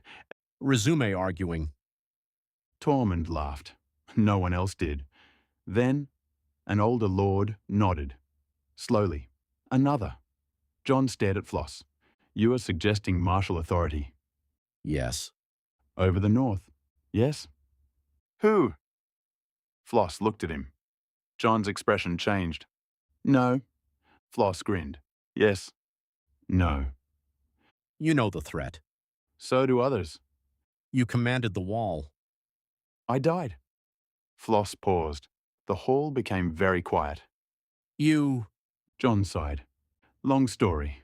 Flos stared, then slowly smiled. Interesting. That is not the correct reaction. We are discussing that later. John rubbed his face. Flos continued. You have fought the dead. You know the North. You know the free folk. You have military experience. You are a Stark.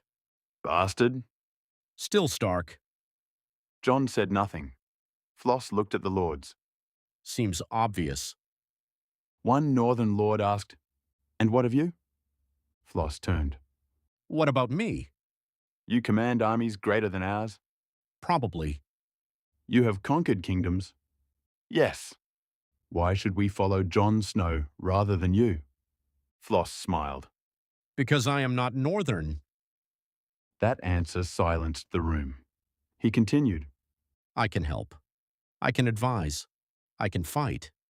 But if I walk in and declare myself ruler, His eyes swept the hall. half of you resist because you should. Several lords looked surprised. Flos nodded. A ruler imposed from outside creates rebellion, especially among stubborn people. Tormund shouted, They're very stubborn. Several northerners glared. Flos pointed. Evidence. Laughter finally came. Small, but real. Then Flos looked at John. Lead them. John stared. Until the dead are dealt with. And afterward? Flos smiled. Afterward, we argue about kingdoms. The decision did not happen that night, nor the next. But momentum changed. Letters went out. Scouts north. Ravens to the wall. Calls for surviving northern forces. Counts of grain. Weapons. Men. Horses. Winterfell became something again. Not merely a castle, a centre. Jon coordinated defence. Flos worked beside him. Not beneath, not above. Beside. That distinction spread. People noticed. The foreign king could have demanded obedience. He did not. That made some trust him more. It made others fear him more.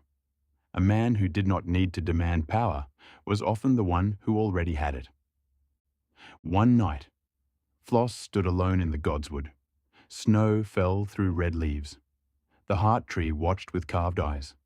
Flos disliked it, not because it frightened him, because he had the distinct sensation something was watching back. He placed one hand against the pale bark. Nothing answered. Good. He had enough strange gods. Ghazi appeared behind him. You received another message. Flos took the folded parchment, read it, burned it in a lantern flame. Ghazi stared. That secret? Not particularly. You burned it. I dislike clutter. Liar. Flos smiled. Ghazi crossed her arms. How long do we remain? Flos looked north. Not long. Then south? Perhaps. King's Landing? Eventually. Daenerys? Eventually? Essos? Still there. Ghazi sighed. Very informative. Flos laughed, then became quiet. This story is approaching something. Ghazi looked at him strangely. What? Nothing. Flos gazed toward the stars. He felt it. Not prophecy, not skill, experience. The way events began pulling together before war. Jon, the North, Daenerys, King's Landing, the armies of Westeros, his own realm, across the sea. Everyone moving, slowly, toward the same collision. Something was coming. Flos did not yet know its exact shape, but kings learned to recognize the sound of history accelerating. He smiled. Weeks later, a horn sounded from the northern road. Riders approached Winterfell, fast, exhausted. One horse collapsed after entering the gate. The rider nearly fell with it. Jon reached him first. Flos followed. The man wore black, Night's Watch, or what remained of it. His face was frostbitten, blood covered one side. Jon caught him. What happened? The man struggled to breathe. The wall. Every conversation in the courtyard stopped. Jon's face changed. What about it? The rider looked up. Fear filled his eyes. They're coming. Flos stepped closer. Who? The man stared at him. The dead. Silence. Flos looked toward Jon. Jon looked north. No more debate. No more rumors. No more distant threat. The war had arrived. Flos smiled, not because he was happy, because finally the enemy had shown itself. He turned toward Winterfell. Ring every bell. Jon looked at him. Floss's voice carried. Send ravens south. Every lord. Every kingdom. No politics. No old grudges. No excuses. He looked toward the northern horizon. Tell them this. The wind rose. Snow swept across the walls. The living gather now. His eyes hardened. Or the dead inherit everything. Far away, across the narrow sea, ships moved. No one in Westeros noticed, not yet, and farther north than any living scout dared travel. Something ancient marched through snow, but another darkness remained hidden, watching, waiting. For now, the living had one war to survive. Chapter 13. When Kings Gather. The ravens flew until Winterfell's rookery seemed empty. North, south, east, west. From Winterfell they crossed the 7 kingdoms, carrying the same message in different words. The dead were coming. Not raiders, not wildlings, not another claimant to a throne. The dead. And for once, the message did not come from frightened villagers or old men repeating ancient stories. It came from Jon Snow, from northern lords, from men of the Night's Watch, and beneath them all, the seal of Flos Reimarch, King of Destruction. That last name made some men listen who otherwise might not have. Others dismissed it for exactly the same reason. King's Landing argued. The Vale hesitated. The Riverlands sent what little they could spare. The Reach calculated. The Iron Islands laughed. Then the first corpses arrived. Not walking. Burned. Frozen. Dragged south by men who had fought them. Proof had a way of simplifying politics. Winterfell became an armed city. Every courtyard filled. Every stable overflowed. Every hall became a barracks. Smiths worked until their hands bled. Children carried water. Old men repaired arrows. Women packed grain. Northern houses came first. Mormont, Manderley, Serwyn, Reed, Umber remnants. Men who had fought each other months before now stood beneath the same walls. Then came the free folk. That nearly caused 3 separate fights before breakfast. Tormund considered this a successful introduction. Jon did not. Floss found it hilarious, until the grain reports arrived. Then he stopped laughing. Too many people. Jon looked at him. We need every sword. Yes. And every sword eats. Yes. Floss pointed at the figures. This castle was never meant to support this many. Jon leaned over the table. We can spread camps outside. Then we lose heat. We can slaughter livestock. Then we lose food later. We ration. Already happening. Jon sighed. Floss smiled faintly. Good. Jon stared. What is good? You sound like a king. I am not a king. Excellent. Jon frowned. Floss laughed. Daenerys had arrived beneath wings. The sound came first. A distant roar. Then shadows crossed the snow. Men looked upward. Drogon descended beyond Winterfell with enough force to send snow exploding across the field. Rhaegal followed. Viserion after. The northern army stared. Many had heard stories. Few had seen dragons. Tormund smiled like a child. That is better than a giant. Floss stood beside him. Not really. Tormund turned. What? Nothing. Ghazi laughed. Daenerys dismounted. Armor beneath white fur. Grey Worm beside her. Missandei. Dario. Unsullied followed. Then cavalry. Not Dothraki, not many. Enough to matter. Jon approached. Daenerys studied him. Then Floss. You started without me? Floss smiled. You took too long. I brought dragons. Yes. You remain unimpressed. Less unimpressed. Daenerys narrowed her eyes. That is progress. It is. Jon stared between them. You two have met. Daenerys looked at Floss. Unfortunately. Floss laughed. The council began that night. It nearly became a war by itself. Northern lords distrusted Daenerys. Daenerys distrusted northern lords. Wildlings distrusted everyone. The Unsullied stood too silently. Grey Worm made half the room uncomfortable without saying anything. Tormund drank. Floss watched. Finally, a southern lord began arguing about precedence. Floss slammed one hand against the table. The wood cracked. Silence. Enough. Everyone looked at him. No one here is important. Several lords stiffened. Floss continued. Not tonight. You can argue titles after sunrise if sunrise still matters. He pointed north. The dead do not care who your grandfather was. Silence. Good. He turned to Jon. What do we know? Jon began. The enemy advanced in numbers too large to count. The Night King commanded them. The dead did not tire. They did not fear. Fire worked.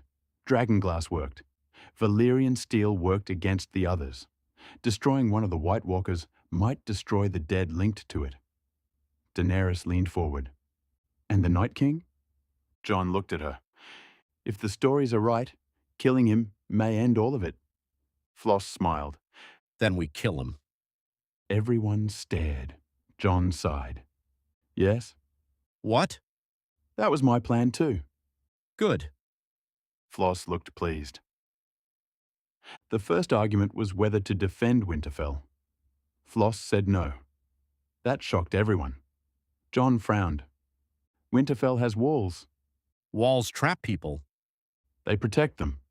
Against men. He pointed north. Your enemy does not care about losses. John understood immediately. Flos continued. If we defend only here, they surround us. Then we starve. Daenerys added, or they simply climb over the dead. Silence. Flos nodded. Exactly. A northern lord said, then where do we fight? Flos smiled. Where we choose. The plan took 3 days. Most of it was ordinary. Scouts, trenches, fire lines, fallback positions, dragonglass, archers, reserve forces, dragons held back until needed, unsullied protecting infantry, northern cavalry used for mobility rather than glory, wildlings in rough terrain. Nothing revolutionary. That worried Ghazi. She approached Flos late one evening. That is all? Flos looked innocent. What? The plan? Yes. You spent months sending messages. I send many messages. Ships move. Ships often move. Orthanon is doing something. Orthanon is always doing something. Ghazi stared. Flos smiled. She walked away. Annoying king. Flos laughed. The armies arrived over the next week. More than expected, less than needed. The Vale sent knights. Riverlords came. Some reach forces. Men who had survived the wars farther south. Not enough to represent kingdoms. Enough to represent survival. Then came one final message. King's Landing would send no army. The ruler there had chosen walls. Distance. Politics. Flos read the letter. Then burned it.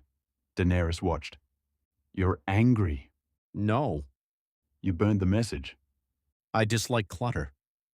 She smiled. You learned that from Ghazi. No. Yes. Flos looked south. They will learn. Daenerys' expression hardened. If we survive. Flos looked at her. When? She said nothing. The first dead appeared 3 nights later. Scouts did not return. Then one did. Barely. He entered camp screaming. Behind him, blue eyes. The alarm began. Horns, bells, orders. The living formed. Flos stood at the center. Jon beside him. Daenerys nearby. Tormund. Grey Worm. Northern lords. Men and women from kingdoms that had spent years killing one another. Now standing together, the horizon moved. At first, darkness, then bodies. Thousands, tens of thousands, more. The dead did not march. They flowed, like floodwater. Flos stared. For once, he did not smile. Jon noticed. Too many? Flos shook his head. No. He drew his sword. Enough. The first wave struck before dawn. Fire trenches ignited. Whites fell. Others crossed over burning corpses. Archers fired. Dragonglass shattered skulls. Men screamed. The line held. Barely. The battle became noise. Flos moved where the line weakened. Not staying behind. Never. His skills rolled outward. War cry of the king. Men who had begun to break turned back. Wildlings roared. Northern soldiers raised shields. Unsullied locked spears. Daenerys watched from Drogon's back. She had seen charisma before. This was different. Flos did not merely inspire. He changed what an army believed possible. Then the dead broke through. And Flos laughed. Finally. He charged. Hours passed, then more. The sun rose behind clouds but gave no warmth. Dead climbed over dead. Men exhausted. The dead did not. Flos understood the problem. This battle could not be won by attrition. Jon knew too. The Night King had to die. But he remained distant, protected, always behind the horde. Daenerys descended. Drogon burned a corridor through the dead. Rhaegal followed. Viserion screamed. For several minutes, the battlefield belonged to fire. Then spears of ice rose. One missed Drogon. Another struck near Rhaegal. Daenerys pulled back. Flos saw. Good. Jon stared. Good? We found where he is looking. Jon understood. They had attention. Now, they needed opportunity. That night, the first line fell, then the second. The living withdrew exactly as planned. Not routed, not yet. Flos hated retreat, but understood it. Every prepared fallback forced the dead through narrow ground. Fire, dragonglass, traps. Each position bought hours. Each hour cost lives. By the second night, everyone was exhausted. Tormund had blood across half his face. Grey Worm had lost dozens. Jon had barely slept. Daenerys looked pale. Flos remained standing, but Ghazi noticed his hands shake slightly when he thought no one saw. Skills had limits. Kings did too. She said nothing. Then, shortly before dawn, horns sounded from the east. Not northern horns, not Westerosi. Different, deep, layered. Flos smiled.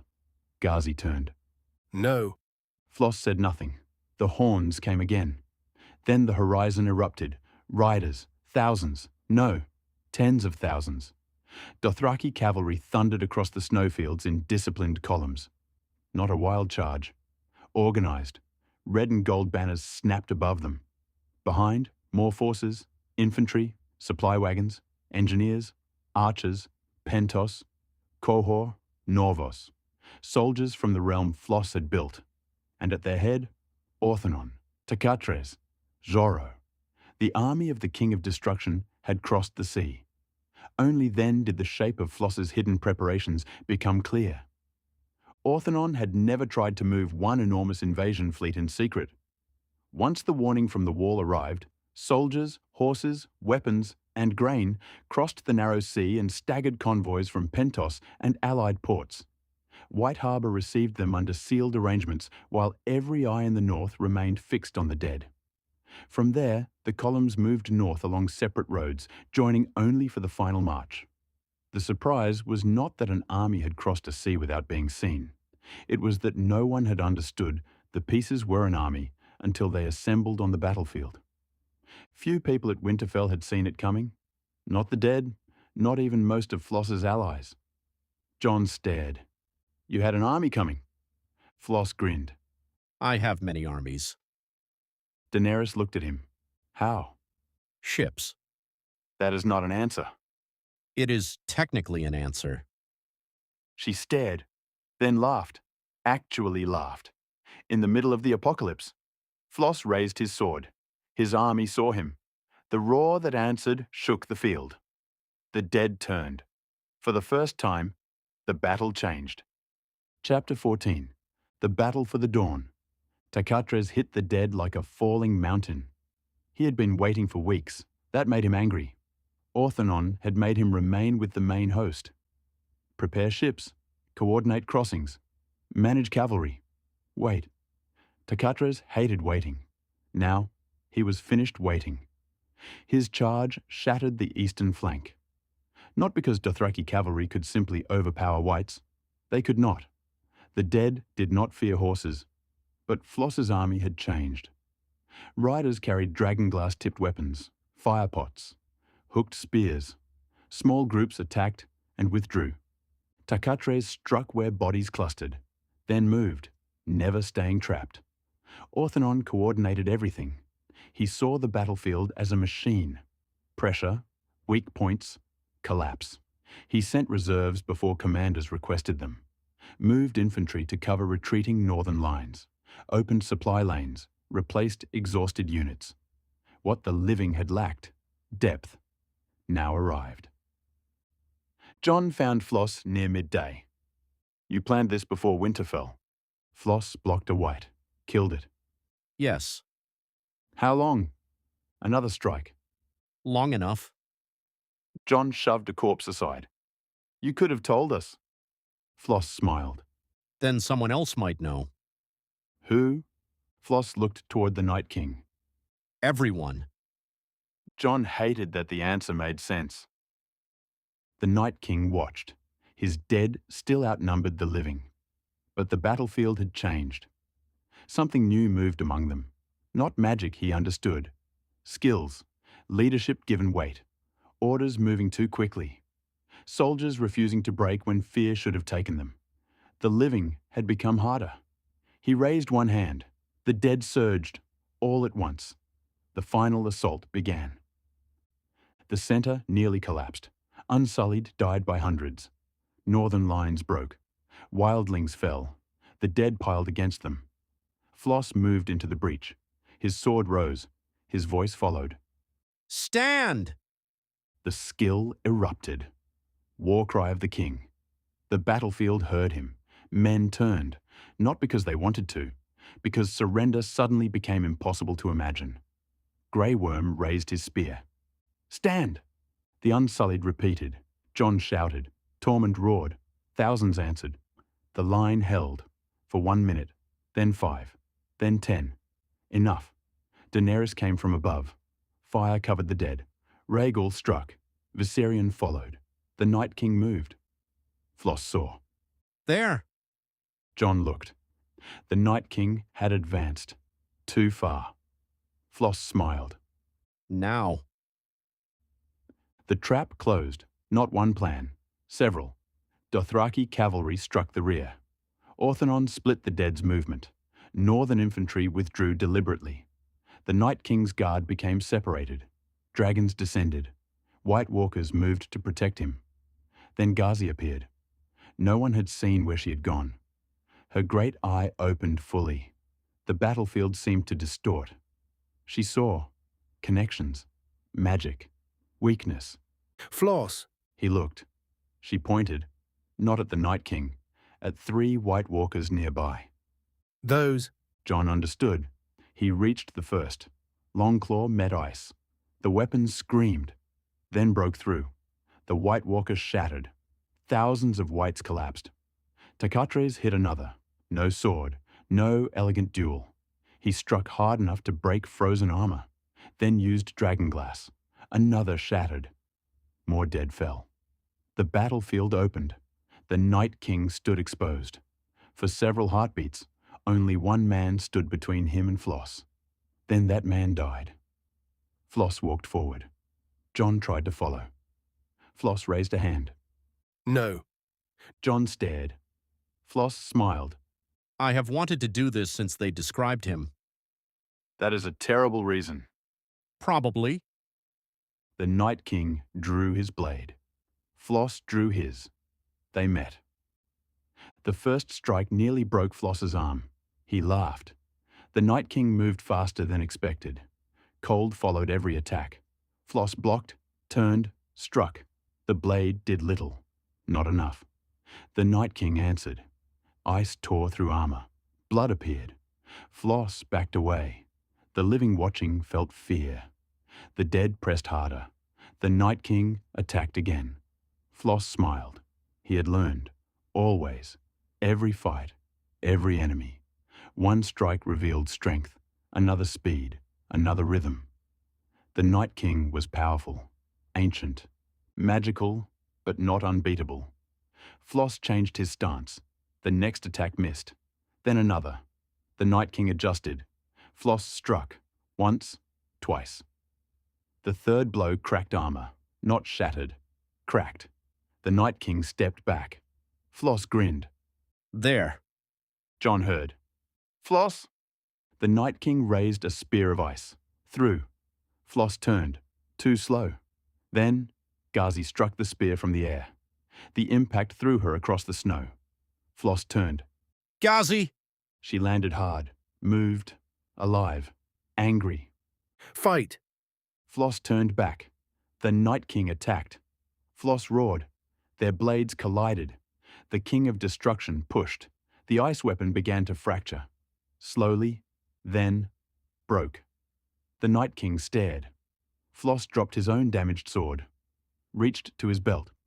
Dragon glass, a simple dagger, the kind distributed to thousands. Not royal, not legendary. Flos smiled. Sometimes He drove it forward. simple works.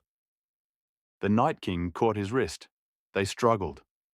Cold crawled up Floss's arm. Skin froze. Pain exploded. Then Jon arrived. Longclaw struck the Night King from behind. The blade cut deep. The Night King turned. That moment, enough. Flos drove the dragonglass into his chest. Silence. The Night King looked down. Cracks spread. Blue light. Then, shattering. The sound rolled across the battlefield. Every White Walker froze, then broke. Every White stopped. Bodies fell. One after another. Thousands. Tens of thousands. The dead collapsed. The living stood. Silent. No one understood. Then someone shouted. A northern soldier. Then another. Then everyone. The sound grew. Roar. Scream. Laughter. Crying. Flos stood amid the dead. Blood on his face. One arm frozen nearly to the elbow. Jon beside him. Ghazi limping closer. Tarkatres roaring somewhere in the distance. Orthanon already giving orders because, of course, he was. Daenerys landed nearby. She climbed from Drogon. Stared at Flos. You killed him with a knife. Flos looked at the dragonglass dagger. Yes, that is disappointing. Flos stared, then laughed. Daenerys smiled. Now you understand. Chapter 15. The Throne. After winter. Victory did not feel like victory the next morning. The dead were gone. But the dead remained. Different dead. Living dead turned ordinary again. Thousands of bodies. Men, women, wildlings, Night's Watch, soldiers. People who had died twice. The battlefield became a graveyard. Flos walked among them. No laughter. Jon walked beside him. Neither spoke. At one point, Flos stopped. A Dothraki rider lay among the fallen. Young. Flos recognized him. Barely. One of the first groups trained by Orthanon. He remembered the man shouting during formation drills. Could not remember his name. Again. That same guilt? Jon noticed. You knew him? Not enough. Jon understood. They continued. The pyres burned for days. No one had enough time to bury everyone. Fire became necessity. Northern customs mixed with others. Prayers differed. Words did not matter. Grief sounded the same. The victory changed politics immediately. Everyone knew it. No one wanted to discuss it. Then they did. They always did. Daenerys met Flos inside Winterfell. Jon attended. Orthanon. Ghazi. Tyrion had finally arrived from the south with a delegation. Late. He disliked that. The first thing he did upon entering was look at Flos, then at Daenerys, then at Jon, then at the damaged castle. I leave politics alone for a short time. No one laughed. Tyrion sighed. Too soon. The question was simple. What now? The dead were gone. The realm was not healed. King's Landing still existed. Lords still fought. The North wanted autonomy. Daenerys still claimed the Iron Throne. Flos controlled power across the narrow sea and now had an army in Westeros large enough that everyone noticed. Jon wanted none of it. That made him everyone's preferred compromise. Flos found this extremely funny. Jon did not. Daenerys said, "The Iron Throne still matters." Flos looked at her. Does it? She stared. Yes. To whom? Tens of thousands. Why? Tyrion smiled faintly. He does this. Daenerys looked at him. I know. Flos leaned forward. The throne is a symbol. Symbols matter. Yes, but symbols can also trap people. Daenerys' expression hardened. You still think my claim is weak? No. Flos shook his head. I think blood is your weakest argument. Silence. You fought the dead. You freed slaves. You command loyalty. You have dragons. Those are arguments. Daenerys stared, then slowly nodded. Not agreement, acceptance, progress. Jon spoke. The North will not kneel easily. A northern lord nearby said, Not at all. Flos smiled. There. The lord frowned. Flos continued. That is the problem. The room stiffened. Flos raised one hand. Not loyalty. Structure. He stood. The Seven Kingdoms cannot keep pretending one throne controls everything equally. Tyrion leaned forward. Now interested. Flos continued. The North is not Dorne.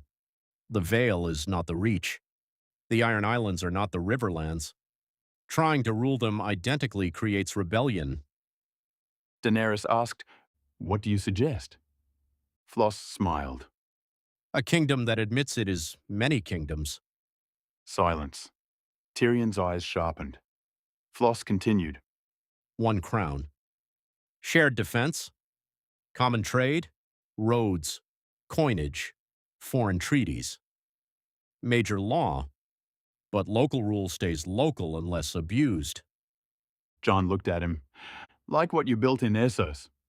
Yes. Daenerys considered. A federation. Tyrion murmured. Essentially. Flos looked at him.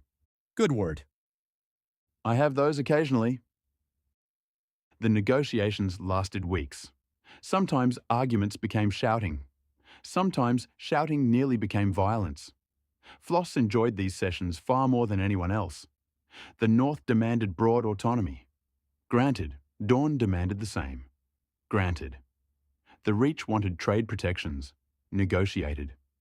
The Vale wanted mountain law preserved. Mostly. The Iron Islands became difficult. Very difficult. Flos recommended hitting them until reasonable. Tyrion objected. Daenerys laughed. Eventually, agreements emerged. Not perfect. Never. But better. King's Landing resisted. Then the realm around it stopped supporting resistance. That ended things quickly. The city opened its gates after negotiations. No grand siege, no wildfire, no massacre. The Iron Throne remained. For 3 days.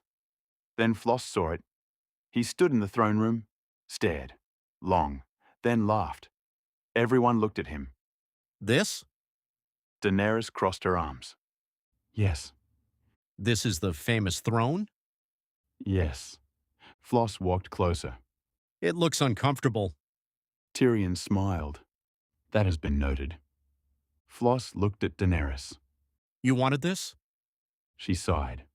For years. Flos touched one blade carefully. Why? Daenerys stared at the throne. For the first time, she did not have an immediate answer. Then, I thought it meant home. Flos looked at her. That he understood. Completely. His expression softened. Ah. No judgment. Just that. Daenerys looked at him. Then at the throne. Perhaps it doesn't. No. Flos smiled faintly. Home rarely fits under one chair. The Iron Throne was not destroyed. Not immediately. That surprised everyone. Instead, it remained as a historical symbol. Ceremonial. Power moved elsewhere. A council chamber. Seats for the major regions. A monarch, but constrained. Advisors with actual authority. Regional rulers. Written responsibilities. Written taxes. Written protections. Tyrion nearly cried when Flos insisted taxes be written clearly. He denied this. Daenerys became queen, but not the queen she had imagined, not absolute, not alone. Jon accepted formal authority over the North, but refused the title king. Eventually, they called him warden.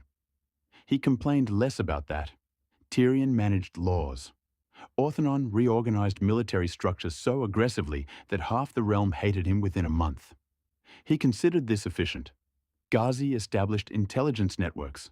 No one asked how. Takatras became extremely bored, then discovered tourneys. This became a problem. Flos accepted no throne in Westeros. That shocked everyone. Daenerys confronted him privately. You could claim part of this. I already have a kingdom. Several. True. You could rule here. So could you. That is not an answer. Flos looked toward the sea. I came here ready to conquer. And? I found people worth leaving unconquered. Daenerys smiled faintly. That may be the nicest thing you have ever said about Westeros. Do not repeat it. I will tell everyone. Then I deny it. Chapter 16. The King Who Walked Away. Spring did not come quickly, but it came. Snow retreated, fields emerged, roads reopened. The realm breathed. For the first time in years, there was no major war. That alone felt unnatural. Flos remained long enough to ensure the peace survived contact with reality. Months. He travelled. King's Landing, the Riverlands, the Reach, the North.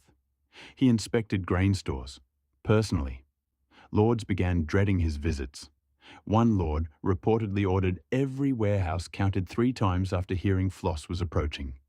Flos considered this a great victory. Trade reopened across the narrow sea. Pentos grew richer. Westeros exported timber, imported grain. Ships moved constantly. Dothraki traders appeared in ports where people once hid at the sight of them. Some still frightened locals, usually by accident, sometimes not. Flos's realm and Westeros became linked, not merged. Linked. That distinction mattered. Daenerys ruled from King's Landing, not comfortably. That also mattered. She argued constantly with councils, local rulers, Tyrion, Flos, especially Flos. He considered this evidence of healthy government. She considered him unbearable. The dragons grew. Flos eventually admitted Drogon had become respectable. Daenerys celebrated this statement more than any treaty. Tarkatres immediately asked for another fight. Everyone said no. Jon returned north. He remained happiest there, Ghost beside him, wildlings settling lands, castles repaired. The wall changed, no longer merely barrier. Outposts remained, scouts, watchmen. Not because anyone expected another Night King, because Jon had learned something. There was always another threat. Somewhere. Flos approved.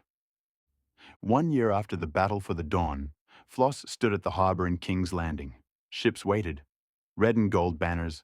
His people. His realm. Home. Not his first home, but his. Daenerys stood beside him. Jon had travelled south. Tyrion, Ghazi, Orthanon, Tarkatres, the people who had survived. Flos looked at Westeros. You know? Tyrion groaned. No. Flos looked at him. I haven't said anything. You had the expression. What expression? The one before you improve something. Flos laughed. Daenerys asked, Will you return?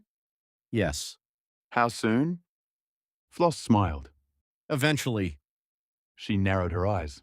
That means nothing. It means precisely what it means. You are impossible. So I am told.